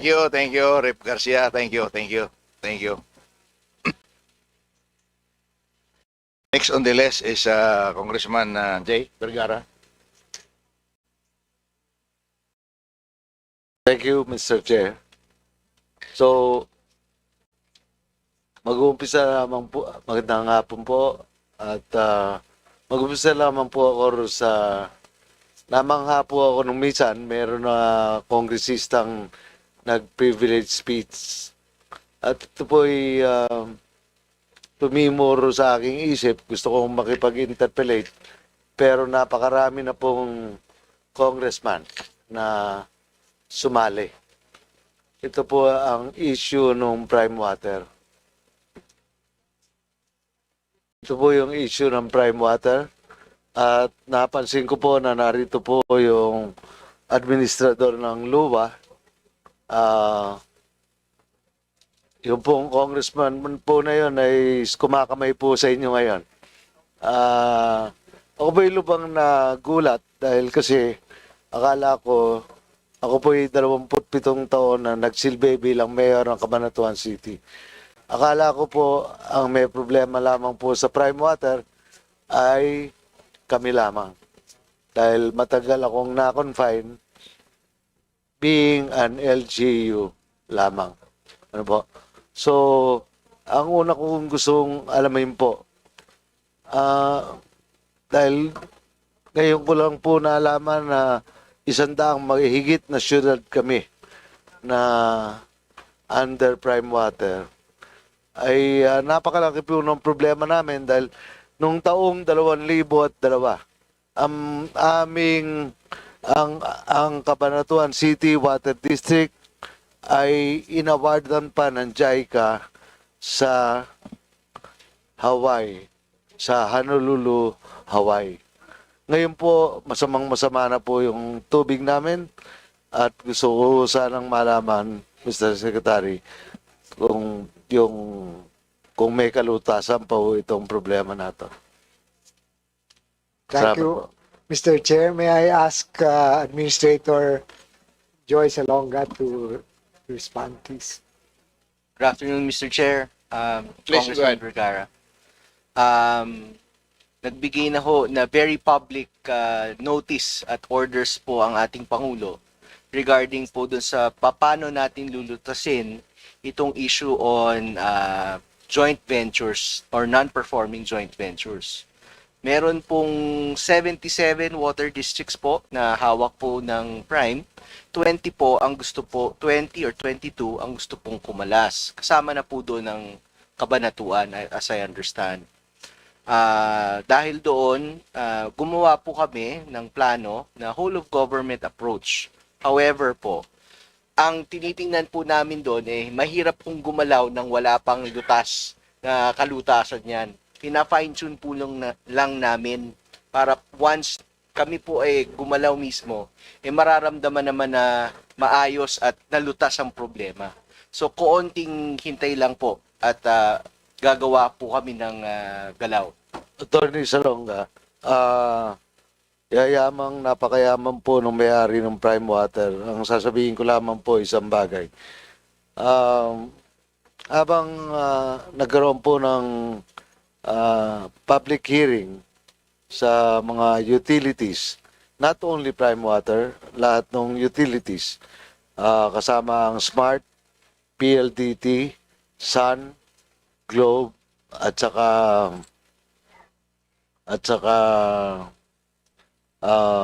isang local cable company, plus the electric utility, plus the NGCP. Lahat ng utilities ng Cabanatuan ay nakakatuwa po itong istoryan to para maintindihan po ninyo. Kasi habang iniimbestiga yung kanilang mga kumpanya at tinatanong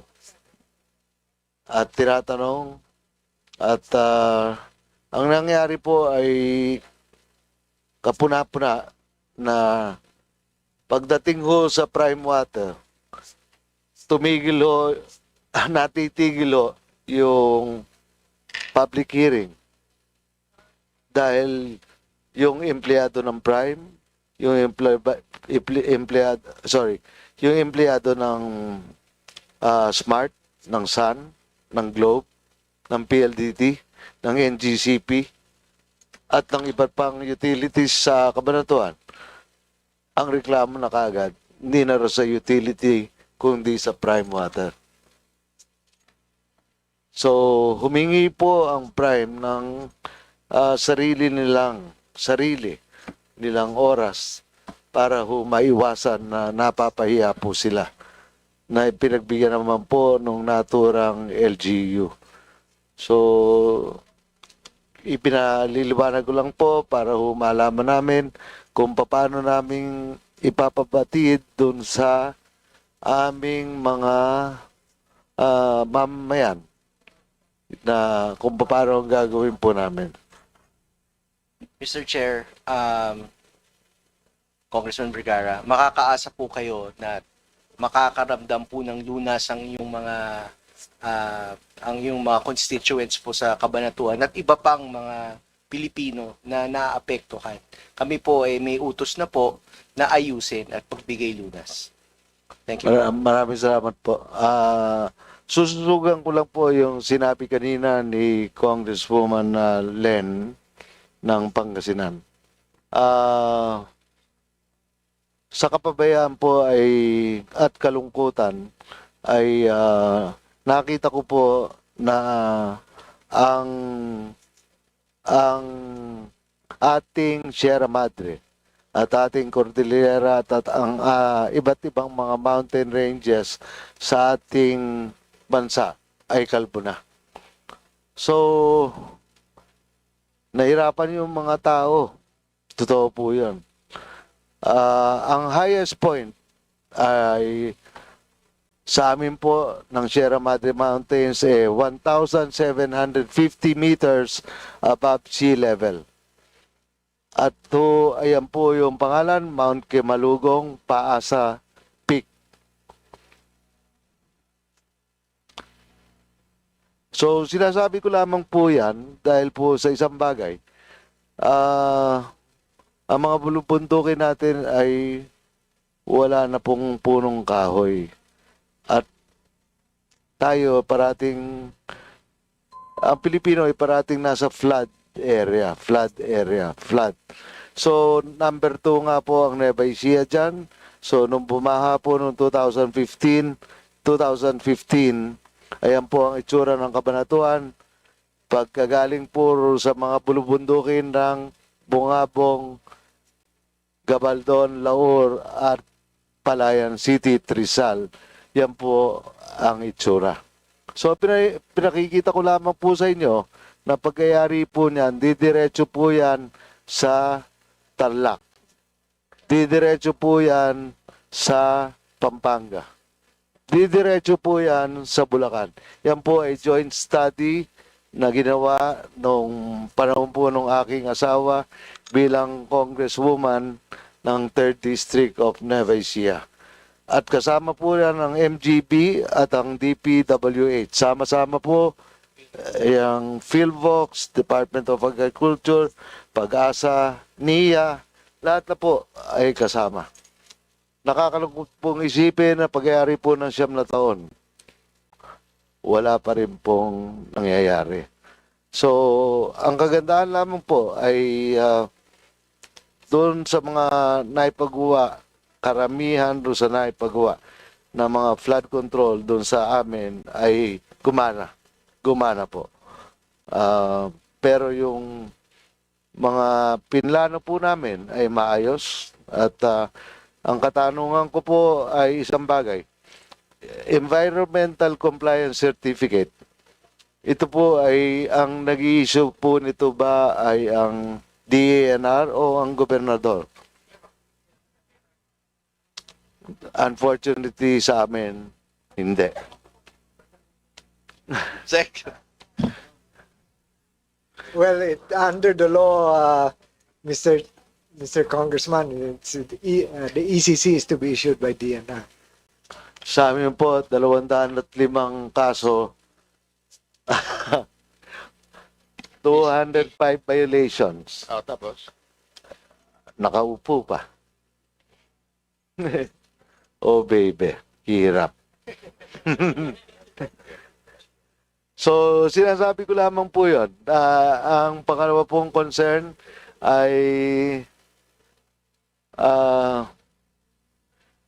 kumisan po nagkakamali ang isang ahensya. May mga lugar po na doon sa aking distrito na nai-issuean po na nag-overlap yung area clearances ng MGB. Yun po. Kumisan lang naman po yun. Hindi parati-rati. So, pangatlo po ay talaga po bang ang Environmental Compliance Certificate 5 taon ang term limit at ang SMEP ay valid for the life of a project? Secretary? Mr. Chair. Sec, go ahead. Your Honor. Yung sa ECC po ito, wala po expiry. Yung sinasabi po nating kung na 5 years, kung na-issue na po ang ECC at hindi siya nag-start ng project within 5 years, expired na po yung ECC. Ang wisdom po kasi doon, at itutuloy niya after 5 years, nag-iiba na po yung landscape. So, kailangan maggawa siya ng panibago pong pag-aaral. So, yun po yung expiry kung hindi nag-umpisa yung project. So, maraming salamat po sa sagot nyo, Undersecretary Kan. And ako naman po ay sa pangwakas po, dapat po talaga magtulong-tulong ang mga ahensya po natin dahil po ang kapasidad ng isang highway ay 41 toneladas lang. Yun po ang ginagawa ng Public Works and Highways. Ang isang tulay po, ang kapasidad nila ay 38 tonelada. So, ngayon po ang mga sasakyan natin ay kumakarga po ng 120 tonelada. So, yun po ang aking masasabi lamang. Maraming salamat po sa pagkakataong binigay niyo sa akin dahil ako po ay very concerned dahil puro hirap na lang ang inaabot po ng taong bayan. Maraming salamat po. Thank you, Congressman Vergara. Maybe it's your to join there to Congressman Vergara. Well, we can assure Congressman that we are going to work with the other agencies on the, and then on the overlaps that you mentioned, we get back to you on those. Salamat po, Mr. Secretary. Thank you. Thank you. Next on the list is Vice Chair Cha Hernandez. Are you here? Wala. Okay. So, I therefore call on the minority, si Deputy Minority Leader, Congresswoman Laila de Lima. You are recognized. Good afternoon, Mr. Chair. Good afternoon to my colleagues, and good afternoon to the DNR Family Special Secretary, Lotelia. I'm not sure kung yung mga itatanong ko po ay natanong na, but nevertheless, I'll still be asking some questions. I'll start with Woggle Corporation's exploration permit in Dupax del Norte, Nueva Ecija. I'm sorry, Nueva Vizcaya. Sa inyo po yun. Okay. So you're aware of this. The good congressman is aware of this. You have asked questions about that already? Okay, so I'll do it. I suppose that in securing an exploration permit or license, a requirement is supposed to be the certificate of consultation. Do you confirm that? Certificate of consultation. Yes. Is there a requirement of consultation, and therefore, is there any document that need to be issued about whether or not that requirement was complied with before the grant of an exploration permit or license? Exploration permit? Consultation certificate of consultation. Yes. Exploration permit for water? For mining. For mining? Yes. Mining ba yan? Metals, yeah, because Ah. the Woggle Corporation is a subsidiary of the Metals Exploration PLC or MTL. And it was supposed to be granted an exploration permit by DNR to explore the 3,100 hectare area in Dupax del Norte, Nueva Vizcaya, when the Oyao Village Council refused to provide Woggle Corporation with a certificate of consultation because according to the Oyao Village Council, wala namang genuine public consultation na naganap between them and the representatives of the corporation, Woggle Corporation. That's why I'm interested, hindi ho ba kailangan talaga ng ganyang certification or any proof that there has been consultation, genuine consultation? Kasi ang dali pong sinasabi pag mga ganyan na, yes, nagkonsulta na kami. But was there a genuine consultation? And why would the village council say na hindi sila kinonsulta if that's not the case? On the consultations. Yes, yes, Mr. There Secretary. is no certificate of consultation per se. Huh? Yeah. If I may, Mr. Chair. Yeah, Mr. Chair. The certificate of consultation is not. No, it's not from the DNR, Mr. Chair, Madam Congresswoman. But there's supposed to be one issued by, I think, by the barangays that consultations actually took place. And well, the regional director is just getting his report now. But apparently, there were certificates of consultation issued by the barangay to attest to the fact that consultations were conducted. So there was in fact consultation or a certificate of consultation, and that's why the permit or license was granted. Kasi po, this is based on the research of my staff. In August 26, Nueva Vizcaya Lone District Congressman Tim Cailon, yes, sir, Caton, wrote to DNR Regional Director Mario Anchenta to request for the conduct of an immediate investigation into the alleged violations of Woggle Corporation as reported by people on the ground. And I suppose the good Congressman Caton would confirm that he did, right? Before I ask the question to Yes, DNR. thank you, Madam Congressman. I confirm that report. I actually submitted a request for immediate investigation because I received reports that there was alleged violations of the terms and conditions of the permit. And at the same time, I also received reports that on issues of prior consultation, there was never it was never they did not had any consultation with the barangay, a concrete consultation that happened. That was the allegations of the barangay council of Barangay Oyao. So there was in fact a misrepresentation, if that's the case. Now, yung sinasabi yung kasing alleged violations as reported by the people on the ground, yung tungkol daw po sa uprooting or removal of trees and vegetation within the exploration area and the trespassing or disturbance of privately owned properties. Sakop ba ng exploration permit ang pag-uproot ng trees and vegetation? I don't think so. Mr. Am I Secretary? correct? Has the DNR ever started looking into these serious allegations? Mr. Chair, if I may. Madam Congresswoman, the Regional Executive Director has just relayed to us that the region has already required the Bogle Corporation to explain these alleged failed trees. So the uprooting has been confirmed, and that's why the corporation now is being asked to explain. Is that the findings of the DNR? Did the DNR ever conduct investigation into these allegations? Kasi kung pinapa-explain na yung korporasyon, ibig sabihin, confirm na. Mr. Mitch?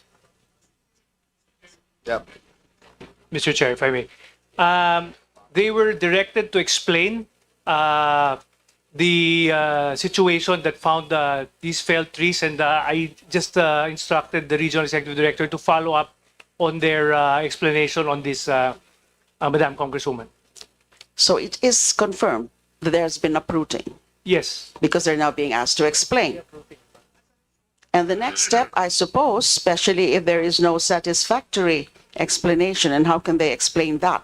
Because the very fact that the DNR required that corporation to explain means that it's not supposed to be part of the exploration permit, that it's not an activity allowed under an exploration permit, and certainly it would be a violation. So if it's confirmed to be a violation, then I suppose that the next step would be to suspend or revoke, as the case may be, the exploration permit. Mr. Yes. Chair, Madam Congresswoman, we are just providing them with the due process, and Yes. we will act on depending on the position paper that they, or the answer that they submit to us. We will act accordingly. on When this. do you expect to receive the position paper or the answer? They were given 10 days to reply. And the Madam 10 days Congresswoman. have not expired yet. It has not expired yet. Okay, so we'll be asking for updates with respect to that. Do I have time? The bell has You rung. have 30 seconds. Binilang ho ba yung mga sagot? Hindi kasama yung sagot eh. Hindi po kasama supposedly. Yes, sir. So since wala na po akong time, ano na lang po, tungkol na lang po sa mangroves. What is the program of the DNR with respect to the protection and preservation of our mangroves? At meron po pa kayong data, ilan po ba ang mga mangrove areas natin? Sa data ninyo, alam nyo na po ba yon? At sa data ninyo, meron din ho bang nakasabi dyan, ilan yung mga under threat of being damaged? Mr. Chairman, may I ask Assistant Director Kawiting for that?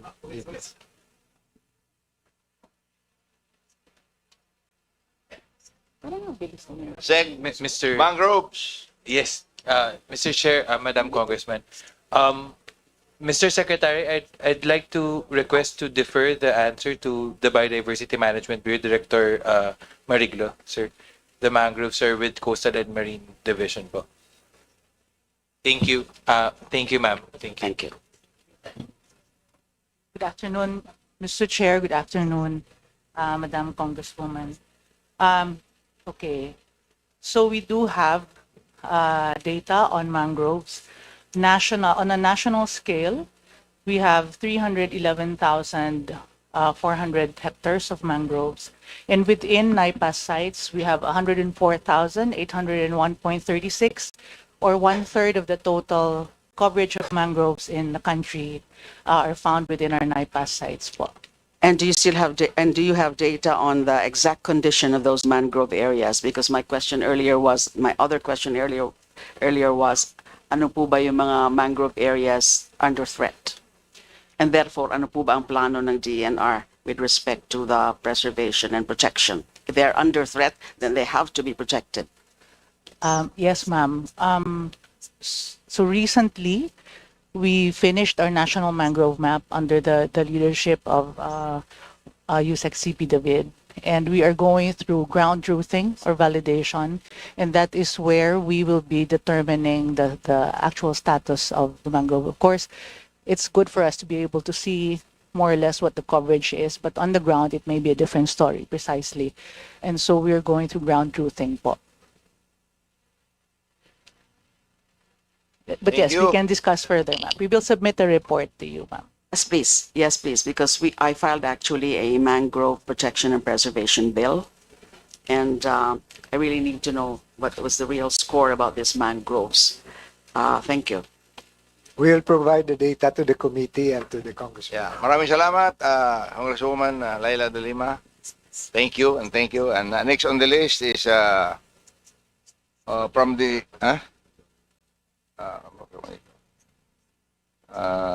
Majority Leader, Yunin Sinesa. Thank you, Mr. Chair. Good afternoon to all of you. Sir, this is in relation to the statement, Mr. Secretary, sir. This is in relation to the statement of Congressman Mayor J. Vergara about the tree planting or green program.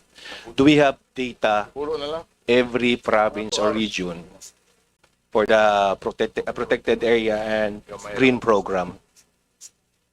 And if so, can we have the data? Because we have a colleague here, so we can determine what region or province are needed for the program. We can submit the data to the committee and to the congressman. Thank you, Mr. Chair. So that it's for the National Greening Program and for only the National Greening Program. National Green Program, sir. Yeah, okay. Okay, thank you. My province. Yeah, please submit that the Secretary. Okay. Then, Mr. Chair, yung probinsya ko po is, they call that Davao de Oro, a mining area. So, ang problema po natin doon is the enforcement of our policies and laws to regulate the small scale as well as the large scale operators. Tatanong ko po, magkano po ba ang budget allocation nyo sa enforcement fund or sa indicated sa or stated sa ano nyo, program nyo for 2026 ng MGB? For enforcement, we're just checking. This is for anti-logging, not for anti-logging. Not anti-logging, sir. Sa MGB po. Forest protection, but for MGB, yes, please. Thank you, Mr. Secretary. Mike, please. Mike, please. Sorry po. Thank you, Mr. Secretary. Sir, as far as the enforcement is concerned in the MGB side, Yes, sir. naka-embed po siya doon sa trabaho ng mga tao. So wala Yeah. siyang specific funding in terms of the enforcement. Kaya po ang ginagawa po namin, we're relying with the LEPs namin sa DNR to make sure that there is that enforcement side.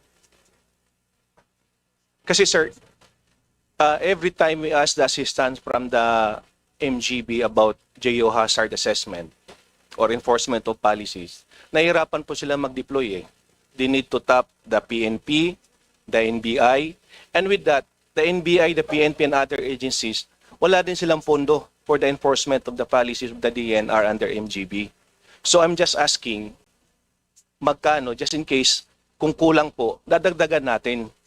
Kasi the enforcement program or fund, we can utilize that for the determination of the data on the grounds, kung ano po talaga ang status ng ating mining areas. And with that, we can use that information kung ano yung action taken natin after that. So kung kulang po tayo sa pondo, sir, baka it's time to increase or to add while nagdi-discuss po tayo ngayon para naman po yung ma-address po natin yung issue. Kasi marami pong bayan nanghihingi ng presence ng MGB technical, but the problem, hindi sila makaka-assess, hindi sila makaka-react because of the limited fund. Yeah, thank you, Mr. Chair. Thank you, Mr. Congressman, for raising that. So there is no dedicated or permanent fund for enforcement and for anti-mining. This is charged to the other items of the budget under the department. But Undersecretary Fragada can give you an idea of what is needed. So it's really true, we are dependent on the other law enforcement agencies of government, whether it's PNP Marine, NBI, and the others, because we don't have the law enforcement functions with DNR. Yusek Pragada, Mr. Thank you, Chair. Sec Lotilla. Mr. Chair, Your Honor, just to add on to what he said, I mentioned it earlier. One of the bigger problems that we have is enforcement.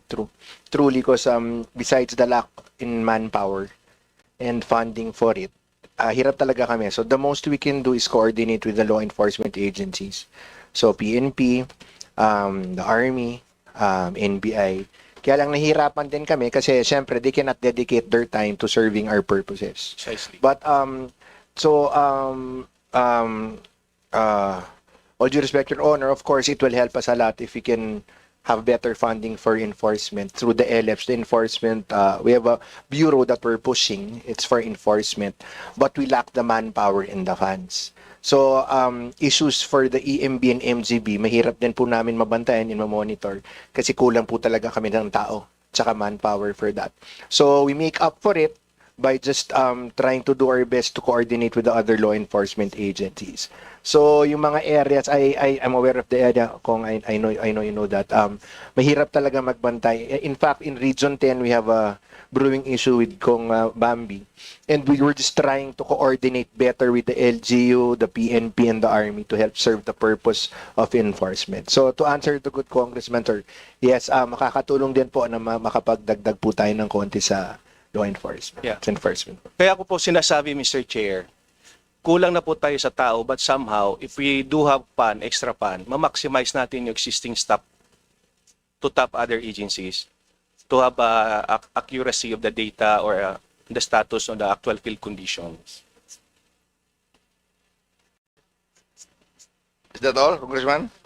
Do I still have time, Mr. Chair? Yes, you have time. Okay, I will maximize the remaining time, Mr. Chair. Mr. Secretary, sir, Mr. Chair, Yes, please go ahead. sinasabi po na ang mga large-scale mining, ina-approve po, pinaprocess sa central office. Tama po ba? Tama. Yes, Mr. Chairman. Okay. So, if that's so, lahat po ng requirement nila nanggagaling po sa central office. Well, the requirements are in accordance with the rules and regulations and the laws. Yes. Yes po. Tama po. Yes, Okay. Mr. So, mali po yung sinasabi na they can operate even without the permit or business permit from the LGU. Oh, the business permit is required of all, is under the jurisdiction of the LGU, and therefore they would have to get the business permit from the LGU. Which come first, sir? The approval from the exploration permit or the business permit first before the approving the exploration permit? Operation. The approval first of the exploration permit, sir. Okay. Once exploration permit is approved, kukuha na po sila ng business permit. Yes po, sir. Okay. Thank you, Mr. Chair. Then,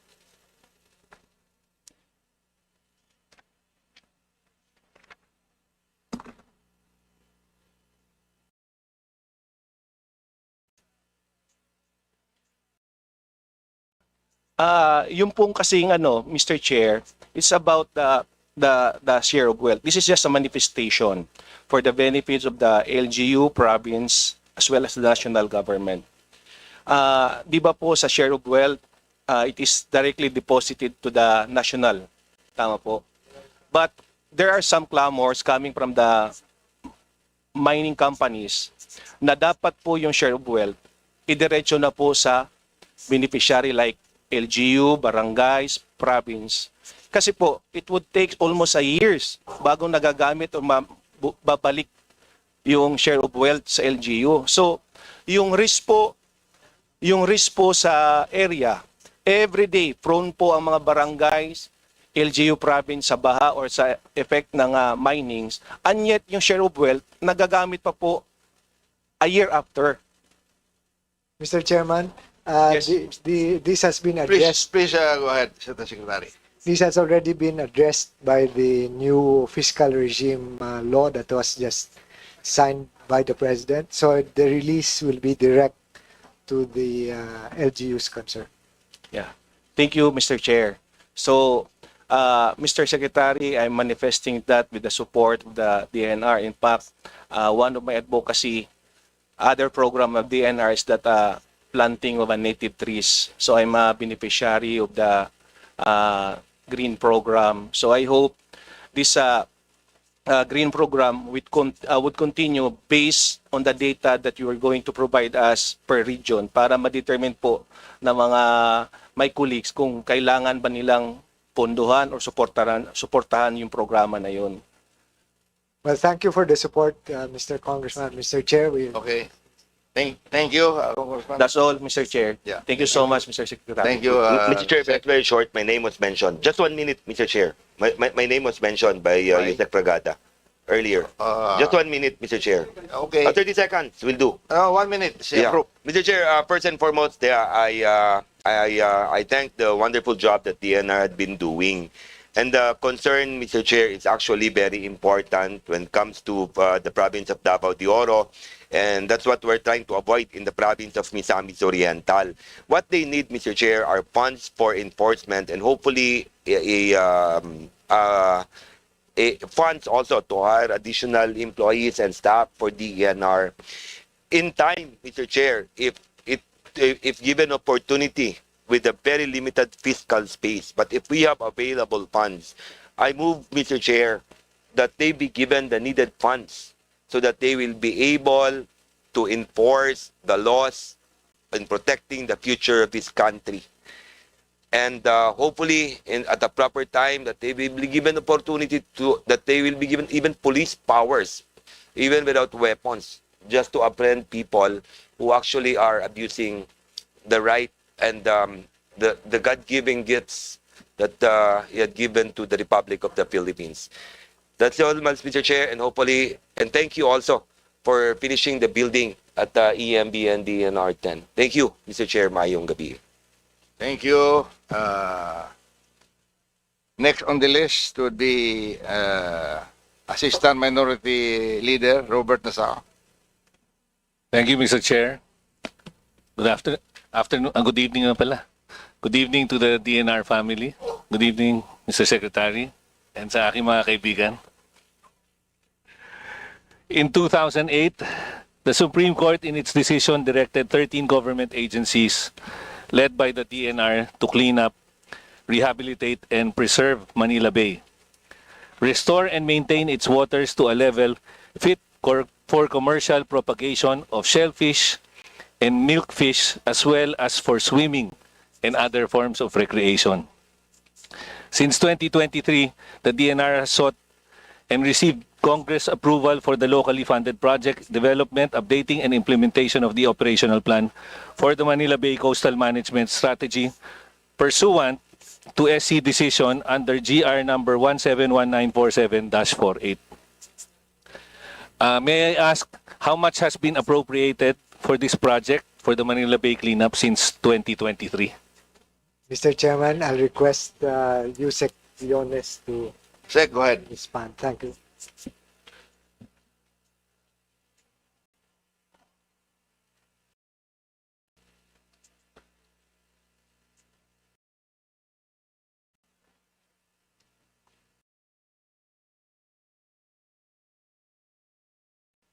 Thank you, Mr. Chair. For 2023, the given budget for us is 1 million, and we have utilized this fully. And then for 2024, 93 million, which we have fully utilized. And then How much?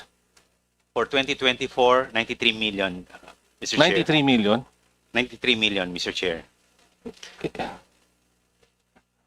And for 2025, I am sorry. Hindi po ba That's allotment. 1.3? I'm sorry.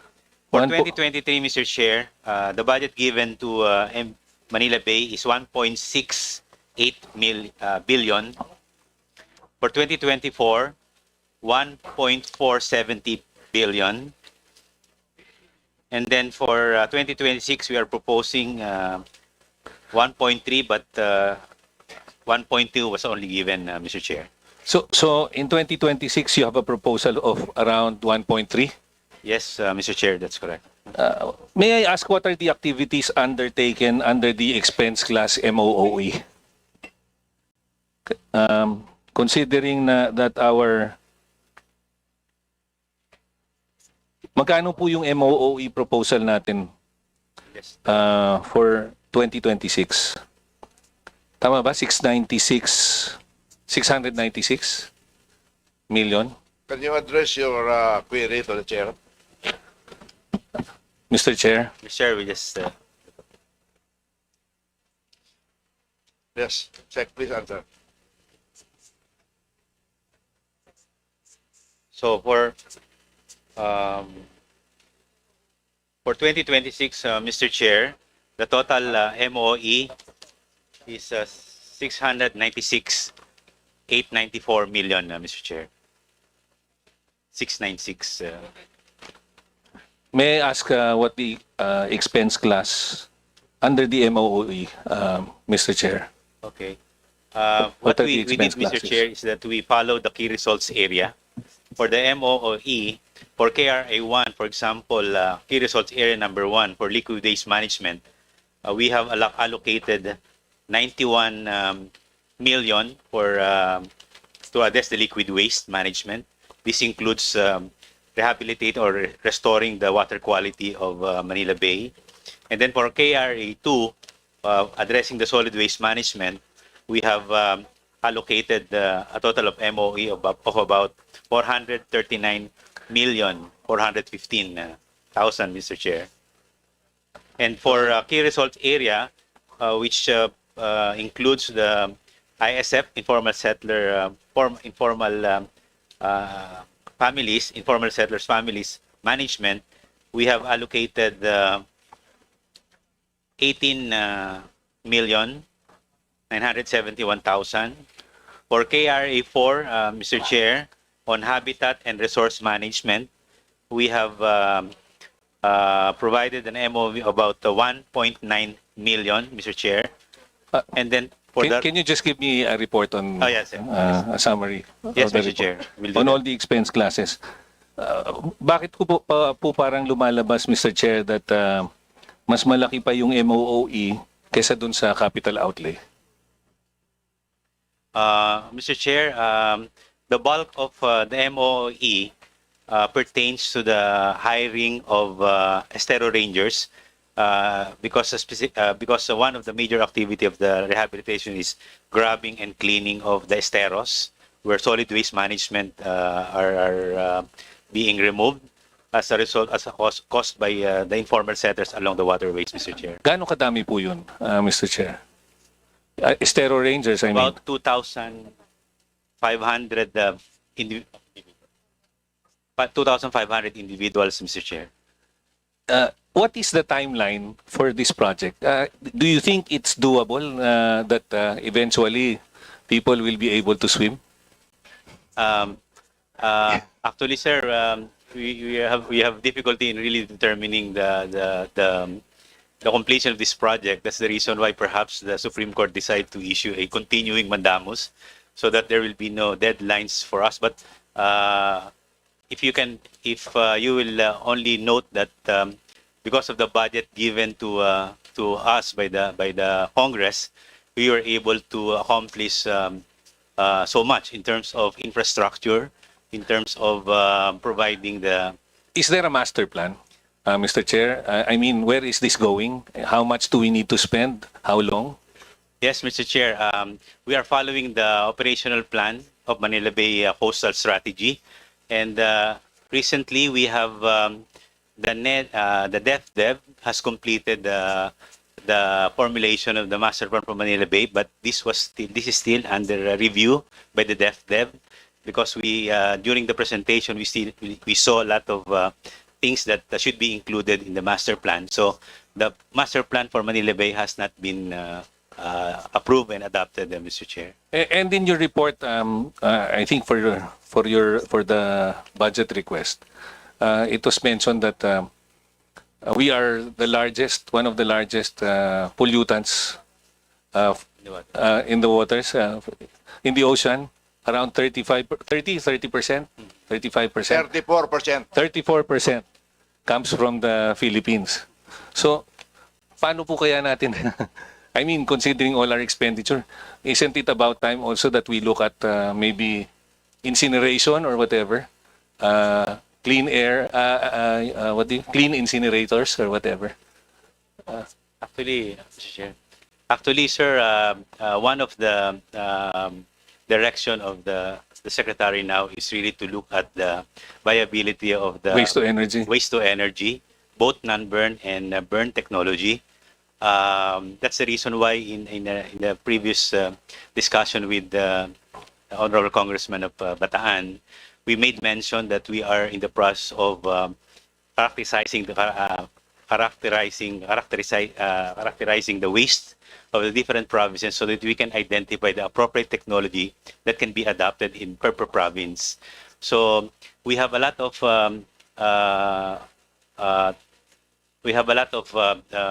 new technologies being offered to the department, and we're in the process of really reviewing how this waste to energy can address solid waste, specifically on the different situation of the provinces, Mr. Chair. I guess another problem also, Mr. Chair, no, with regards to the pollutants in the Manila Bay is kamusta na po ba yung performance ng sewerage performance ng concessionaires natin for the concessionaire, Mr. Chair, they're required to complete their. How far are we, Mr. Chair? Mr. Chair, I'll defer to MWS for the compliance of the concession, Mr. Chair. MWS. Yes, good evening, Mr. Chairman. Mr. Chairman, right now the two concessionaires have a 25% sewer coverage of the entire Metro Manila. 25%. What's our timeline to get to 100%? Under the franchise, they are given until 2037 to complete the sewer coverage for the entire Metro Manila. 2027. 2037. 2037. That's the given by law. So we cannot swim in the Manila Bay until 2037. Cannot swim, Congressman. Swim at the Dolomite Beach.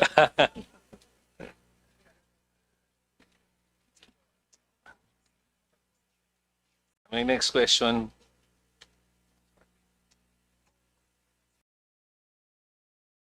Sorry. Check pa niya po, nanay. Mainit pa, oh. So in addition to expenditure for personal services, 30 seconds. the DNR contracts out jobs under the classification personal services. How much was appropriated for PS since 2021?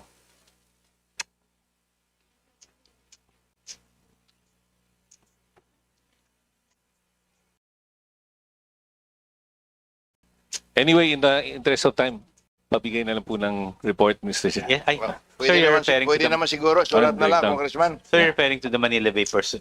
No. Or the whole? In general. The PS Yeah. ng the whole budget of the Yes, yes. from 2021. Para sulat na lang. So, request na lang po ako ng submission. Please provide a detailed report of the PS contracted and funding sources for their payment. Okay.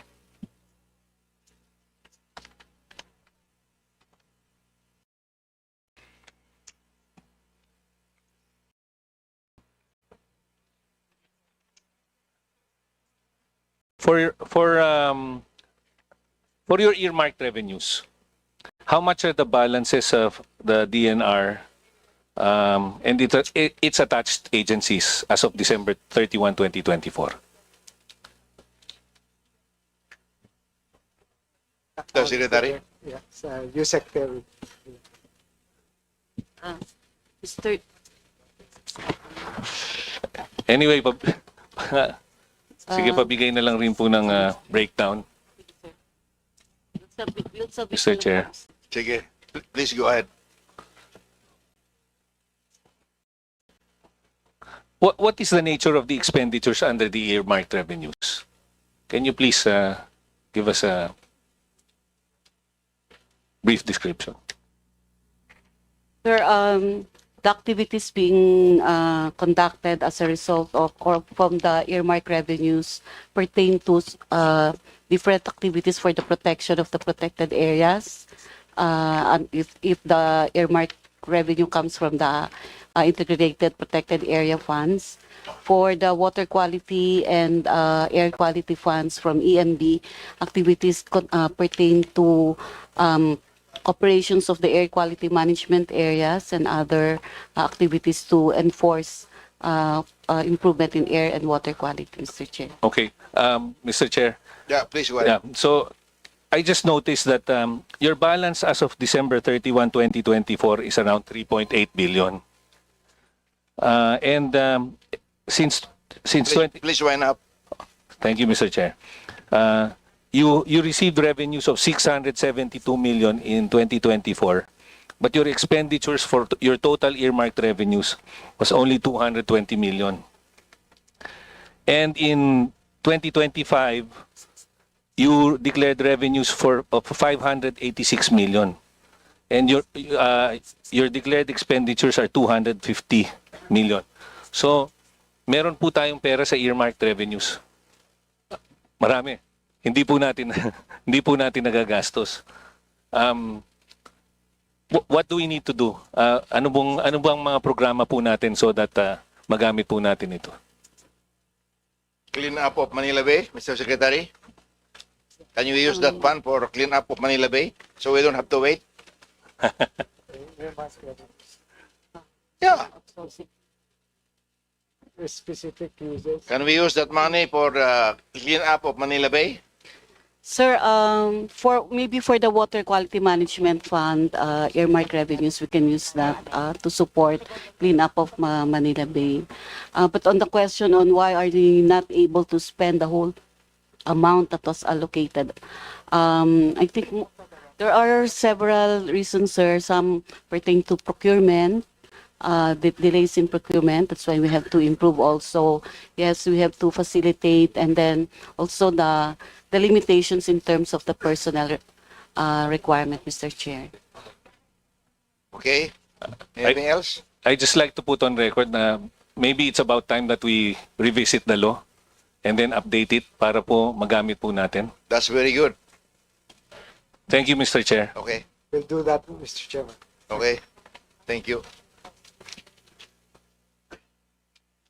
Next on the list is Congressman Kenneth Gatchalian. Are you still here? Yes, sir. Thank you, Mr. Chairman. Good evening, Secretary, and the whole DNR team, and to my colleagues. Good evening. Mr. Chairman, I would like to clarify two matters with DNR. The first one, in our city, in Valenzuela, we have continuing concerns with the water services.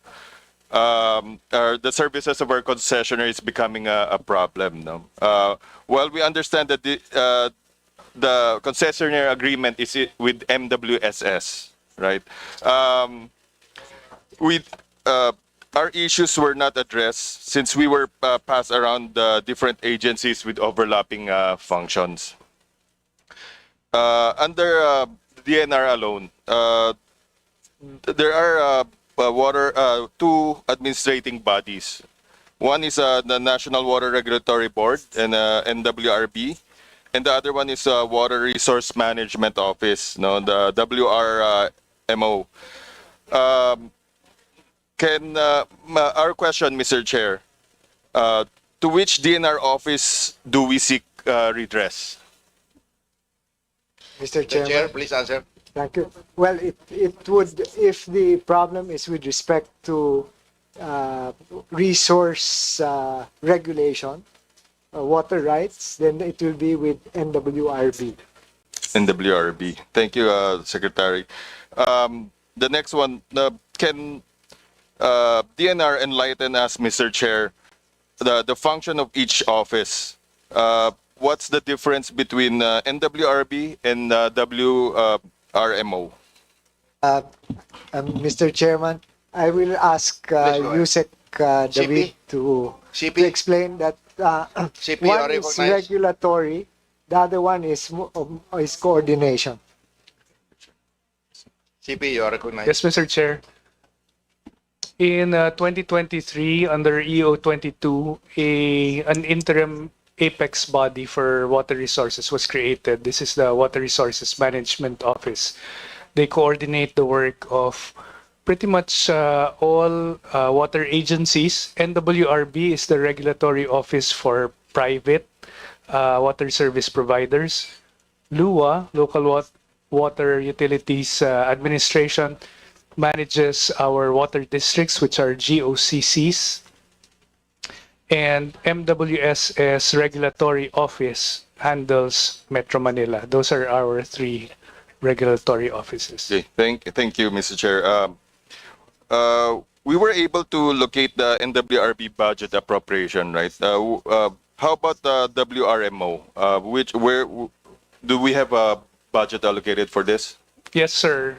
For 2026, we are requesting 260 million, 230 million roughly, of which are for projects.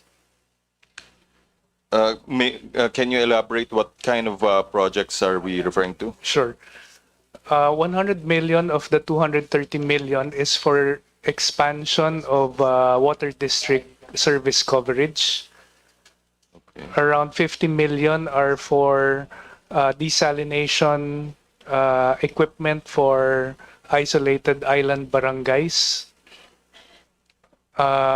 Roughly around 20 million for water refilling stations in our water districts. We aim to lessen the cost of bottled water in the regions, and a few other projects, smaller projects. Okay, thank you, Mr. Chairman. I raise this because this is critical. We do not want to have a duplication of budget between two offices under the same agency that are essentially sharing similar functions. So thank you for clarifying that. Mr. Chair, I have another concern.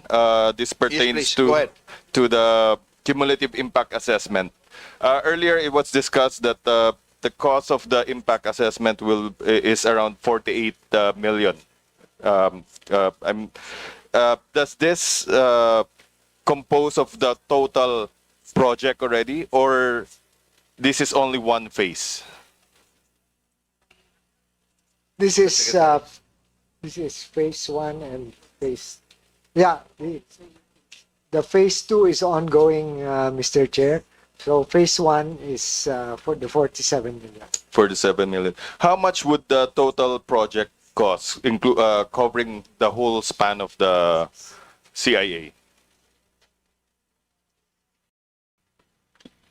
Around 100 million, Mr. Chairman. 100. Recognized, yeah. 100. Thank you, Secretary. The next question, would you be able to enlighten us with the profile of the commissioned researcher for this? This is the one that was commissioned is the foundation, which is associated with the UP Marine Science Institute. Okay. Were we able to charge this commission project in the line item of our budget?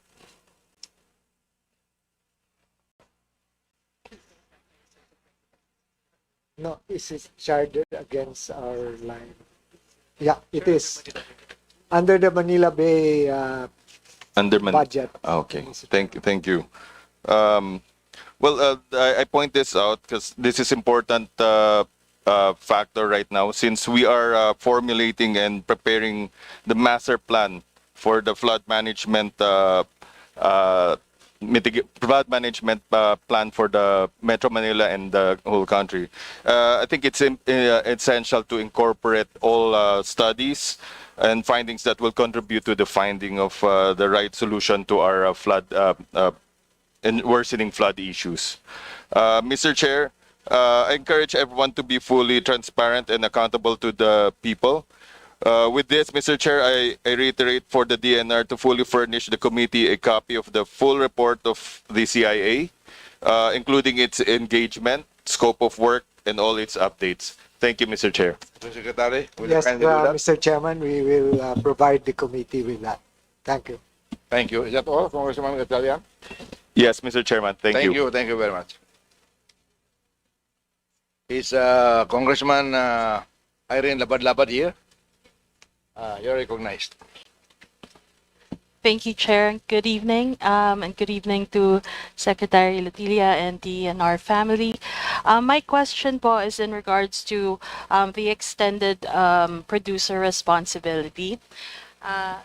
I understand that this is a big part of the solution that we have for solid waste management. So may I ask the good secretary, for the benefit of this body and the members of Congress, may you enlighten us on how this program is currently being implemented? Mr. Chair, may I ask Yusek Leones, who is supervising this too? Jose Leones, you're recognized. Your mic, please. Thank you, Mr. Chair, for that question. First of all, we'd like to thank the Congress for passing this important legislation, the extended producer responsibility. Just to give you a background, the solid waste management pertains to the management of solid waste by the local government units. In the solid waste management provisions, there's no mention about the responsibility of the private sector. And then comes the EPR. Under the EPR, we are now giving obligations to the obliged enterprises, those industries that generate plastics. So they are now given, under the existing law, they are required to submit to DNR their EPR program, and then they are required to comply with the provision of law in terms of diverting their plastics. For 2024, they are required to divert their plastic waste footprints for 20% of their plastic footprints. And every year, there is an increase of waste diversion, so that by 2028, they are required to at least recover or divert 80% of the waste plastic footprints. This is really critical in a sense that under the EPR, we can require the obliged enterprises to pay or to allot some budgets on how they can reduce the generation of the plastics. So our challenge now is how we can harmonize the provision of 9003 and the EPR. We can do this by complementing the solid waste management program of the local government units and the EPR program of the obliged enterprises. As of now, out of the 2,000 industries per DTI figure, a total of 998 industries have already registered. And then out of the 998 industries who have registered, at least 778 have already submitted their EPR and have submitted their ECARs, environmental reports. So, and we are now monitoring. There are still a lot of policies that we need to formulate to further the implementation of the EPR. We have already completed some of our policies. For instance, the registration, and then we have yet to endorse to the Secretary the policies on procedural manual, the EPR. So these are some of the policies that we need to formulate so that we can effectively implement the EPR. Thank you, Attorney. And as far as the targets every year, ang pagkakaalam ko po, the minimum target for end of 2023 is 20% sana yung recovery rate, right? Yeah. And then 2024, the obliged enterprises are already recovering 40%, and we're targeting for 50% by the end of this year. Is that still correct? That is correct. So that by 2028, we're expecting these obliged enterprises to at least recover or divert 80% of their plastic footprints.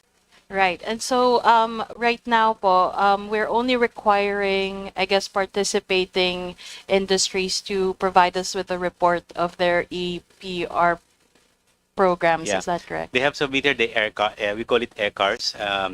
They have submitted to us their audited report on their waste unit for as compliance for the 2023 requirement.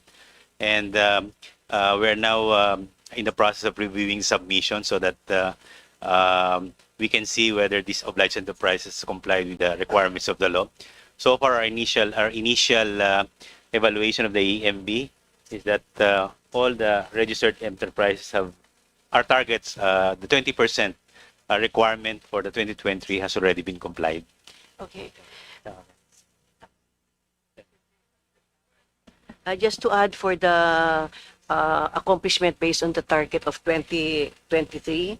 So the target is 20%, but based on the submitted ECAR or the audited for the rigid and flexibles plastic, we reach 33% of all the plastic footprint. So we exceeded the target for the 2023. Okay. That's good. Got it. Thank you, po. Please go ahead, And Congresswoman. just a little further on the reports that we, I guess, require from the obliged enterprises. Who audits them, po, and how do we know the criteria that you guys are checking for these reports? Yeah. The DNR is still formulating the auditing on the part of the DNR. But when they submit, the assumption there when they submit is that when they submit their ECAR, it is already audited by the firm hired by the third party audit hired by them. But in the DNR, the challenge to us is how do we audit these auditors? So we are now formulating a policy on tapping third party auditors so that we can check whether the audited report submitted by the obliged enterprise are really correct or in accordance with the Right. requirements of law. Okay. And so far po, with this was enacted into law in 2022, I believe. And so far, kayo po mismo nag-i-implement. How do you think it's going po? Is it an effective program, you think? Medyo, to be honest, medyo mahirap pa dahil the law requires us to create an office to implement this. We're required to establish our unit, like we call it National Ecology Center, and we need to create also offices in the region. We call it regional ecology centers. And aside from the creation, we also will be needing manpower support to man these offices. Just like, of course, in the forestry, we're inadequate in terms of the personnel requirement. And then we are looking at that these concerns will be a challenge for us to really establish these offices that will really implement effectively the EPR law. And out of the 2,000 industries, we have, sabi niyo po, about 998 industries already registered. Do you think we're having a hard time po getting all the obliged enterprises to register? I think yes, we're having difficulty because some of the industries are in the stage of wait and see. So what we are doing now is that on this registered industry, for those who we see or initial evaluation are generating plastics, we have already issued notice of violations and show cause orders for this industry so that they can submit to us and justify to us and explain to us whether they should be charged under this law for violating for non-submission registering. So we are evaluating now, and with this, perhaps they will increase the compliance of these industries once they submitted their justifications or answer to the show cause order we issued to them. Good to know po. And I know there are also provisions for incentives, right, po, para po mag-register and to create an EPR program within the entities. Do you get to, I guess, make the calls on those incentives, or is the BIR involved in that sense? Yeah. Although under the existing law there are provisions for incentives, but I think we are, as of now, we are coordinating with the Department of Finance for the implementation of these tax incentives or holidays. So we are now in the final stage of reviewing it, and soon, once we finalize the draft, we will have it approved by the Secretary to DNR and the Secretary to DOF. And aside from the tax incentives, we're looking also at the incentive package from the DTI, from the DOLE, the SWD, and because we understand that these agencies also provide incentives for complying industries. So we're in that direction, but as of now, the DOF is in the final stage of finalizing the draft DAO to provide incentives to our obliged enterprises. Thank you so much, Yusek. It's very enlightening po, your insights on how this law is really helping or not helping, kung nasan siya talaga yung estado niya. And according to your presentation also, if I'm reading it right, you're asking for 280 billion to implement this program. Tama po ba? Yes, that For includes, 2026? yes, that includes the creation of the offices, the manpower, the operational cost in implementing the laws. May I know po how much it was for last year? How much you asked for? to We implement don't it? have a specific budget for this. What we did was we just requested the DNR to, for the meantime, use the existing budget of the EMB, and some savings from the department. It is only this will be the first time that we'll be requesting the budget. So this is the first time that you're asking for a budget specifically for the extended producer responsibility program. That's correct. That's correct. Okay, good to know po. Thank you so much, Yusek. I think, again, nasagot niyo naman po yung mga katanungan ko, and I just want to reiterate my support for for DNR, and sana po we can further work together para ma-fine-tune pa po ang Extended Producer Responsibility Act, so we can solve our solid waste management issues po Thank you. sa ating bansa. Daghang salamat po. Thank you, thank you. Next on the list is Rep. Mauricio Dumugan. You're still here? Wala na? And Congressman Christine Tutor. Are you here? Wala rin? Vice Chair Villas Wansing. Wala rin? Sorry. Ay, nandiyan ka pala. Please go ahead. Yes, Mr. Chair. You Good have the evening, floor. everyone. Good evening to the Secretary Latilia and the DNR family. Just a couple of questions po. Because the Philippines has been contracting a lot of loans for climate adaptation. I just want to know which of these loans were, which of these loans na DNR po yung implementing agency and yung status po nito. Mr. Chairman, thank you. I don't think we have taken on loans for climate change adaptation in particular, but you might be referring to some policy loans that the Department of Finance has acquired from ADB. So there are some deliverables from a policy perspective relating to climate change and adaptation. But these policy loans are for budget support. They do not go to DNR.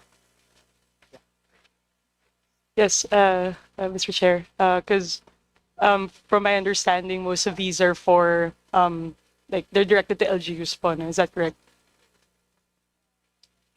I'm not sure about the details, but for the budgetary support, it supports the budget that Congress passes. So if there's a funding gap, that's among the sources of the financing for the annual appropriations.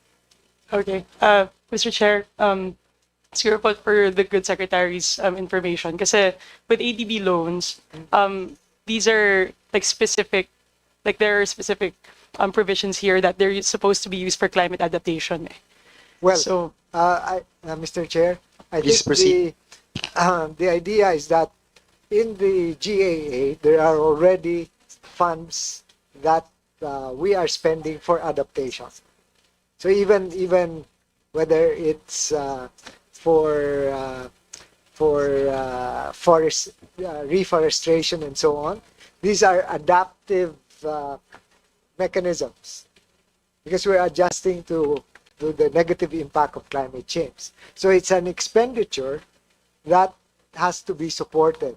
So the budget support that is given through the policy loans will be used to support those. But it's not a direct loan that is administered by DNR. So yeah, Mr. Chair, because I was looking at the BSF po, and there are at least 10 there are at least 10 loans, yes. So I'll just like furnish a copy to your office na lang po for that. A second po, it was mentioned at the presentation earlier, and also one of the, I think it was Undersecretary David who mentioned about like nature-based solutions to flood risk management and flood mitigation. So I just wanted siguro po more details about that. Like does DNR have specific nature-based solutions that it's ready to implement once funded this next year? Mr. Chair, Yusek David. Thank you. Please reply. Thank you, Sec. You're correct. Our strategy for flood mitigation is somewhat different from what we are used to. It's nature-based. It's integrated with water resources, because the same water that we treat as a disadvantage because it causes flooding, traffic, damage to crops and property is actually the same water that we need for irrigation, bulk water, hydropower, and so on. This is an integrated approach that is within a draft national flood management master plan that DNR has crafted. It's still in draft form because flooding cuts across many other departments, and we need their inputs on that. If you wish to see a copy of that, I can furnish it. Yes, thank you, Mr. Chair. Yusek David, siguro po, I'm hoping na this draft proposal incorporates the use of bamboos.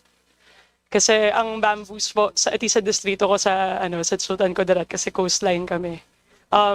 We have specific areas there where bamboo is suitable for a natural flood control. Ang problema nga lang doon, kausap ko po yung RD namin sa DNR.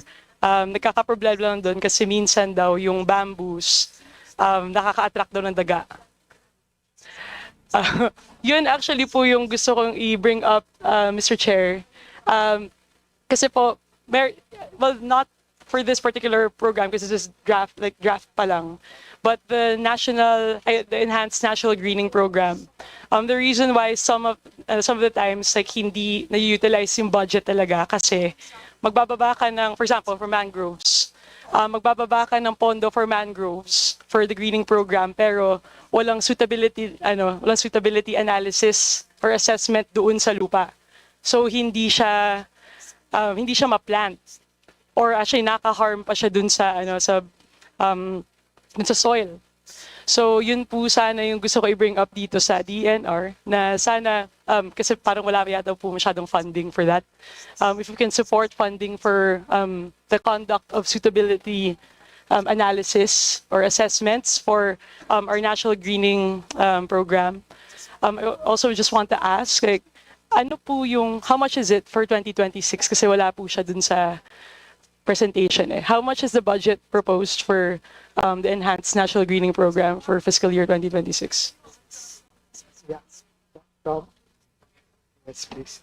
Yes, thank you, Mr. Chair. Please go ahead. Mr. Secretary, Madam Congressman. For 2026, our proposed total budget is 1.5 billion. 1.590 billion pesos, Your Honor. And just to your concern, Madam Congressman, earlier, we do have an activity called the survey mapping and planning, where site species matching is part of it, and it's in partnership with our Ecosystems Research and Development Bureau, where we identify the correct species to be planted in a specific area. So, for example, in your district, ma'am, before we establish the plantation, we are sure through that SMP that's also funded through the program kung ano po yung tamang itanim doon sa lugar. For mangroves, for example, ma'am, there are different zones wherein you need to plant different species within just one parcel of area. For timber naman po, it's more straightforward because there are species that will grow in this type of soil, which we need to find out before we identify the correct species, and these are all planned out, and we have records of this, and we can provide you with copies, ma'am, not only of your district but for the whole country if you'd like. Thank you, Mr. Chair.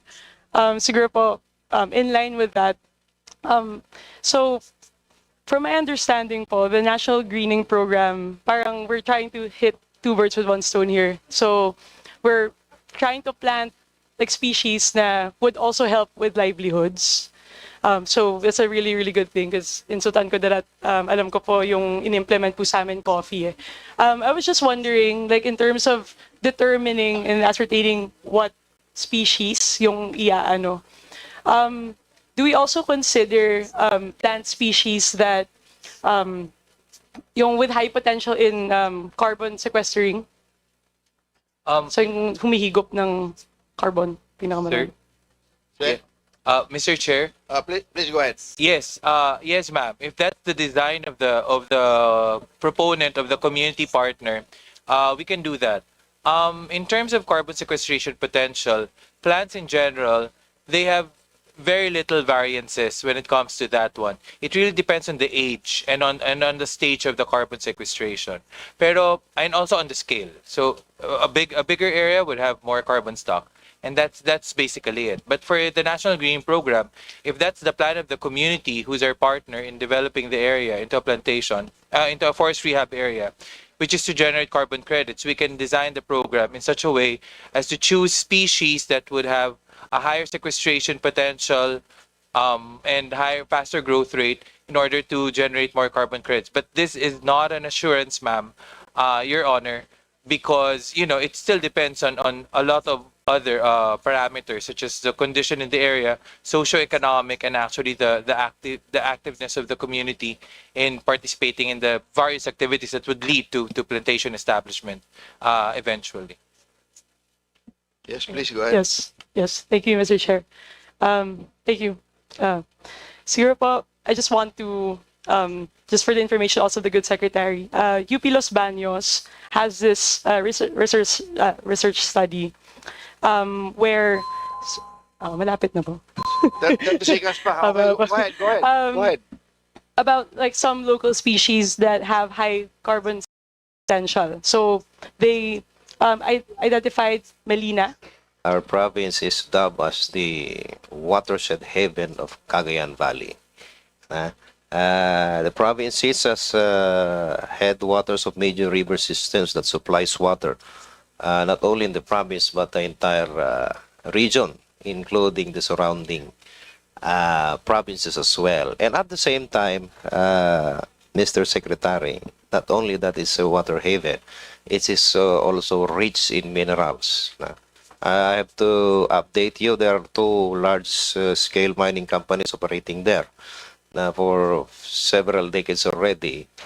And I'm seeing your fiscal year 2026 proposal, which explicitly dedicated to watershed mapping, protection, including monitoring. May we know, Secretary, because I am a first-time congressman, on the concrete DENR executive action on the protection of watershed areas? Thank you, Mr. Chairman. Please go ahead. As emphasized by the President, our emphasis is on the critical watershed areas. So I'd like to request our Forest Management Bureau to update us on this. Yes, thank you, Mr. Chair. Go ahead. Mr. Secretary. Your Honor, in terms of watershed management, sir, the Forest Management Bureau has already identified the various watersheds in the country. Our initial universe for Philippine watersheds, which includes your district and your province, sir, is around 26 million hectares out of 30 million hectares.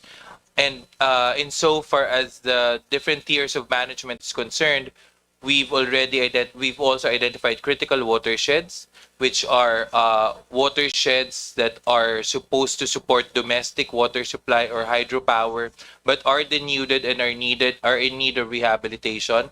And the other one is our priority watersheds, which are watersheds that support national irrigation systems such as yours. At yung pangatlo naman po ay yung mga good watersheds pa po natin that are in need of forest protection rather than forest rehabilitation. So hanggang ganong level po yung granularity ng ating planning units, sir. And in terms of programs of the Forest Management Bureau of the DNR, sir, which pertains to forest management, it all starts with watersheds po. So our planning po, for example, in Nueva Vizcaya, would have been based on your watersheds and how many at kung ano po yung kailangan per watershed. So that's how we do our resource allocation and our planning. But dun sa targeting, sir, Your Honor, of course, it's based on the ceiling that we have on the fiscal space that we have. But if we are given, the proper elbow room, wiggle room, we can provide more impactful services in terms of watershed management.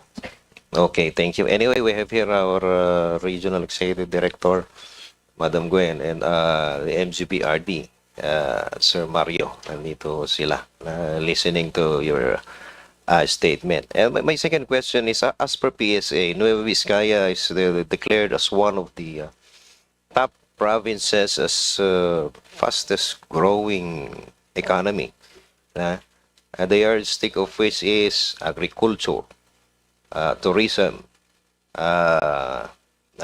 manufacturing, including construction and their mining. Now here comes another mining company, especially, may we know how many exploration permit issued Mr. in Chairman, Nueva Vizcaya?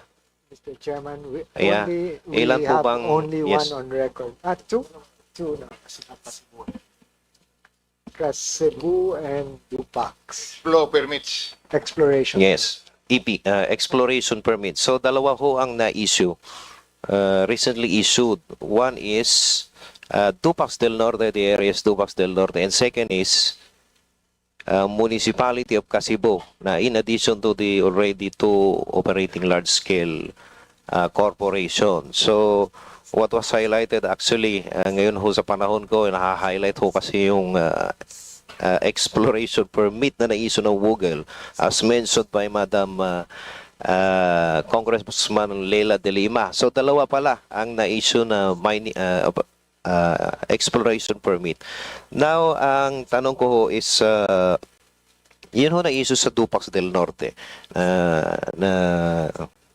nasabi na ho ni Congressman de Lima. I requested immediately for an investigation because there was allegations of violation of the terms and conditions of the permit. At naka-address ho ito sa regional director natin, to the executive director. And immediately I had received a response for the creation of monitoring team. Team to see to it if there is to see to it that if truly and indeed there is a violation of the terms and conditions. Now, in the event that there's a violation or for failure for the Google company to respond to, I believe there's already an order for them to comment on the letter or order na there was indeed violation. Kung hindi ho sila nag-reply, ito po ba reason or basis for the suspension or cancellation or what do you call it, recall of the exploration permit? Thank you very much, Mr. Chair. Thank you for your question, Congressman. They've been given 10, only 7 days. So only 7 days within which to respond to the letter from the Regional Executive Director, Gwendolyn Bambalan. And I had given her instructions earlier to make sure that at the end of the period given to them, to act on, if they do in fact respond to the letter, then to evaluate quickly the content, if it is responsive to the allegations that have been thrown at them, to act accordingly. If they need to be suspended, if their operation has been suspended, they have to be fined, then that will be the way forward, Mr. Chair. Okay, so thank you so much, sir. One more thing, may I also extend, syempre, because my presence here is already an indication of support to the programs of the DNR, including the funding. Pwede ho, mas maganda sana, mas malaki pa ang proposal ninyo. For sure, the Congressman of Nueva Vizcaya will support it. Support the increase of the budget. Isa pa po ay in the process of acquiring exploration permit, is this within the exclusive authority of the MGB? A central office? Yes. Yes, because I have to tell you, sir, because of these issues, the issue of exploration permit in Nueva Vizcaya, in particular in Tupac del Norte, na meron ko kasi yung pagkakataon na meron nang tinuturo yung mga elective officials ng Tupac del Norte, na there are participation, meron ng participation yung mayor, yung vice mayor, at si Sangguniang Bayan members. Kindly wind up, Congressman. Sangguniang Bayan members na may participation sila in the issuance of this exploration permit. So it's a good thing, Your Honor, just to clarify, na exclusive authority and within the domain of the MGB ito ho, at wala hong authority ang mga elective officials. And likewise, final query, sir. We are intending to file a bill to see to it the meets and bounds of the watershed in Nueva Vizcaya for it to become covered by Section 19 of the Philippine Mining Act. And likewise, we have portions of timberlands already occupied by private individuals since time immemorial, and at the same time in the concept of owner and public, to the exclusion of other people. May I request, Secretary, for a mapping through, of course, the regional offices, a mapping of this watershed, and at the same time, those timberlands already ripe for reclassification into alienable and disposable. Thank you. We will submit them. Thank you, Congressman. Yes, maraming salamat po. Please answer, Secretary. We will do that, Mr. Chair. Thank you very much. Next on the list is Congressman Rinaldo Salvacion. Thank you, Mr. Chair, and good evening. I am Congressman Salvacion of Marinduque, and I have one thing to address only the good secretary, because I have a picture here got from the Facebook, and there's a word here, panawagan. They make it panawagan because there's a construction of a seawall, but it blockades the water flow of the river. It is in the picture. So I don't know how they come out with this. I don't know if the construction company applied for ECC. Seemingly, this construction is they have to construct first the project before they apply the ECC. Because what I know, good secretary, is before they have to construct the project, they have to apply the ECC first. Because all they needs to do is it is written in the ECC. So this is one thing that we want to address by your office, good secretary. Yeah. Mr. Thank you, Mr. Chair. Thank you, Congressman. I just spoke to the Regional Executive Director, Felix Mirasol of Region 4B, and he has actually created already a team to investigate, and I said that we should inform the good Congressman, Mr. Chair, right away when the investigation has been completed. Okay. Thank you, Mr. Chair, and thank you, Mr. Secretary. And one thing is, second thing is, we do have a lot of seawall constructed around Marinduque. And most of them are, this seawall is not good for our, it's not good project for the whole province. And there's a one beach resort there in a barangay Tagum, located in Santa Cruz, Marinduque, which they constructed it, they constructed a seawall. But this, the owner of the land is complaining because they said that they are not being informed that they have to build this seawall right there. And the constructor neglected it, leave it without cleaning the whole area. So people they never enjoy coming there. So would you please add it on, Mr. Secretary? Yes, Mr. Chairman. Thank you. Thank you, Mr. Chair, and thank you, good Secretary, and thank you to the whole family of the DNR. Salamat. Thank you po. And maybe you can put that in writing and submit to the committee and give copy to the congressman, good congressman from Marinduque. We'll do that, Chair. Thank Thank you. you. Next on the list is Assistant Minority Leader Mark Santos. Wala na po. Rep Marilisa Hasim. Second round. Wala rin. Si ano na, si Rep Congressman Romy Momo. Thank you, Mr. Chairman. Mr. Secretary, I will go direct to my parochial concern. 2 years ago, Mr. Secretary, your regional office in Butuan City proposed a tripartite memorandum agreement with DNR, local government units, at saka mga civil organizations, no, mga POs. For the recovery and utilization of 2,330.7 cubic meter of Magkuno.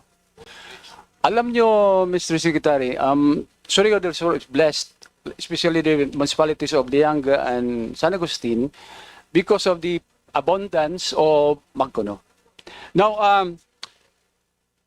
ang intention ng tripartite agreement is to utilize the fallen Magkuno. Fallen Magkuno because through the years, of course, siguro sa katandaan na ng Magkuno, natutumba ho. But Magkuno being the hardest timber species, it will not rot even in centuries, di ba? Or decades, or even a century, no? So, sa dami po nito, we are proposing that we will utilize this, no? Using the 3 POs, upgrade their skills, and help them market the finished product of this, para whole magamit lang natin ang Magkuno. Alam nyo po, 2 taon na po ito. At habang tinatagalan po natin ito, nauubos na po ang Magkuno dahil sa smuggling of Magkuno. Just recently, your regional director told me that they were able to confiscate, I think, somewhere in Laguna, a truckload of Magkuno coming from our province. Now, para hindi ho, alam nyo, bawat kasi smuggling na nangyayari, marami ho kaming nalalagay ng mga checkpoints, nakakalusot pa rin. At ang sabi nila, there is a connivance, pardon me, Mr. Secretary, there's a connivance of officials of your department. Dahil nga nakalusot ho yung mga Magkuno na yan. So to avoid these issues, I would rather request the early approval of the utilization of this lag. Para magamit naman po ng mga tao namin, ng mga itong ating mga organization, para magamit nila at mayroong pangkabuhayan sa mga lugar na yan. Actually, itong tatlong mga POs na ito, Mr. Secretary, are IPs. So kailangan ho natin tulungan, walang may income po ito. So para ho ma-prevent yung, baka next year wala na, ubos na ho itong stocks na ito. So as early as possible, sana ma-approve na natin. Thank you, Mr. Secretary. I fully support that, Mr. Secretary. I know the place and I know Yes. this kind of wood. Yes. We all people here will die and the wood will still be there, but it's being smuggled. Well, thank you, Mr. Chairman. Thank you, Congressman. We had discussed this previously with Mindanao Reds, and it's in process now. So we'll be recommending it already for. Yes, Mr. Secretary, Yusek Progada is well aware of this problem. Gawa pa natin nga 2 years, wala na hong stock. Inventory the fallen logs that are still there with pictures and grant the permit so that Actually, it can Mr. be utilized. We're already done with the survey, Mr. Okay. Chairman. So you can expect the action soon.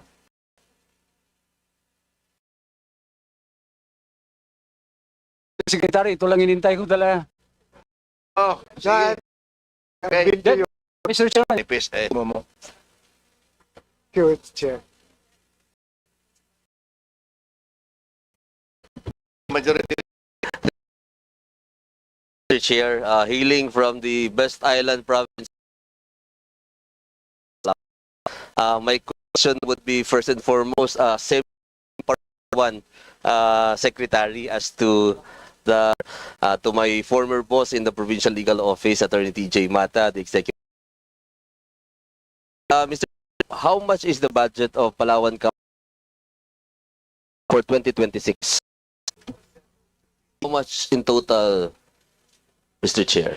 In total, we have 170.9 million pesos. Is that enough, Mr. Chair, for the whole province of Palawan, including the 1,700 islands that is composing our province, Mr. Chair?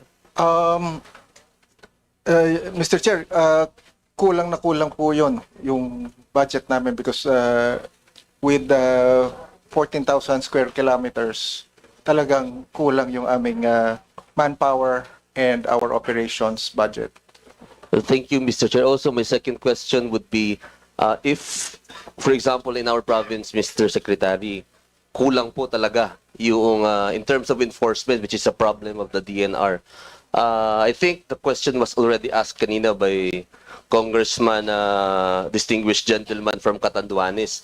Ilan na nga po yung ratio between a forest ranger and yung binabantayan niya na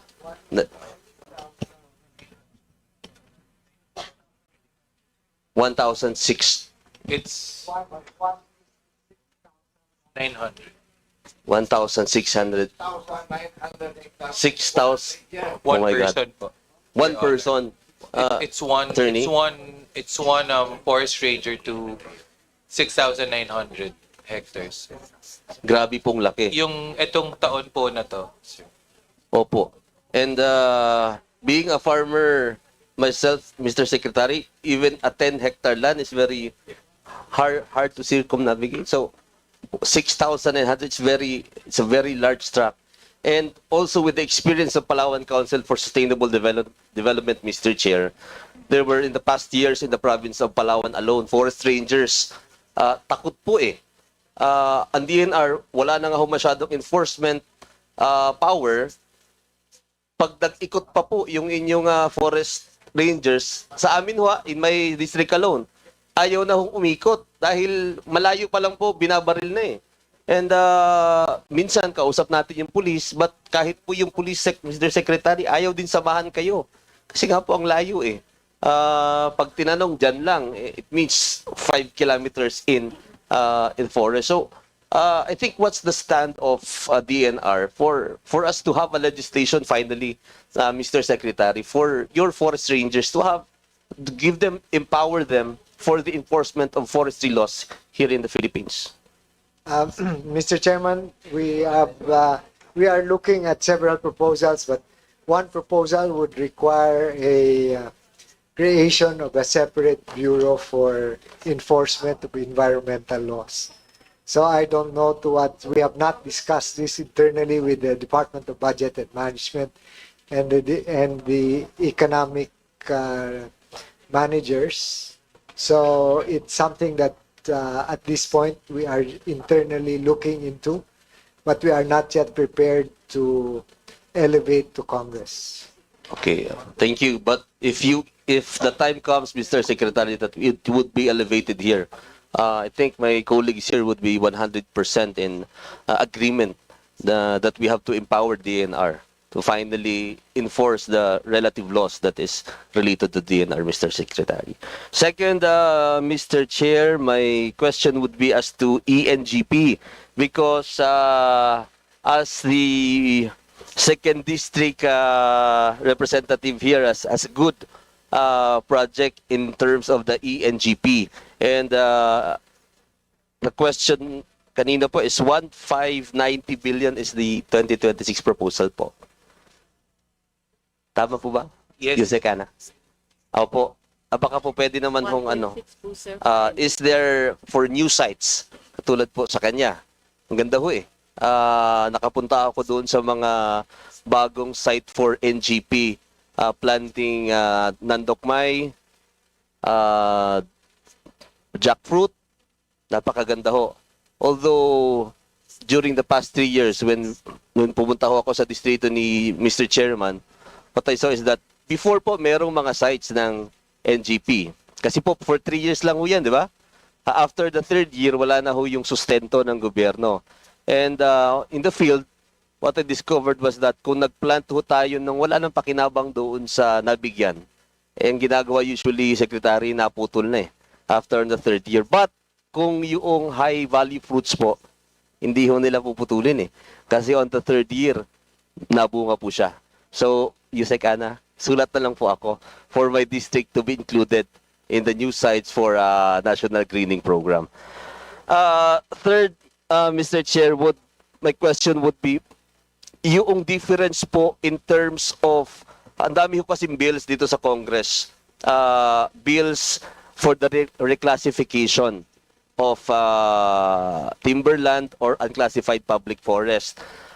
Coming from a province that is the largest among all the provinces in the Philippines, napakarami hong mga lupa pa po na minsan ready na po eh, pero natatagalan. Because of, paano po ba yung difference? Para ho mabilis, what's the difference between timberland and unclassified public forest? And do we still have budget para po doon sa paglagay po ng mga boundaries para ho po maipasa, Mr. Chair?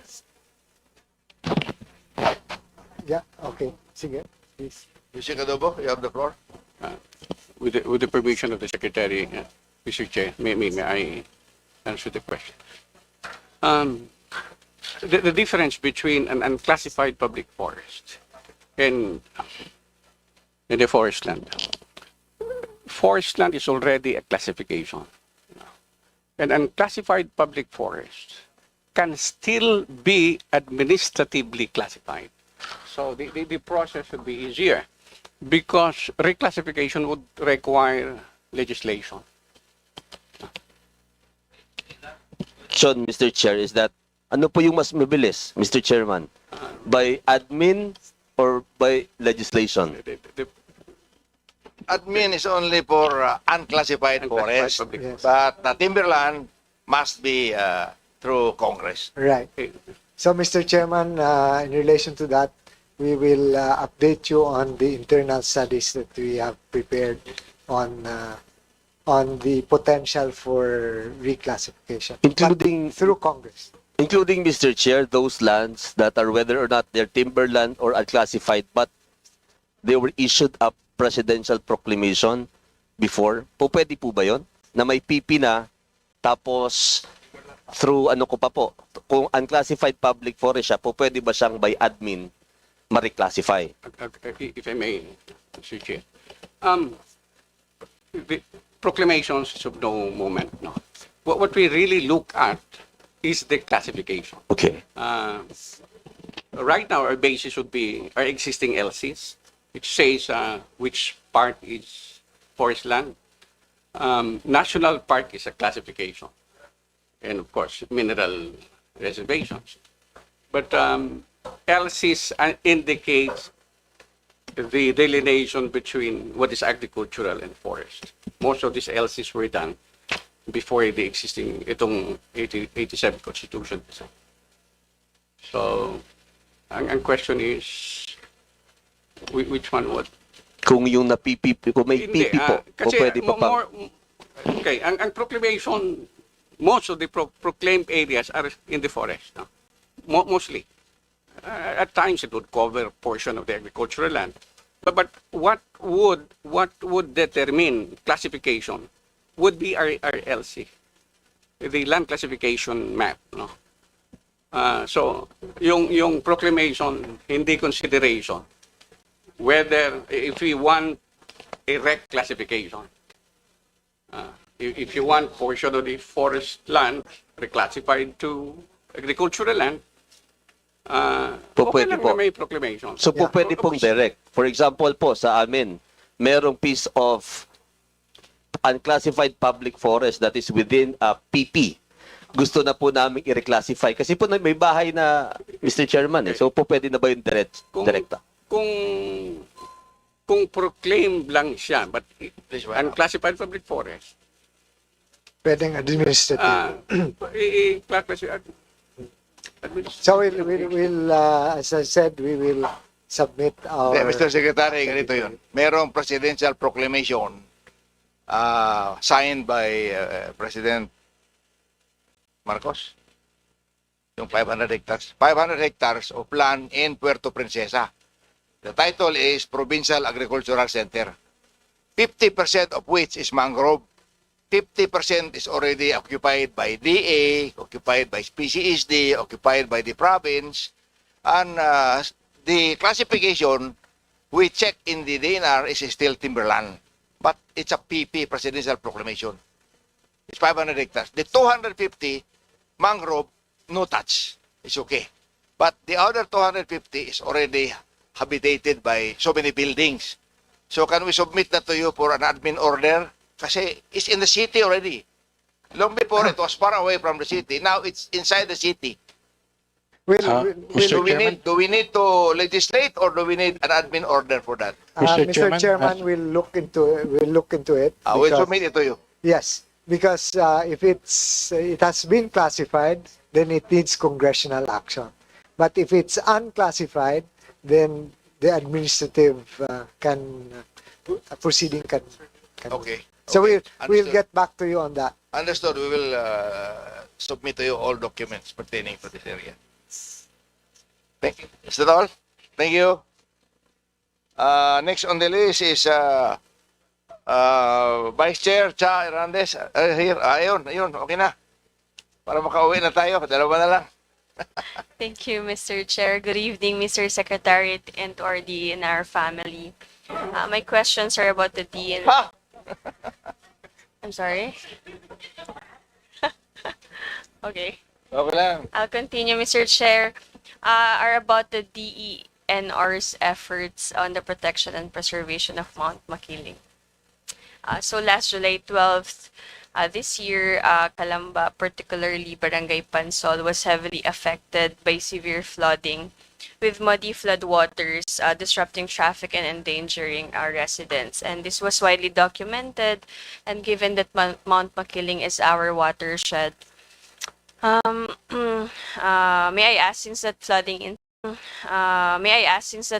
incident, what concrete steps were taken and to ensure that Mount Makiling, there would be rehabilitation of forests for this area, and maybe what was really the problem na nagdulot ng talagang matinding pagbaha, lalo na ng putik po sa area na yon, and what are the areas of concerns that need to be addressed immediately, and how do we please prevent this from happening again? And well, second or third most importantly for fiscal year 2026, how may we help you, and does the DENR budget include a dedicated funding for reforestation and for watershed management? Not only, of course, in Calamba City, but definitely this is my concern, but also definitely for other towns that are covered by Mount Makiling's ecosystem. Thank you, Mr. Secretary. please. Thank you, Chair. The area that was the subject matter, Congresswoman, of the social media reports was confirmed to be outside of the protected area. And then the ones in the protected area are administered by UP Los Baños. So in as far as the affected area was concerned, the local government of Los Baños of Calamba did issue a cease and desist order for the construction to the subdivision development to stop. And the report that was given to us was that the ECC that was previously issued was not acted upon within the 5-year period, and so they would have to actually reapply for a new one. Okay. I think this is one of the reasons why the area has been okay, if even if it's not part of the protected area, but I think ito po yung mga nasa paanan that also needs to be really protected. And in fact, just this weekend we organized a community tree planting for our efforts at the foot of Mount Makiling. And another thing to be raised when my staff reached out to the Makiling Center for Mountain Reserve, they were told that there was a fee, and that's fine, of course, 350 peso fee for seedling. And in fact, even for private suppliers, they were even cheaper. So we went we went to buy na lang sa mga kapitbahay po around Calamba and LB. And I was just thinking, so kung gusto pong may mga organization na tumulong magtanim ng puno, bakit po may ganun na medyo kamahalan na fee? And my question is, maybe is it true that the DNR charges fees for seedlings even for community-driven reforestation? I think AD Kabigting will confirm that DNR does not charge any fee, right?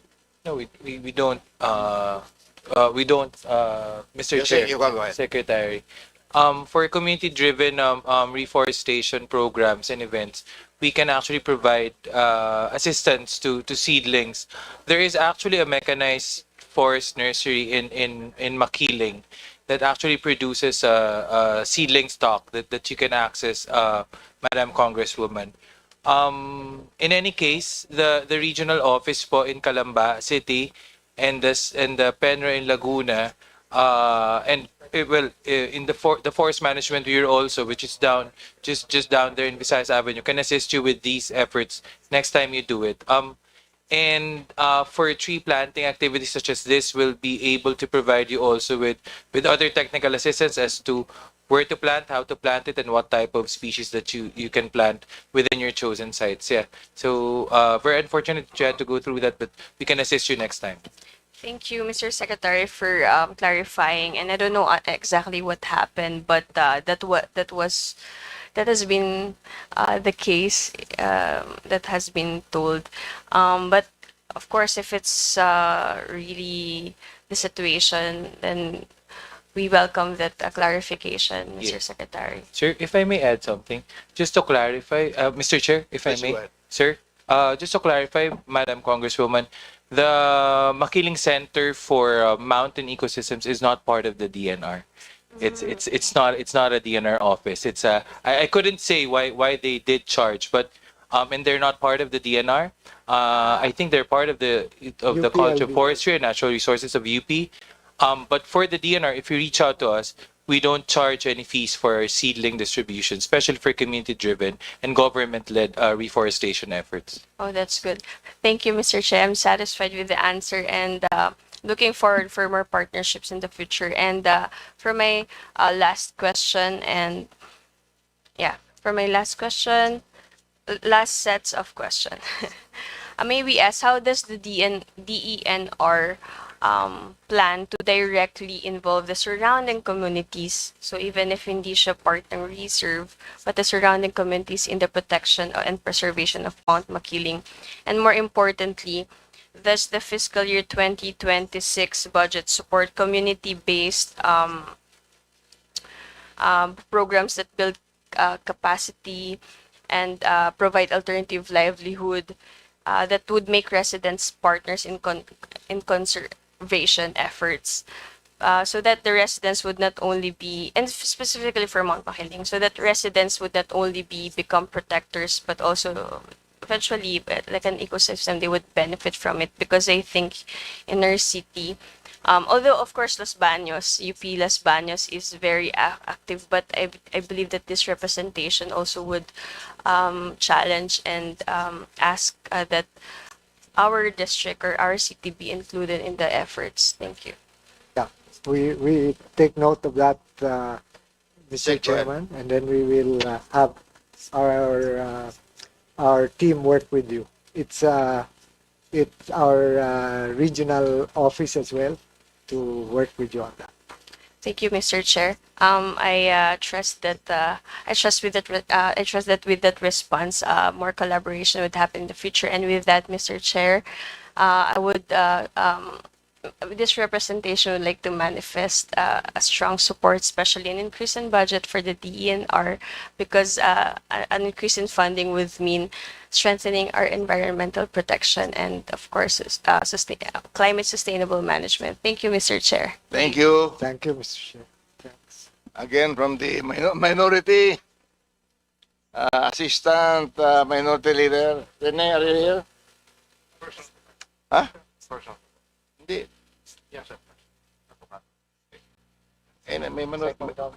Second round na ito sila. I'm sorry. Congresswoman,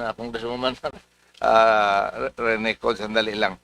Si ano pa pala? Si Rep Nathaniel Odocado sa majority. Thank you, Mr. Chair. And thank you to the whole department. Sec, congratulations. And your endurance and patience is really a testament on how dedicated you are as a public servant.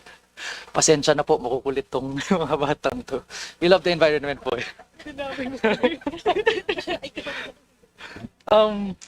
Mr. Chair, I'd like to ask, because I encountered an article na last month po, nabasa ko sa Inquirer, and I quote, "Here in the Philippines, a whopping 84% of wastewater is still being released into the environment without treatment, thus polluting water sources and threatening residents with waterborne diseases such as cholera and gastroenteritis. Especially given the past floods po, nakita natin na yung leptospirosis prevalent.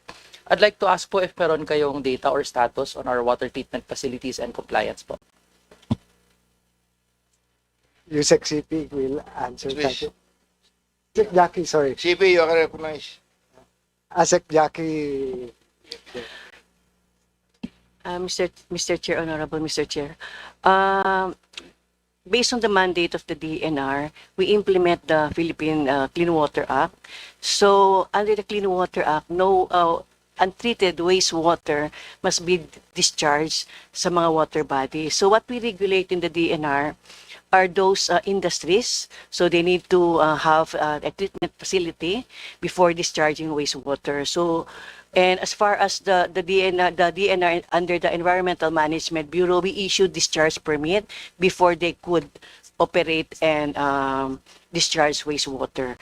So yung sa Laguna Lake area naman, it is the responsibility of the Laguna Lake Development Authority. So yung sa mga industries po ang nire-regulate ni DNR, Mr. Chair. By any chance, Mr. Chair, meron ka tayong data kung ano yung compliance nila? As far as the data on the compliance, because we do regularly monitor as part of our enforcement, is the monitoring of compliance to the terms and conditions of the wastewater discharge permit issued to them. So we could provide you the data on this. Thank you po. I'll get a copy of that po later. Or I mean, the succeeding days po. Thank you, Yusek Jackie. Next question po, Mr. Chair. Kakabalik ko lang po kasi sa Manila from the province. So, nung nakita ko yung water billing ko, I noticed there's an environmental charge. I think right now it's 25%.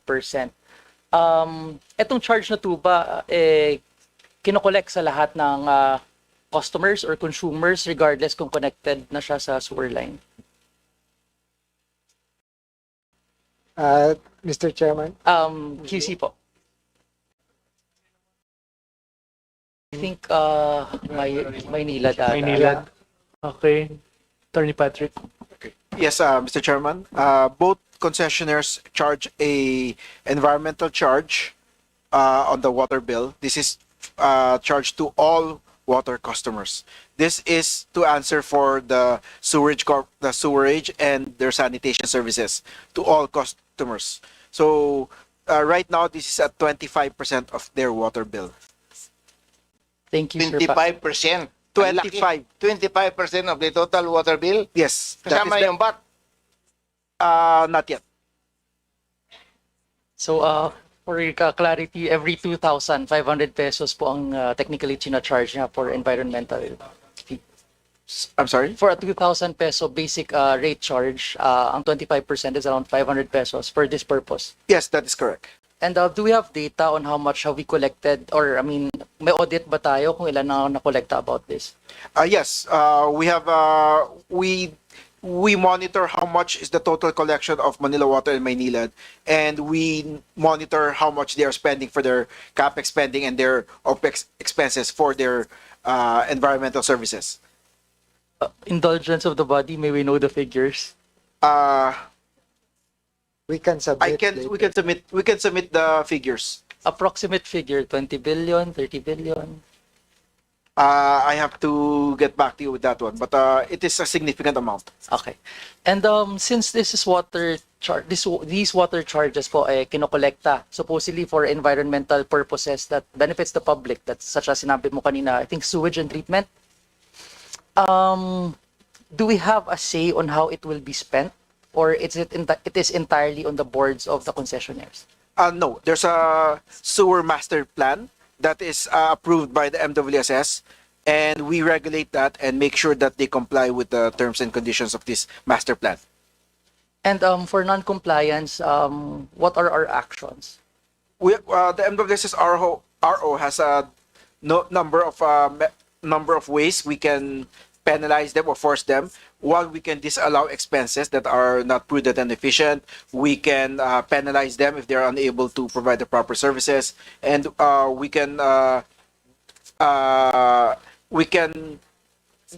disallow projects or make them do the projects. And if they fail to do those projects, we can get somebody else to do it. Okay.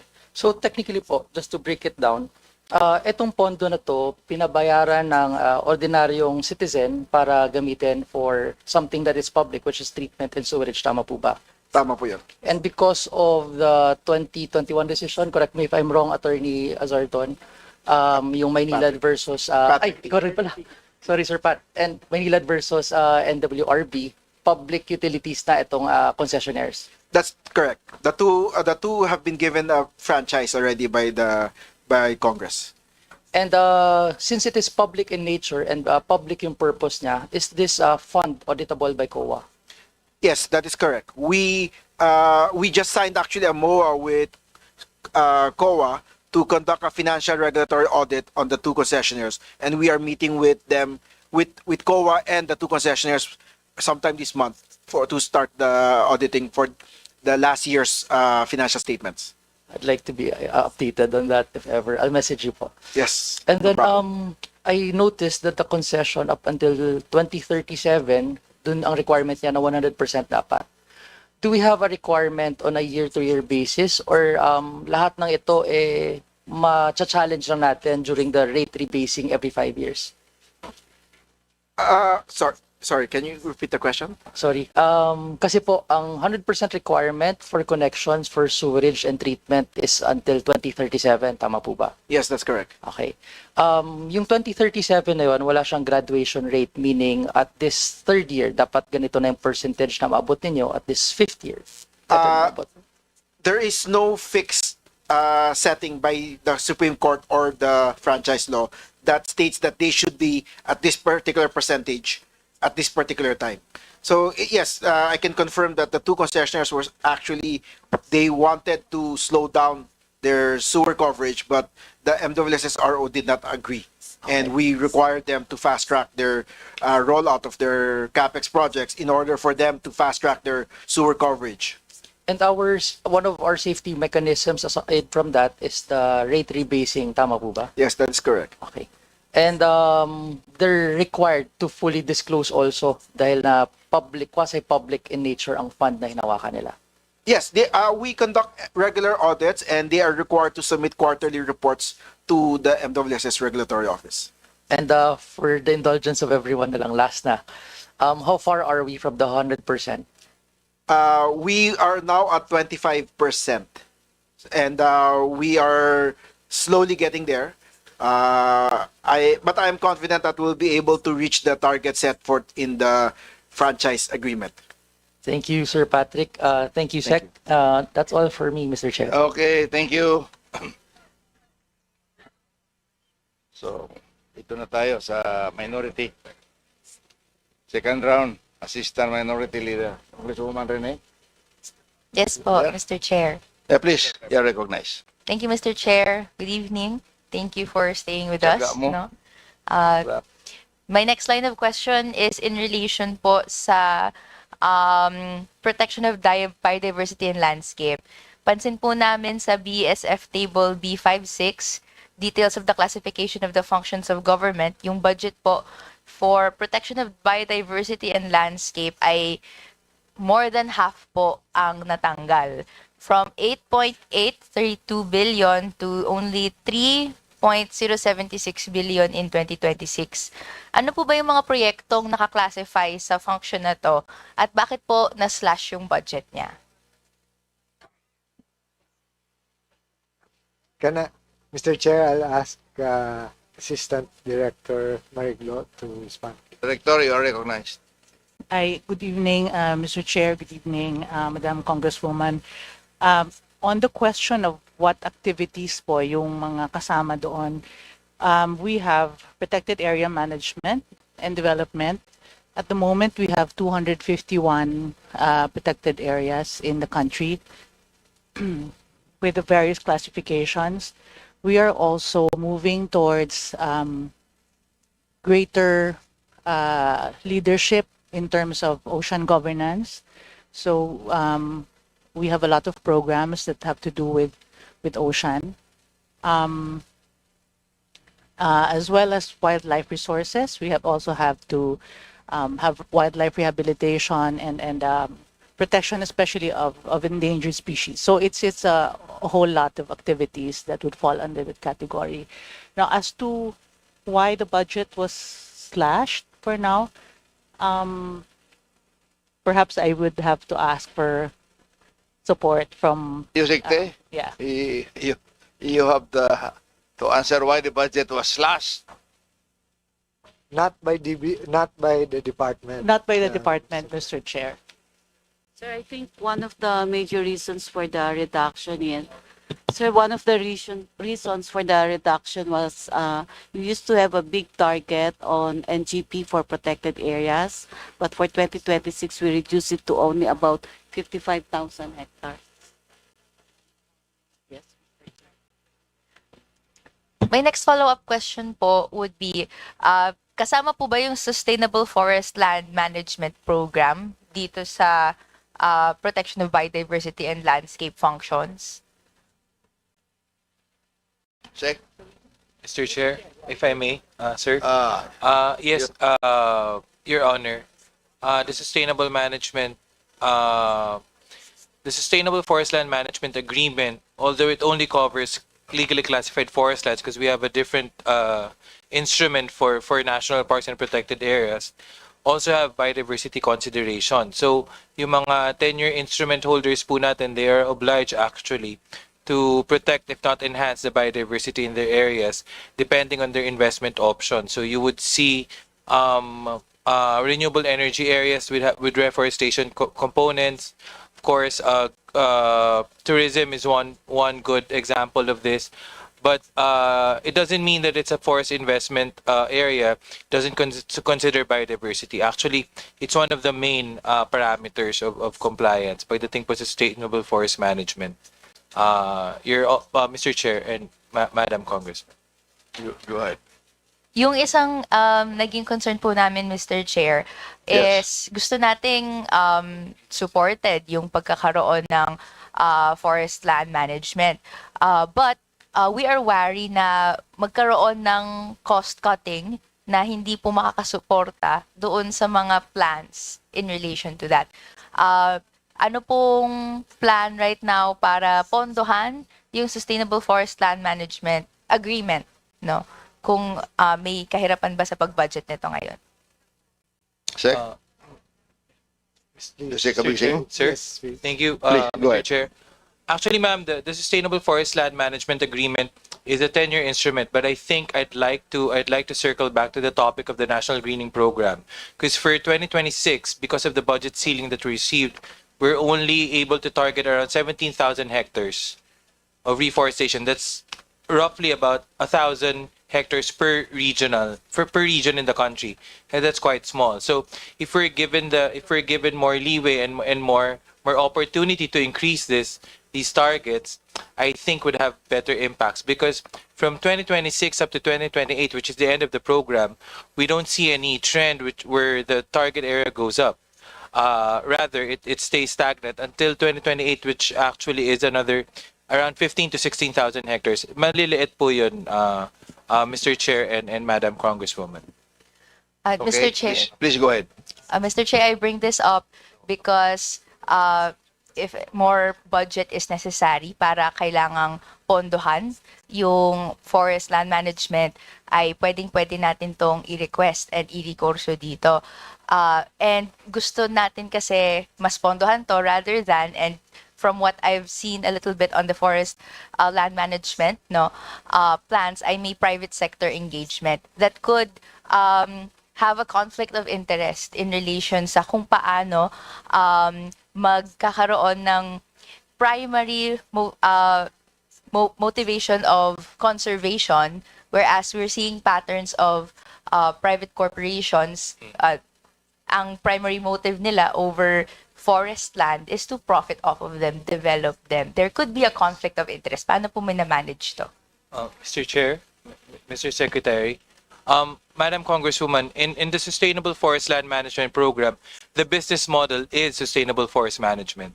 Yun po yung business nila pag po pumasok sila dyan sa programa na yan.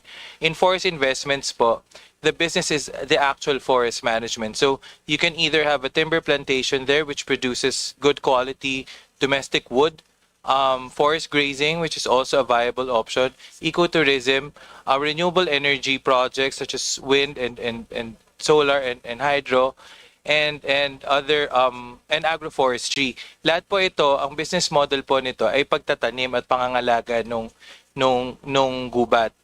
Yung iba pong business opportunities within natural resources, they can be found elsewhere. For example, in mineral areas where mining can be had, and in agricultural lands po for other extractive industries. But for forest investments po, in the potential investment areas, the business model is forest protection and sustainable forest management. I forgot to add there the forest carbon projects also.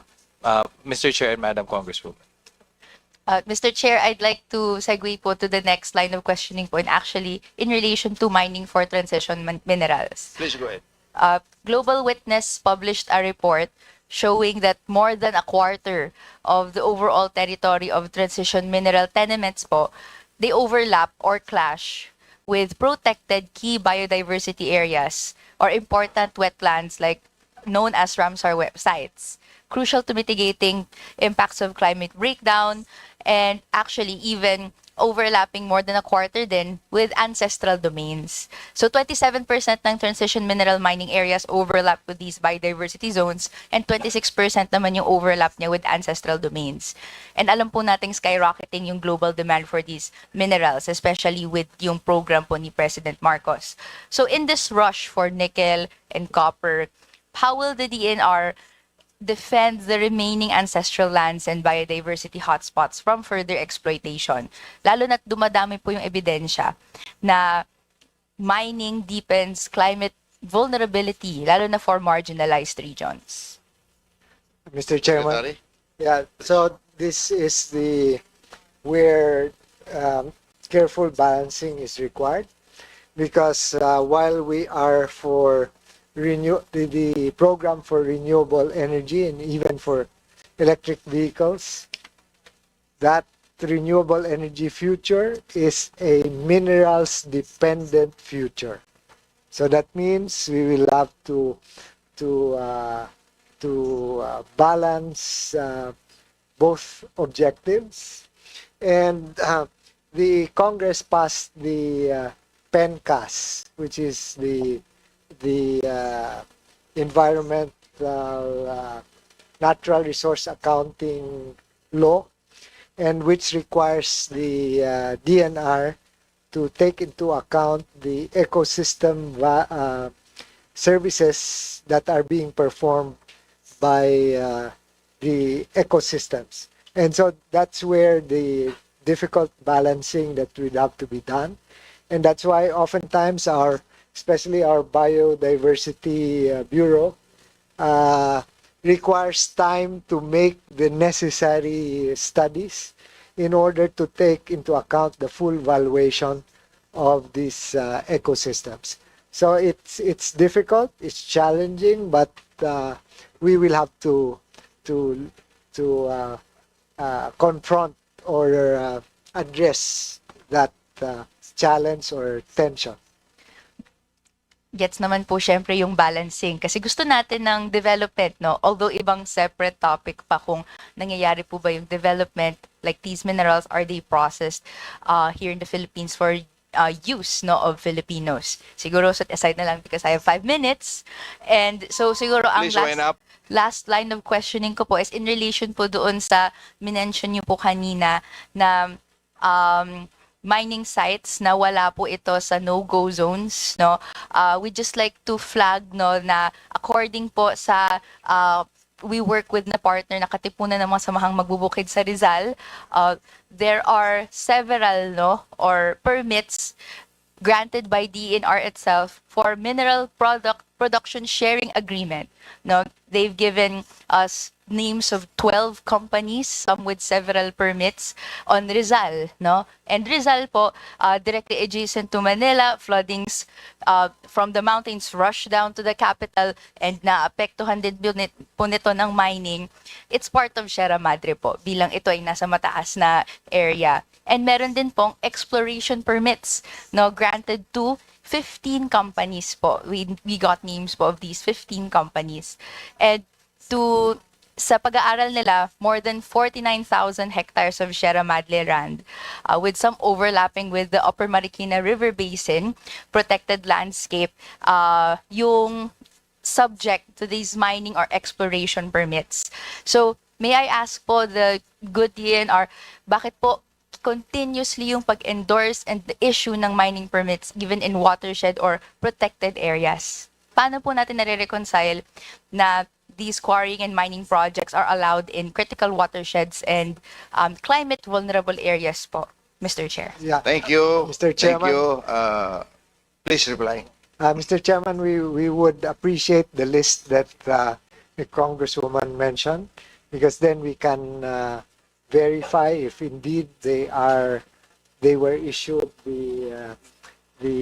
or within the protected areas or the no-go zones and so on. So we will get back to the committee on Just a reply, Mr. Chair. If you can have the list given to them, then maybe you can summarize. Yes po, just a reply, Mr. Chair, because you did mention po nung first round na may list din po kayo na may i-share. We can submit these data as well. Mag-compare notes po tayo. We'd be open to a dialogue po.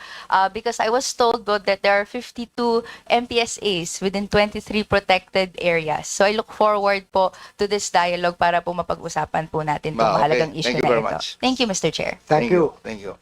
So we'll take note of that and kindly reply to that, Mr. Secretary, if possible in writing. Also, we would like to have a copy of your reply. Thank you. Will do, Mr. Chair.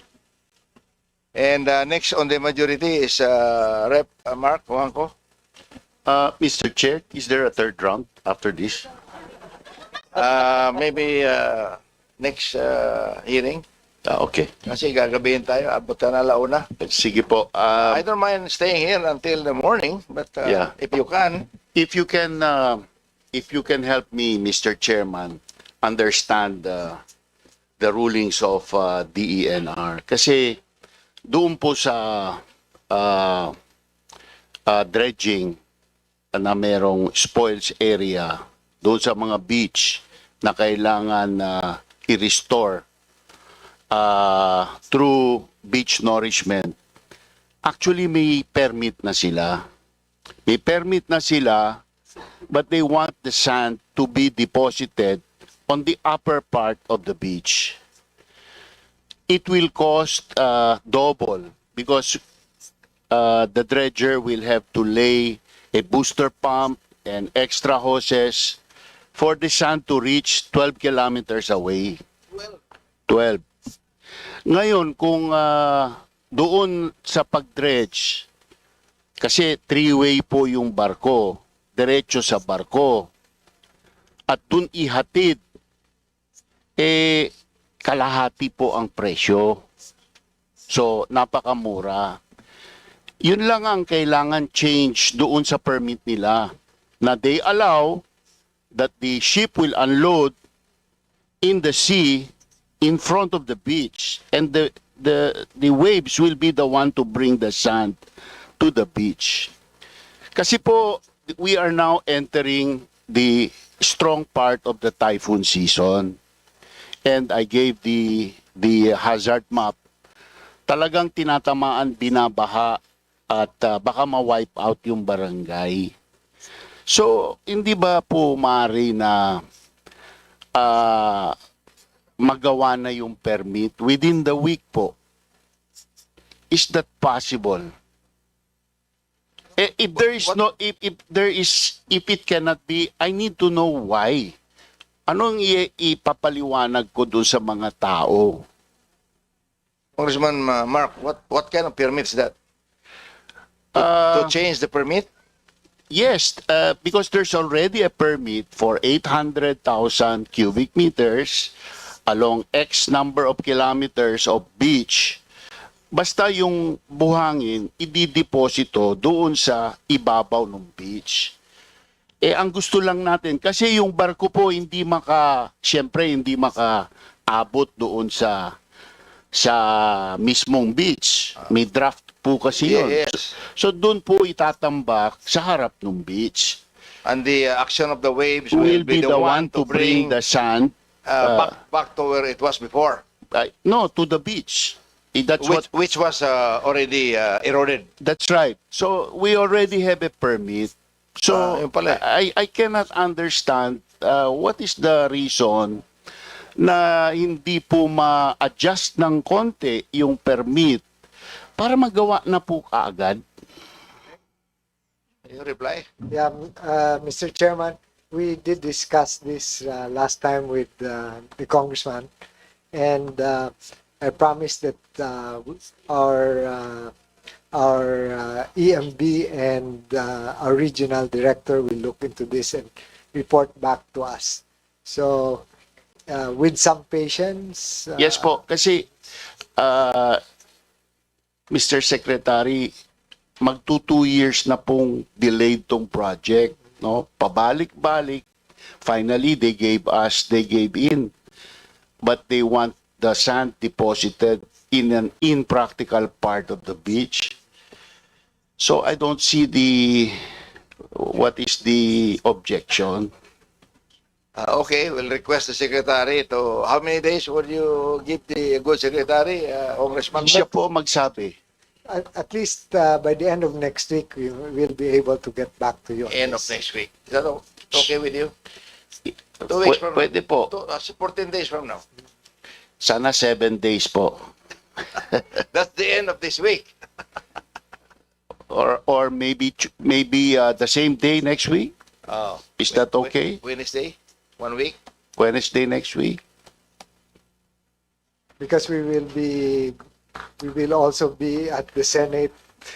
So that's why tama naman. I'm just trying to manage our Okay, time. sige po. So, end of next week po. Yes, thank you. Yes.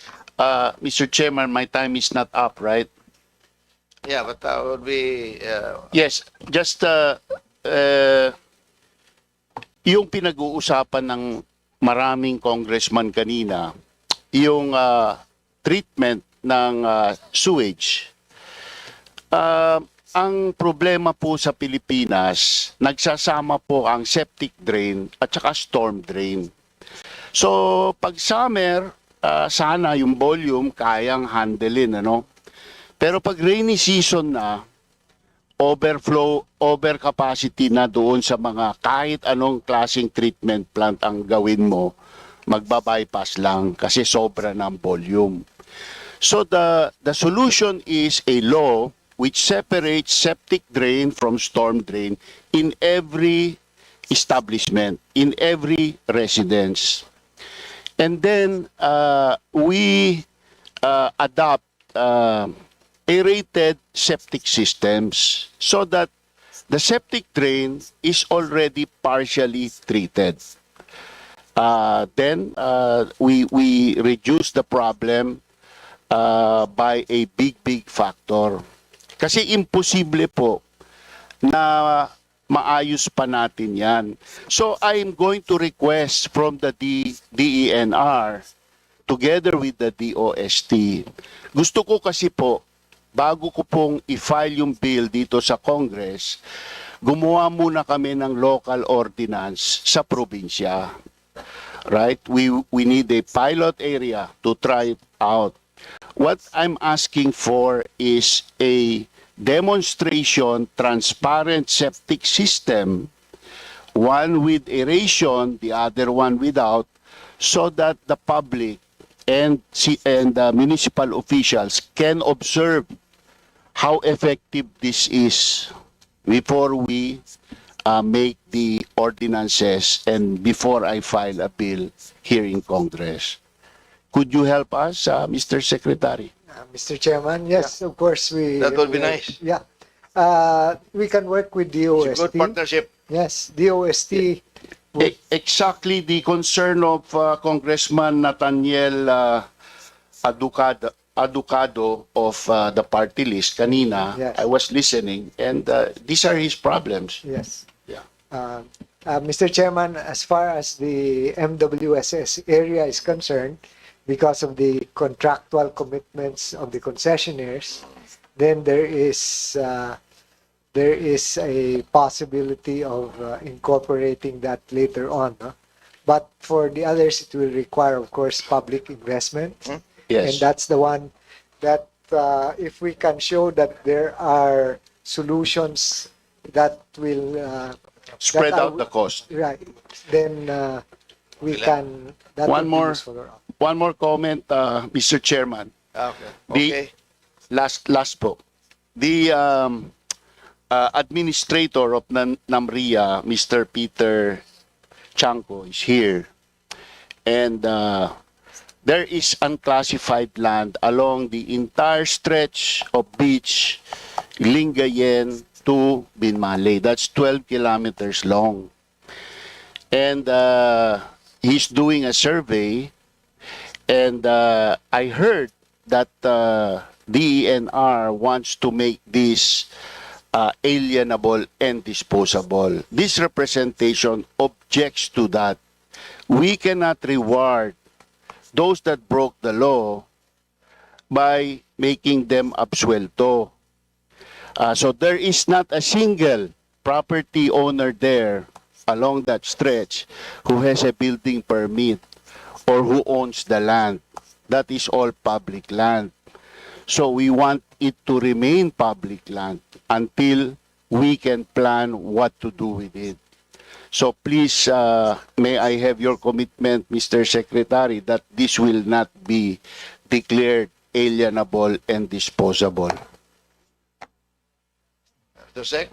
Mr. Chairman, if the congressman is asking that we are not going to recommend that there will be a, is this unclassified?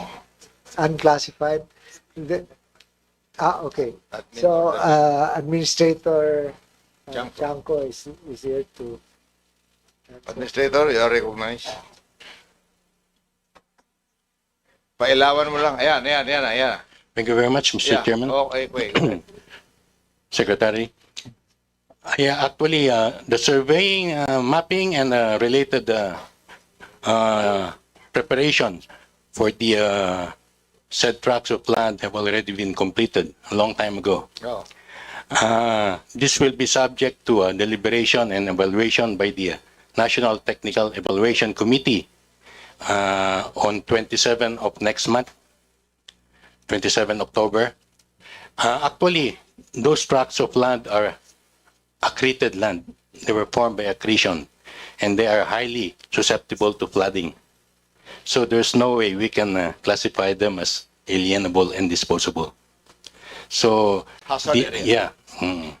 the good congressman can rest assured that this will never happen. Thank you very much. Thank Very you good. po. You can rest assured and you can also sleep good tonight. Salamat.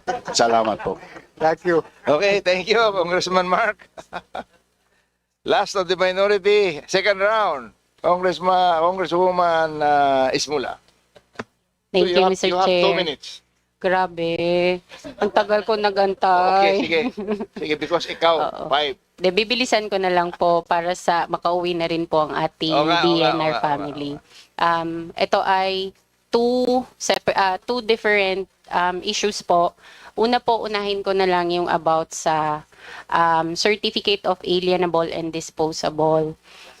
Tama ba ang pagkakaintindi ko? Pag mangrove area, protected area under ancestral domain and specifically coastal area siya, hindi tayo nag-i-issue ng Certificate of Alienable and Disposable. Tama po? For mangrove areas, you can't. Check. Tama? Yes po. Okay. So, may specific ancestral domain po tayo sa Zamboanga City. It's called Simariki Island Ancestral Domain.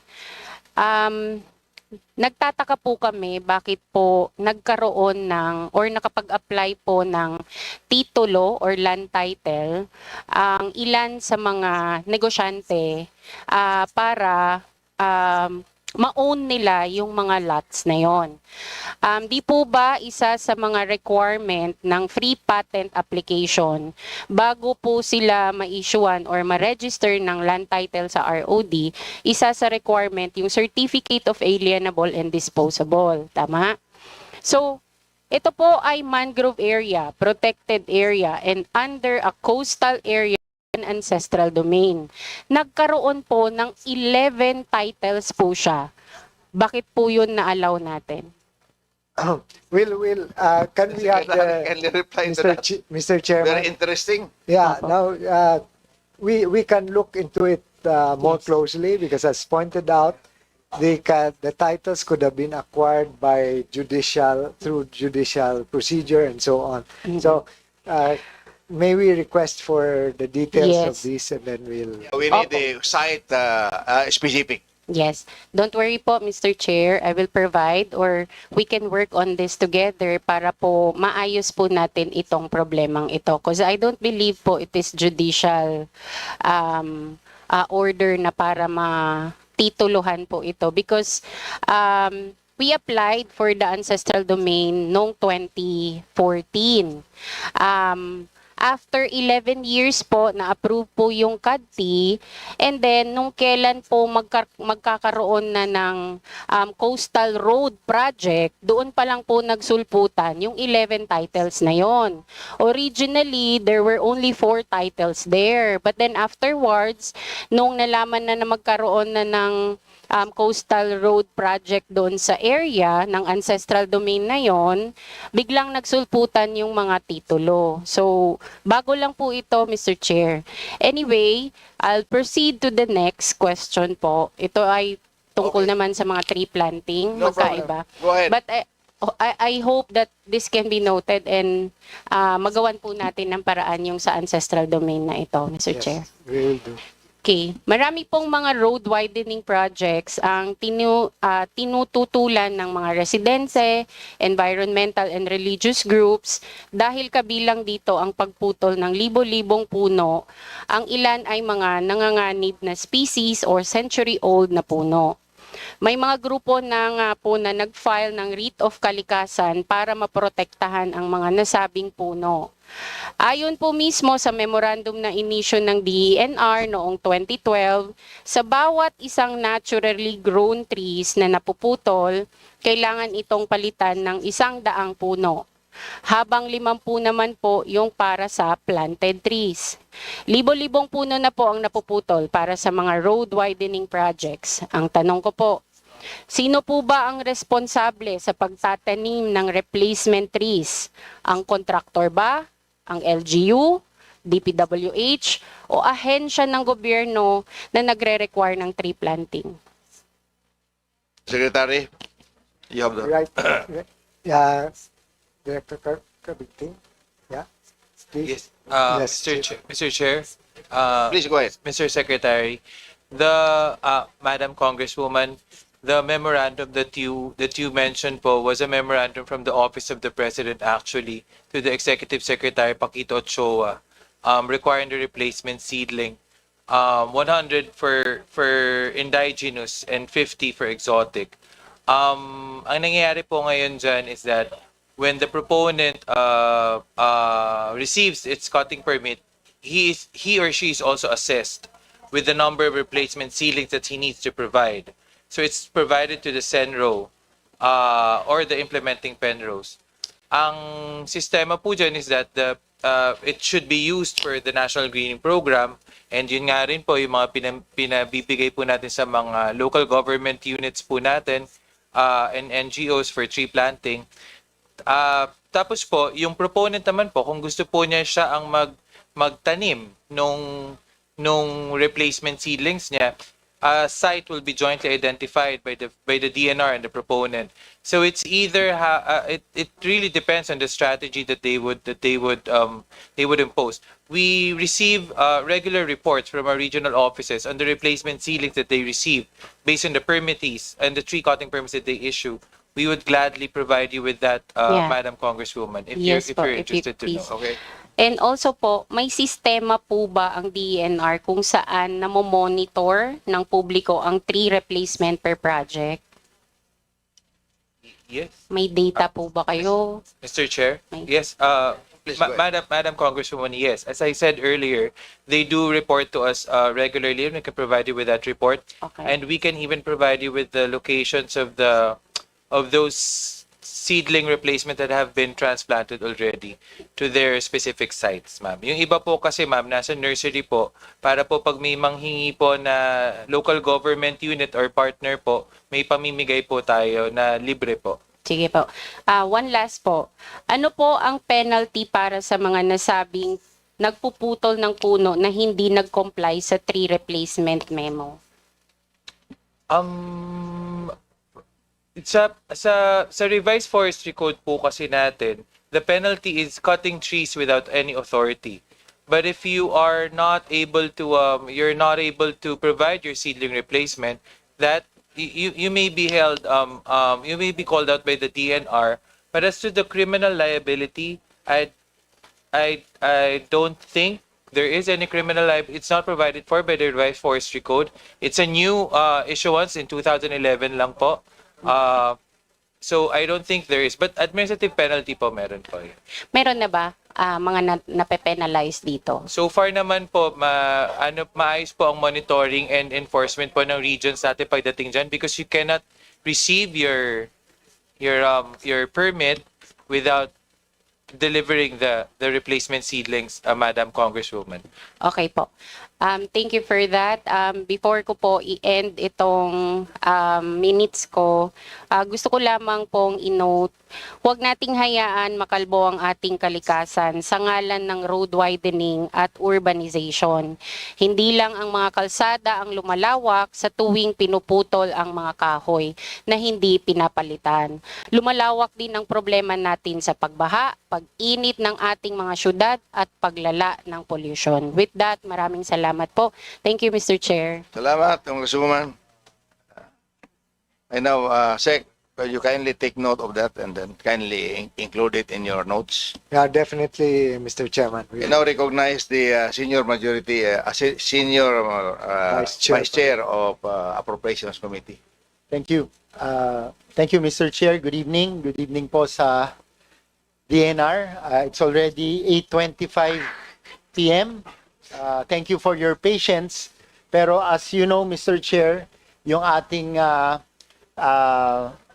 effort for more transparency and accountability, and through our leadership of the House and the committee, we invited the civic society organization to be part of the budget process. And having said that, one of the mechanism was to get their questions and concerns, and after all the members have asked their question, ay yung kanilang mga tanong naman po ang ating ibibigay sa ating ahensya. So with that, we have 5 questions right now. Some may have been asked already earlier, yung iba hindi pa. Pero nevertheless, we will ask them anyway to emphasize the relationship during our budget process with the civic society organizations. So I will start, Mr. Chair, with question number 1. Given national interest on flood control, much attention has been given on infrastructure. What has the DNR done to contribute towards flood management? From 2022 to 2024, we lost 4.3% of our forest cover, or 196,000 hectares. In 2 years, our rate of deforestation went from 0.35% to 1.43% annually. A 400% increase compared to our deforestation rate from previous administrations. There are at least 21 proposed ongoing reclamation projects in Manila Bay which destroy mangroves and seagrass beds.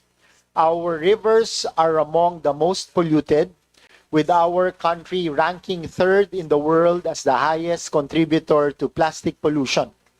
Given these, we are at the top on disaster risk from climate change. So these questions were sent by Task Force Mapalad, TFM, National Peasant Federation on the DNR, and these questions are for DNR on fiscal year 2026. So yun po yung first question. Secretary, please reply. Thank you, Mr. Chair. Well, as has already been discussed, the DNR's contribution towards flood management consists of several efforts.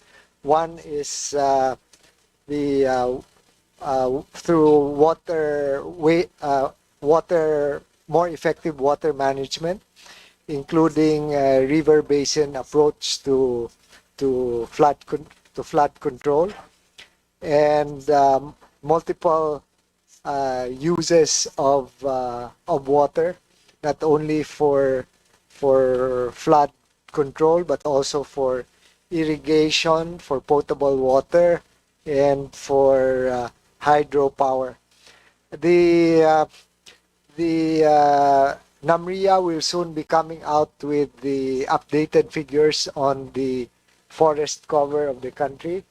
And from the initial numbers that they have given, it's a positive one. and therefore we will release that as soon as it is available. And as far as the reclamation projects are concerned, we are awaiting the cumulative impact assessment that have been undertaken, and we continue to work with Congress, especially in the implementation of the EPR law in order to address plastics, and on the international plane. So the Philippines is among the most active in making sure that this remains that this remains on the negotiation stage for a convention on plastic waste. Thank you, Secretary Lotilla. I will now go on to the second question. We support higher budget allocation for DNR, but why does it say that DNR has achieved most of its targets, and yet our statistics on the state of our environment remain of highest public concern? Thank you, Mr. Chair. So definitely, while the targets of the department can only be those that can be matched by the resources that we have available as far as the department is concerned, and therefore what it does indicate is that we have a lot more of work ahead of us, not only for the department but for all of the agencies and communities. Thank you. The third question. For consecutive years, the DNR has had a high balance of unfilled positions of near 4,000 positions. The global standard for forest protection is 1 forest guard per 1,000 hectares, and yet the COA reported we only have 1 forest guard per 3,000 hectares. What is stopping the DNR from filling up positions that resources have already been provided for? Thank you, Mr. Chair. Well, the unfilled positions are not all for forest guards, but as we also indicated, the filling up of positions is on track for almost 2,000 positions to be filled up by year end. So the concern for forest protection is also being enhanced by increasing the number of drones and the use of remote technologies in order to monitor most closely the forests.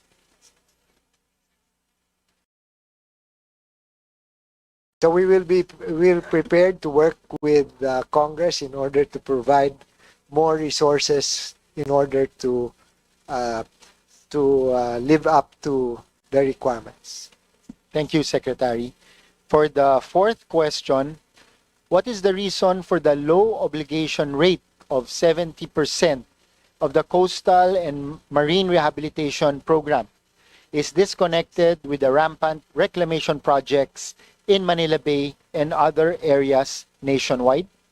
Mr. Chairman, this is Congress has made available certain amounts for DNR for the ocean research, marine research stations, and we are working on being able to obligate and implement these projects towards the end of this year.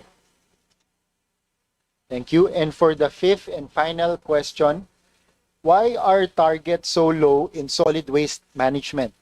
5% increase in LGU's compliance, 2% increase in industry's compliance, 66% HUCs in urban centers with ambient air quality.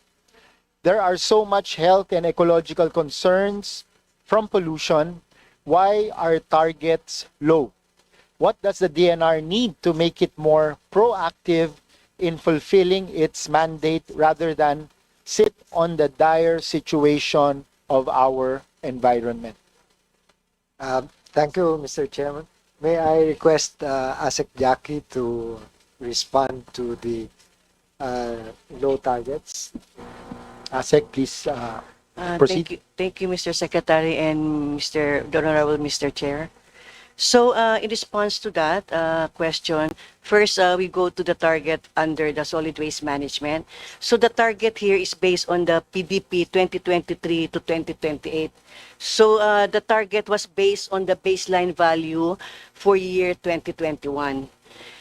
This is only a modest estimate as identified for the annual target for the 2023 to 2028 based on the historical data. But during the midterm review and updating of the PDP for 2023 to 2028 this year, it was observed that the actual accomplishment as of 2024 had already surpassed the targets indicated for the 2024 in the PDP. So the 5% increase in the target of LGUs served with MRF for 2026 refers to the rise from 49% to 54% compliance by 2026. So 54% compliance was previously targeted to be achieved by 2028, but it is now targeted to be completed by 2026, not 2028. So tumataas na po because of the compliance, no?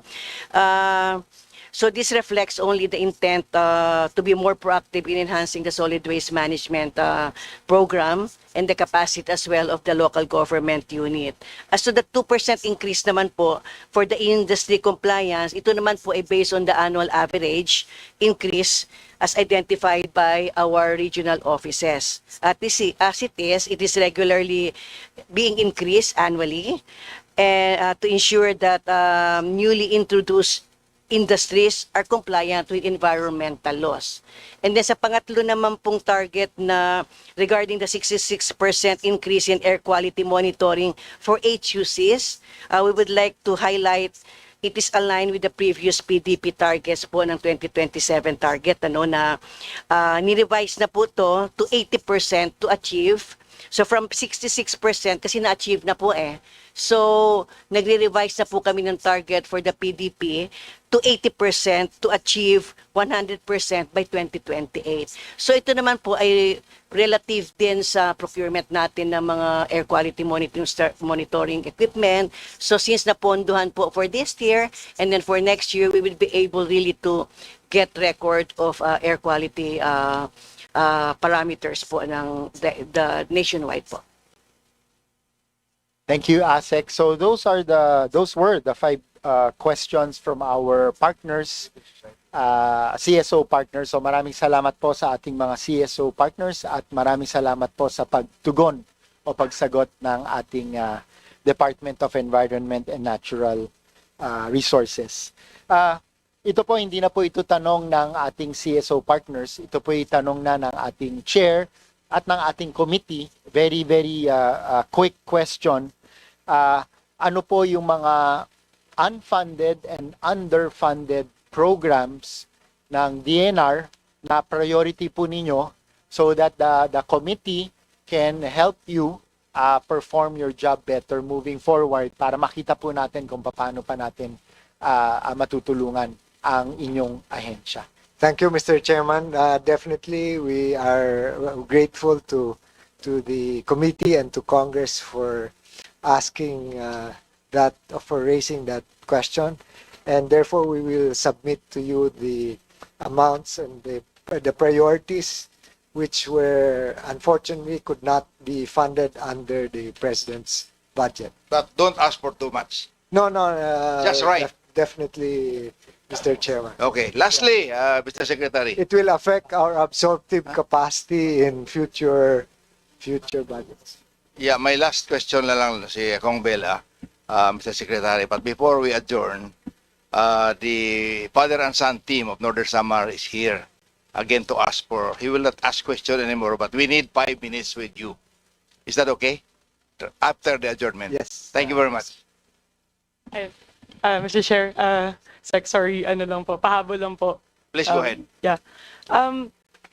Sa ano po, tungkol po sa illegal quarrying, kasi may mga instances po na nangyayari po talaga siya na maayos naman po yung flood control projects pero may illegal quarrying po sa side, sa tabi nung sa gilid nung flood control projects.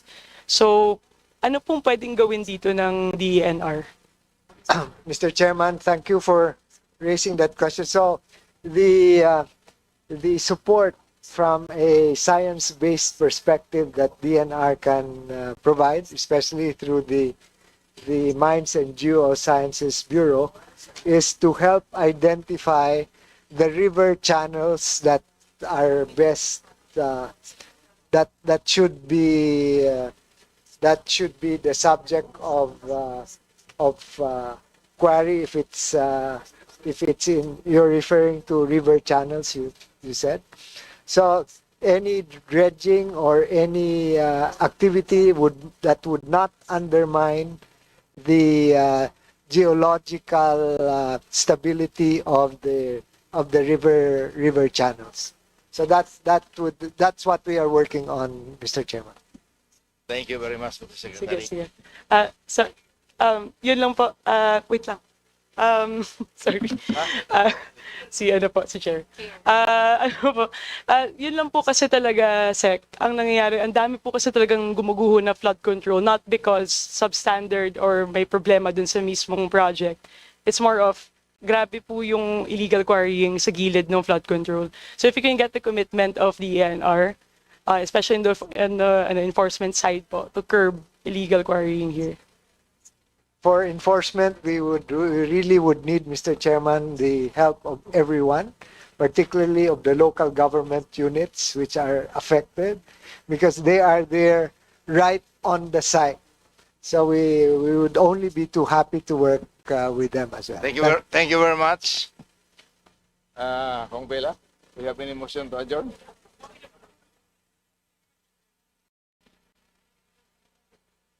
Do I hear any motion to adjourn? Mr. Chair, I move to adjourn. Thank you for... Sorry. Sorry, Stephen. Mr. Chair, I move that we terminate the budget hearing of the proposed budget of the Department of Environment and Natural Resources, including its attached agencies and corporations. Second the motion, Mr. Chair. It has been moved and seconded. So after more than 7 hours of 8.5 hours of deliberations, the hearing is hereby suspended and will resume tomorrow. The hearing is now terminated.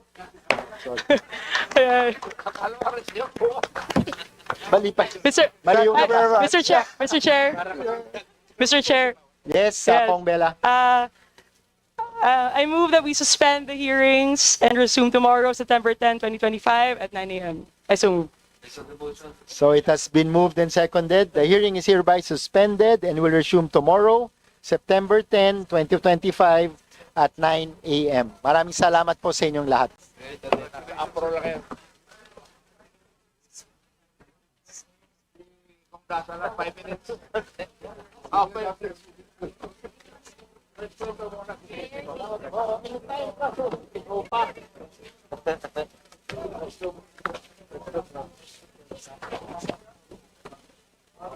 Eight and a half lang. Wala pang 12 hours. 8.5 lang. 1:30, 2:30, 3:30, 4:30, 5:30, 6:30.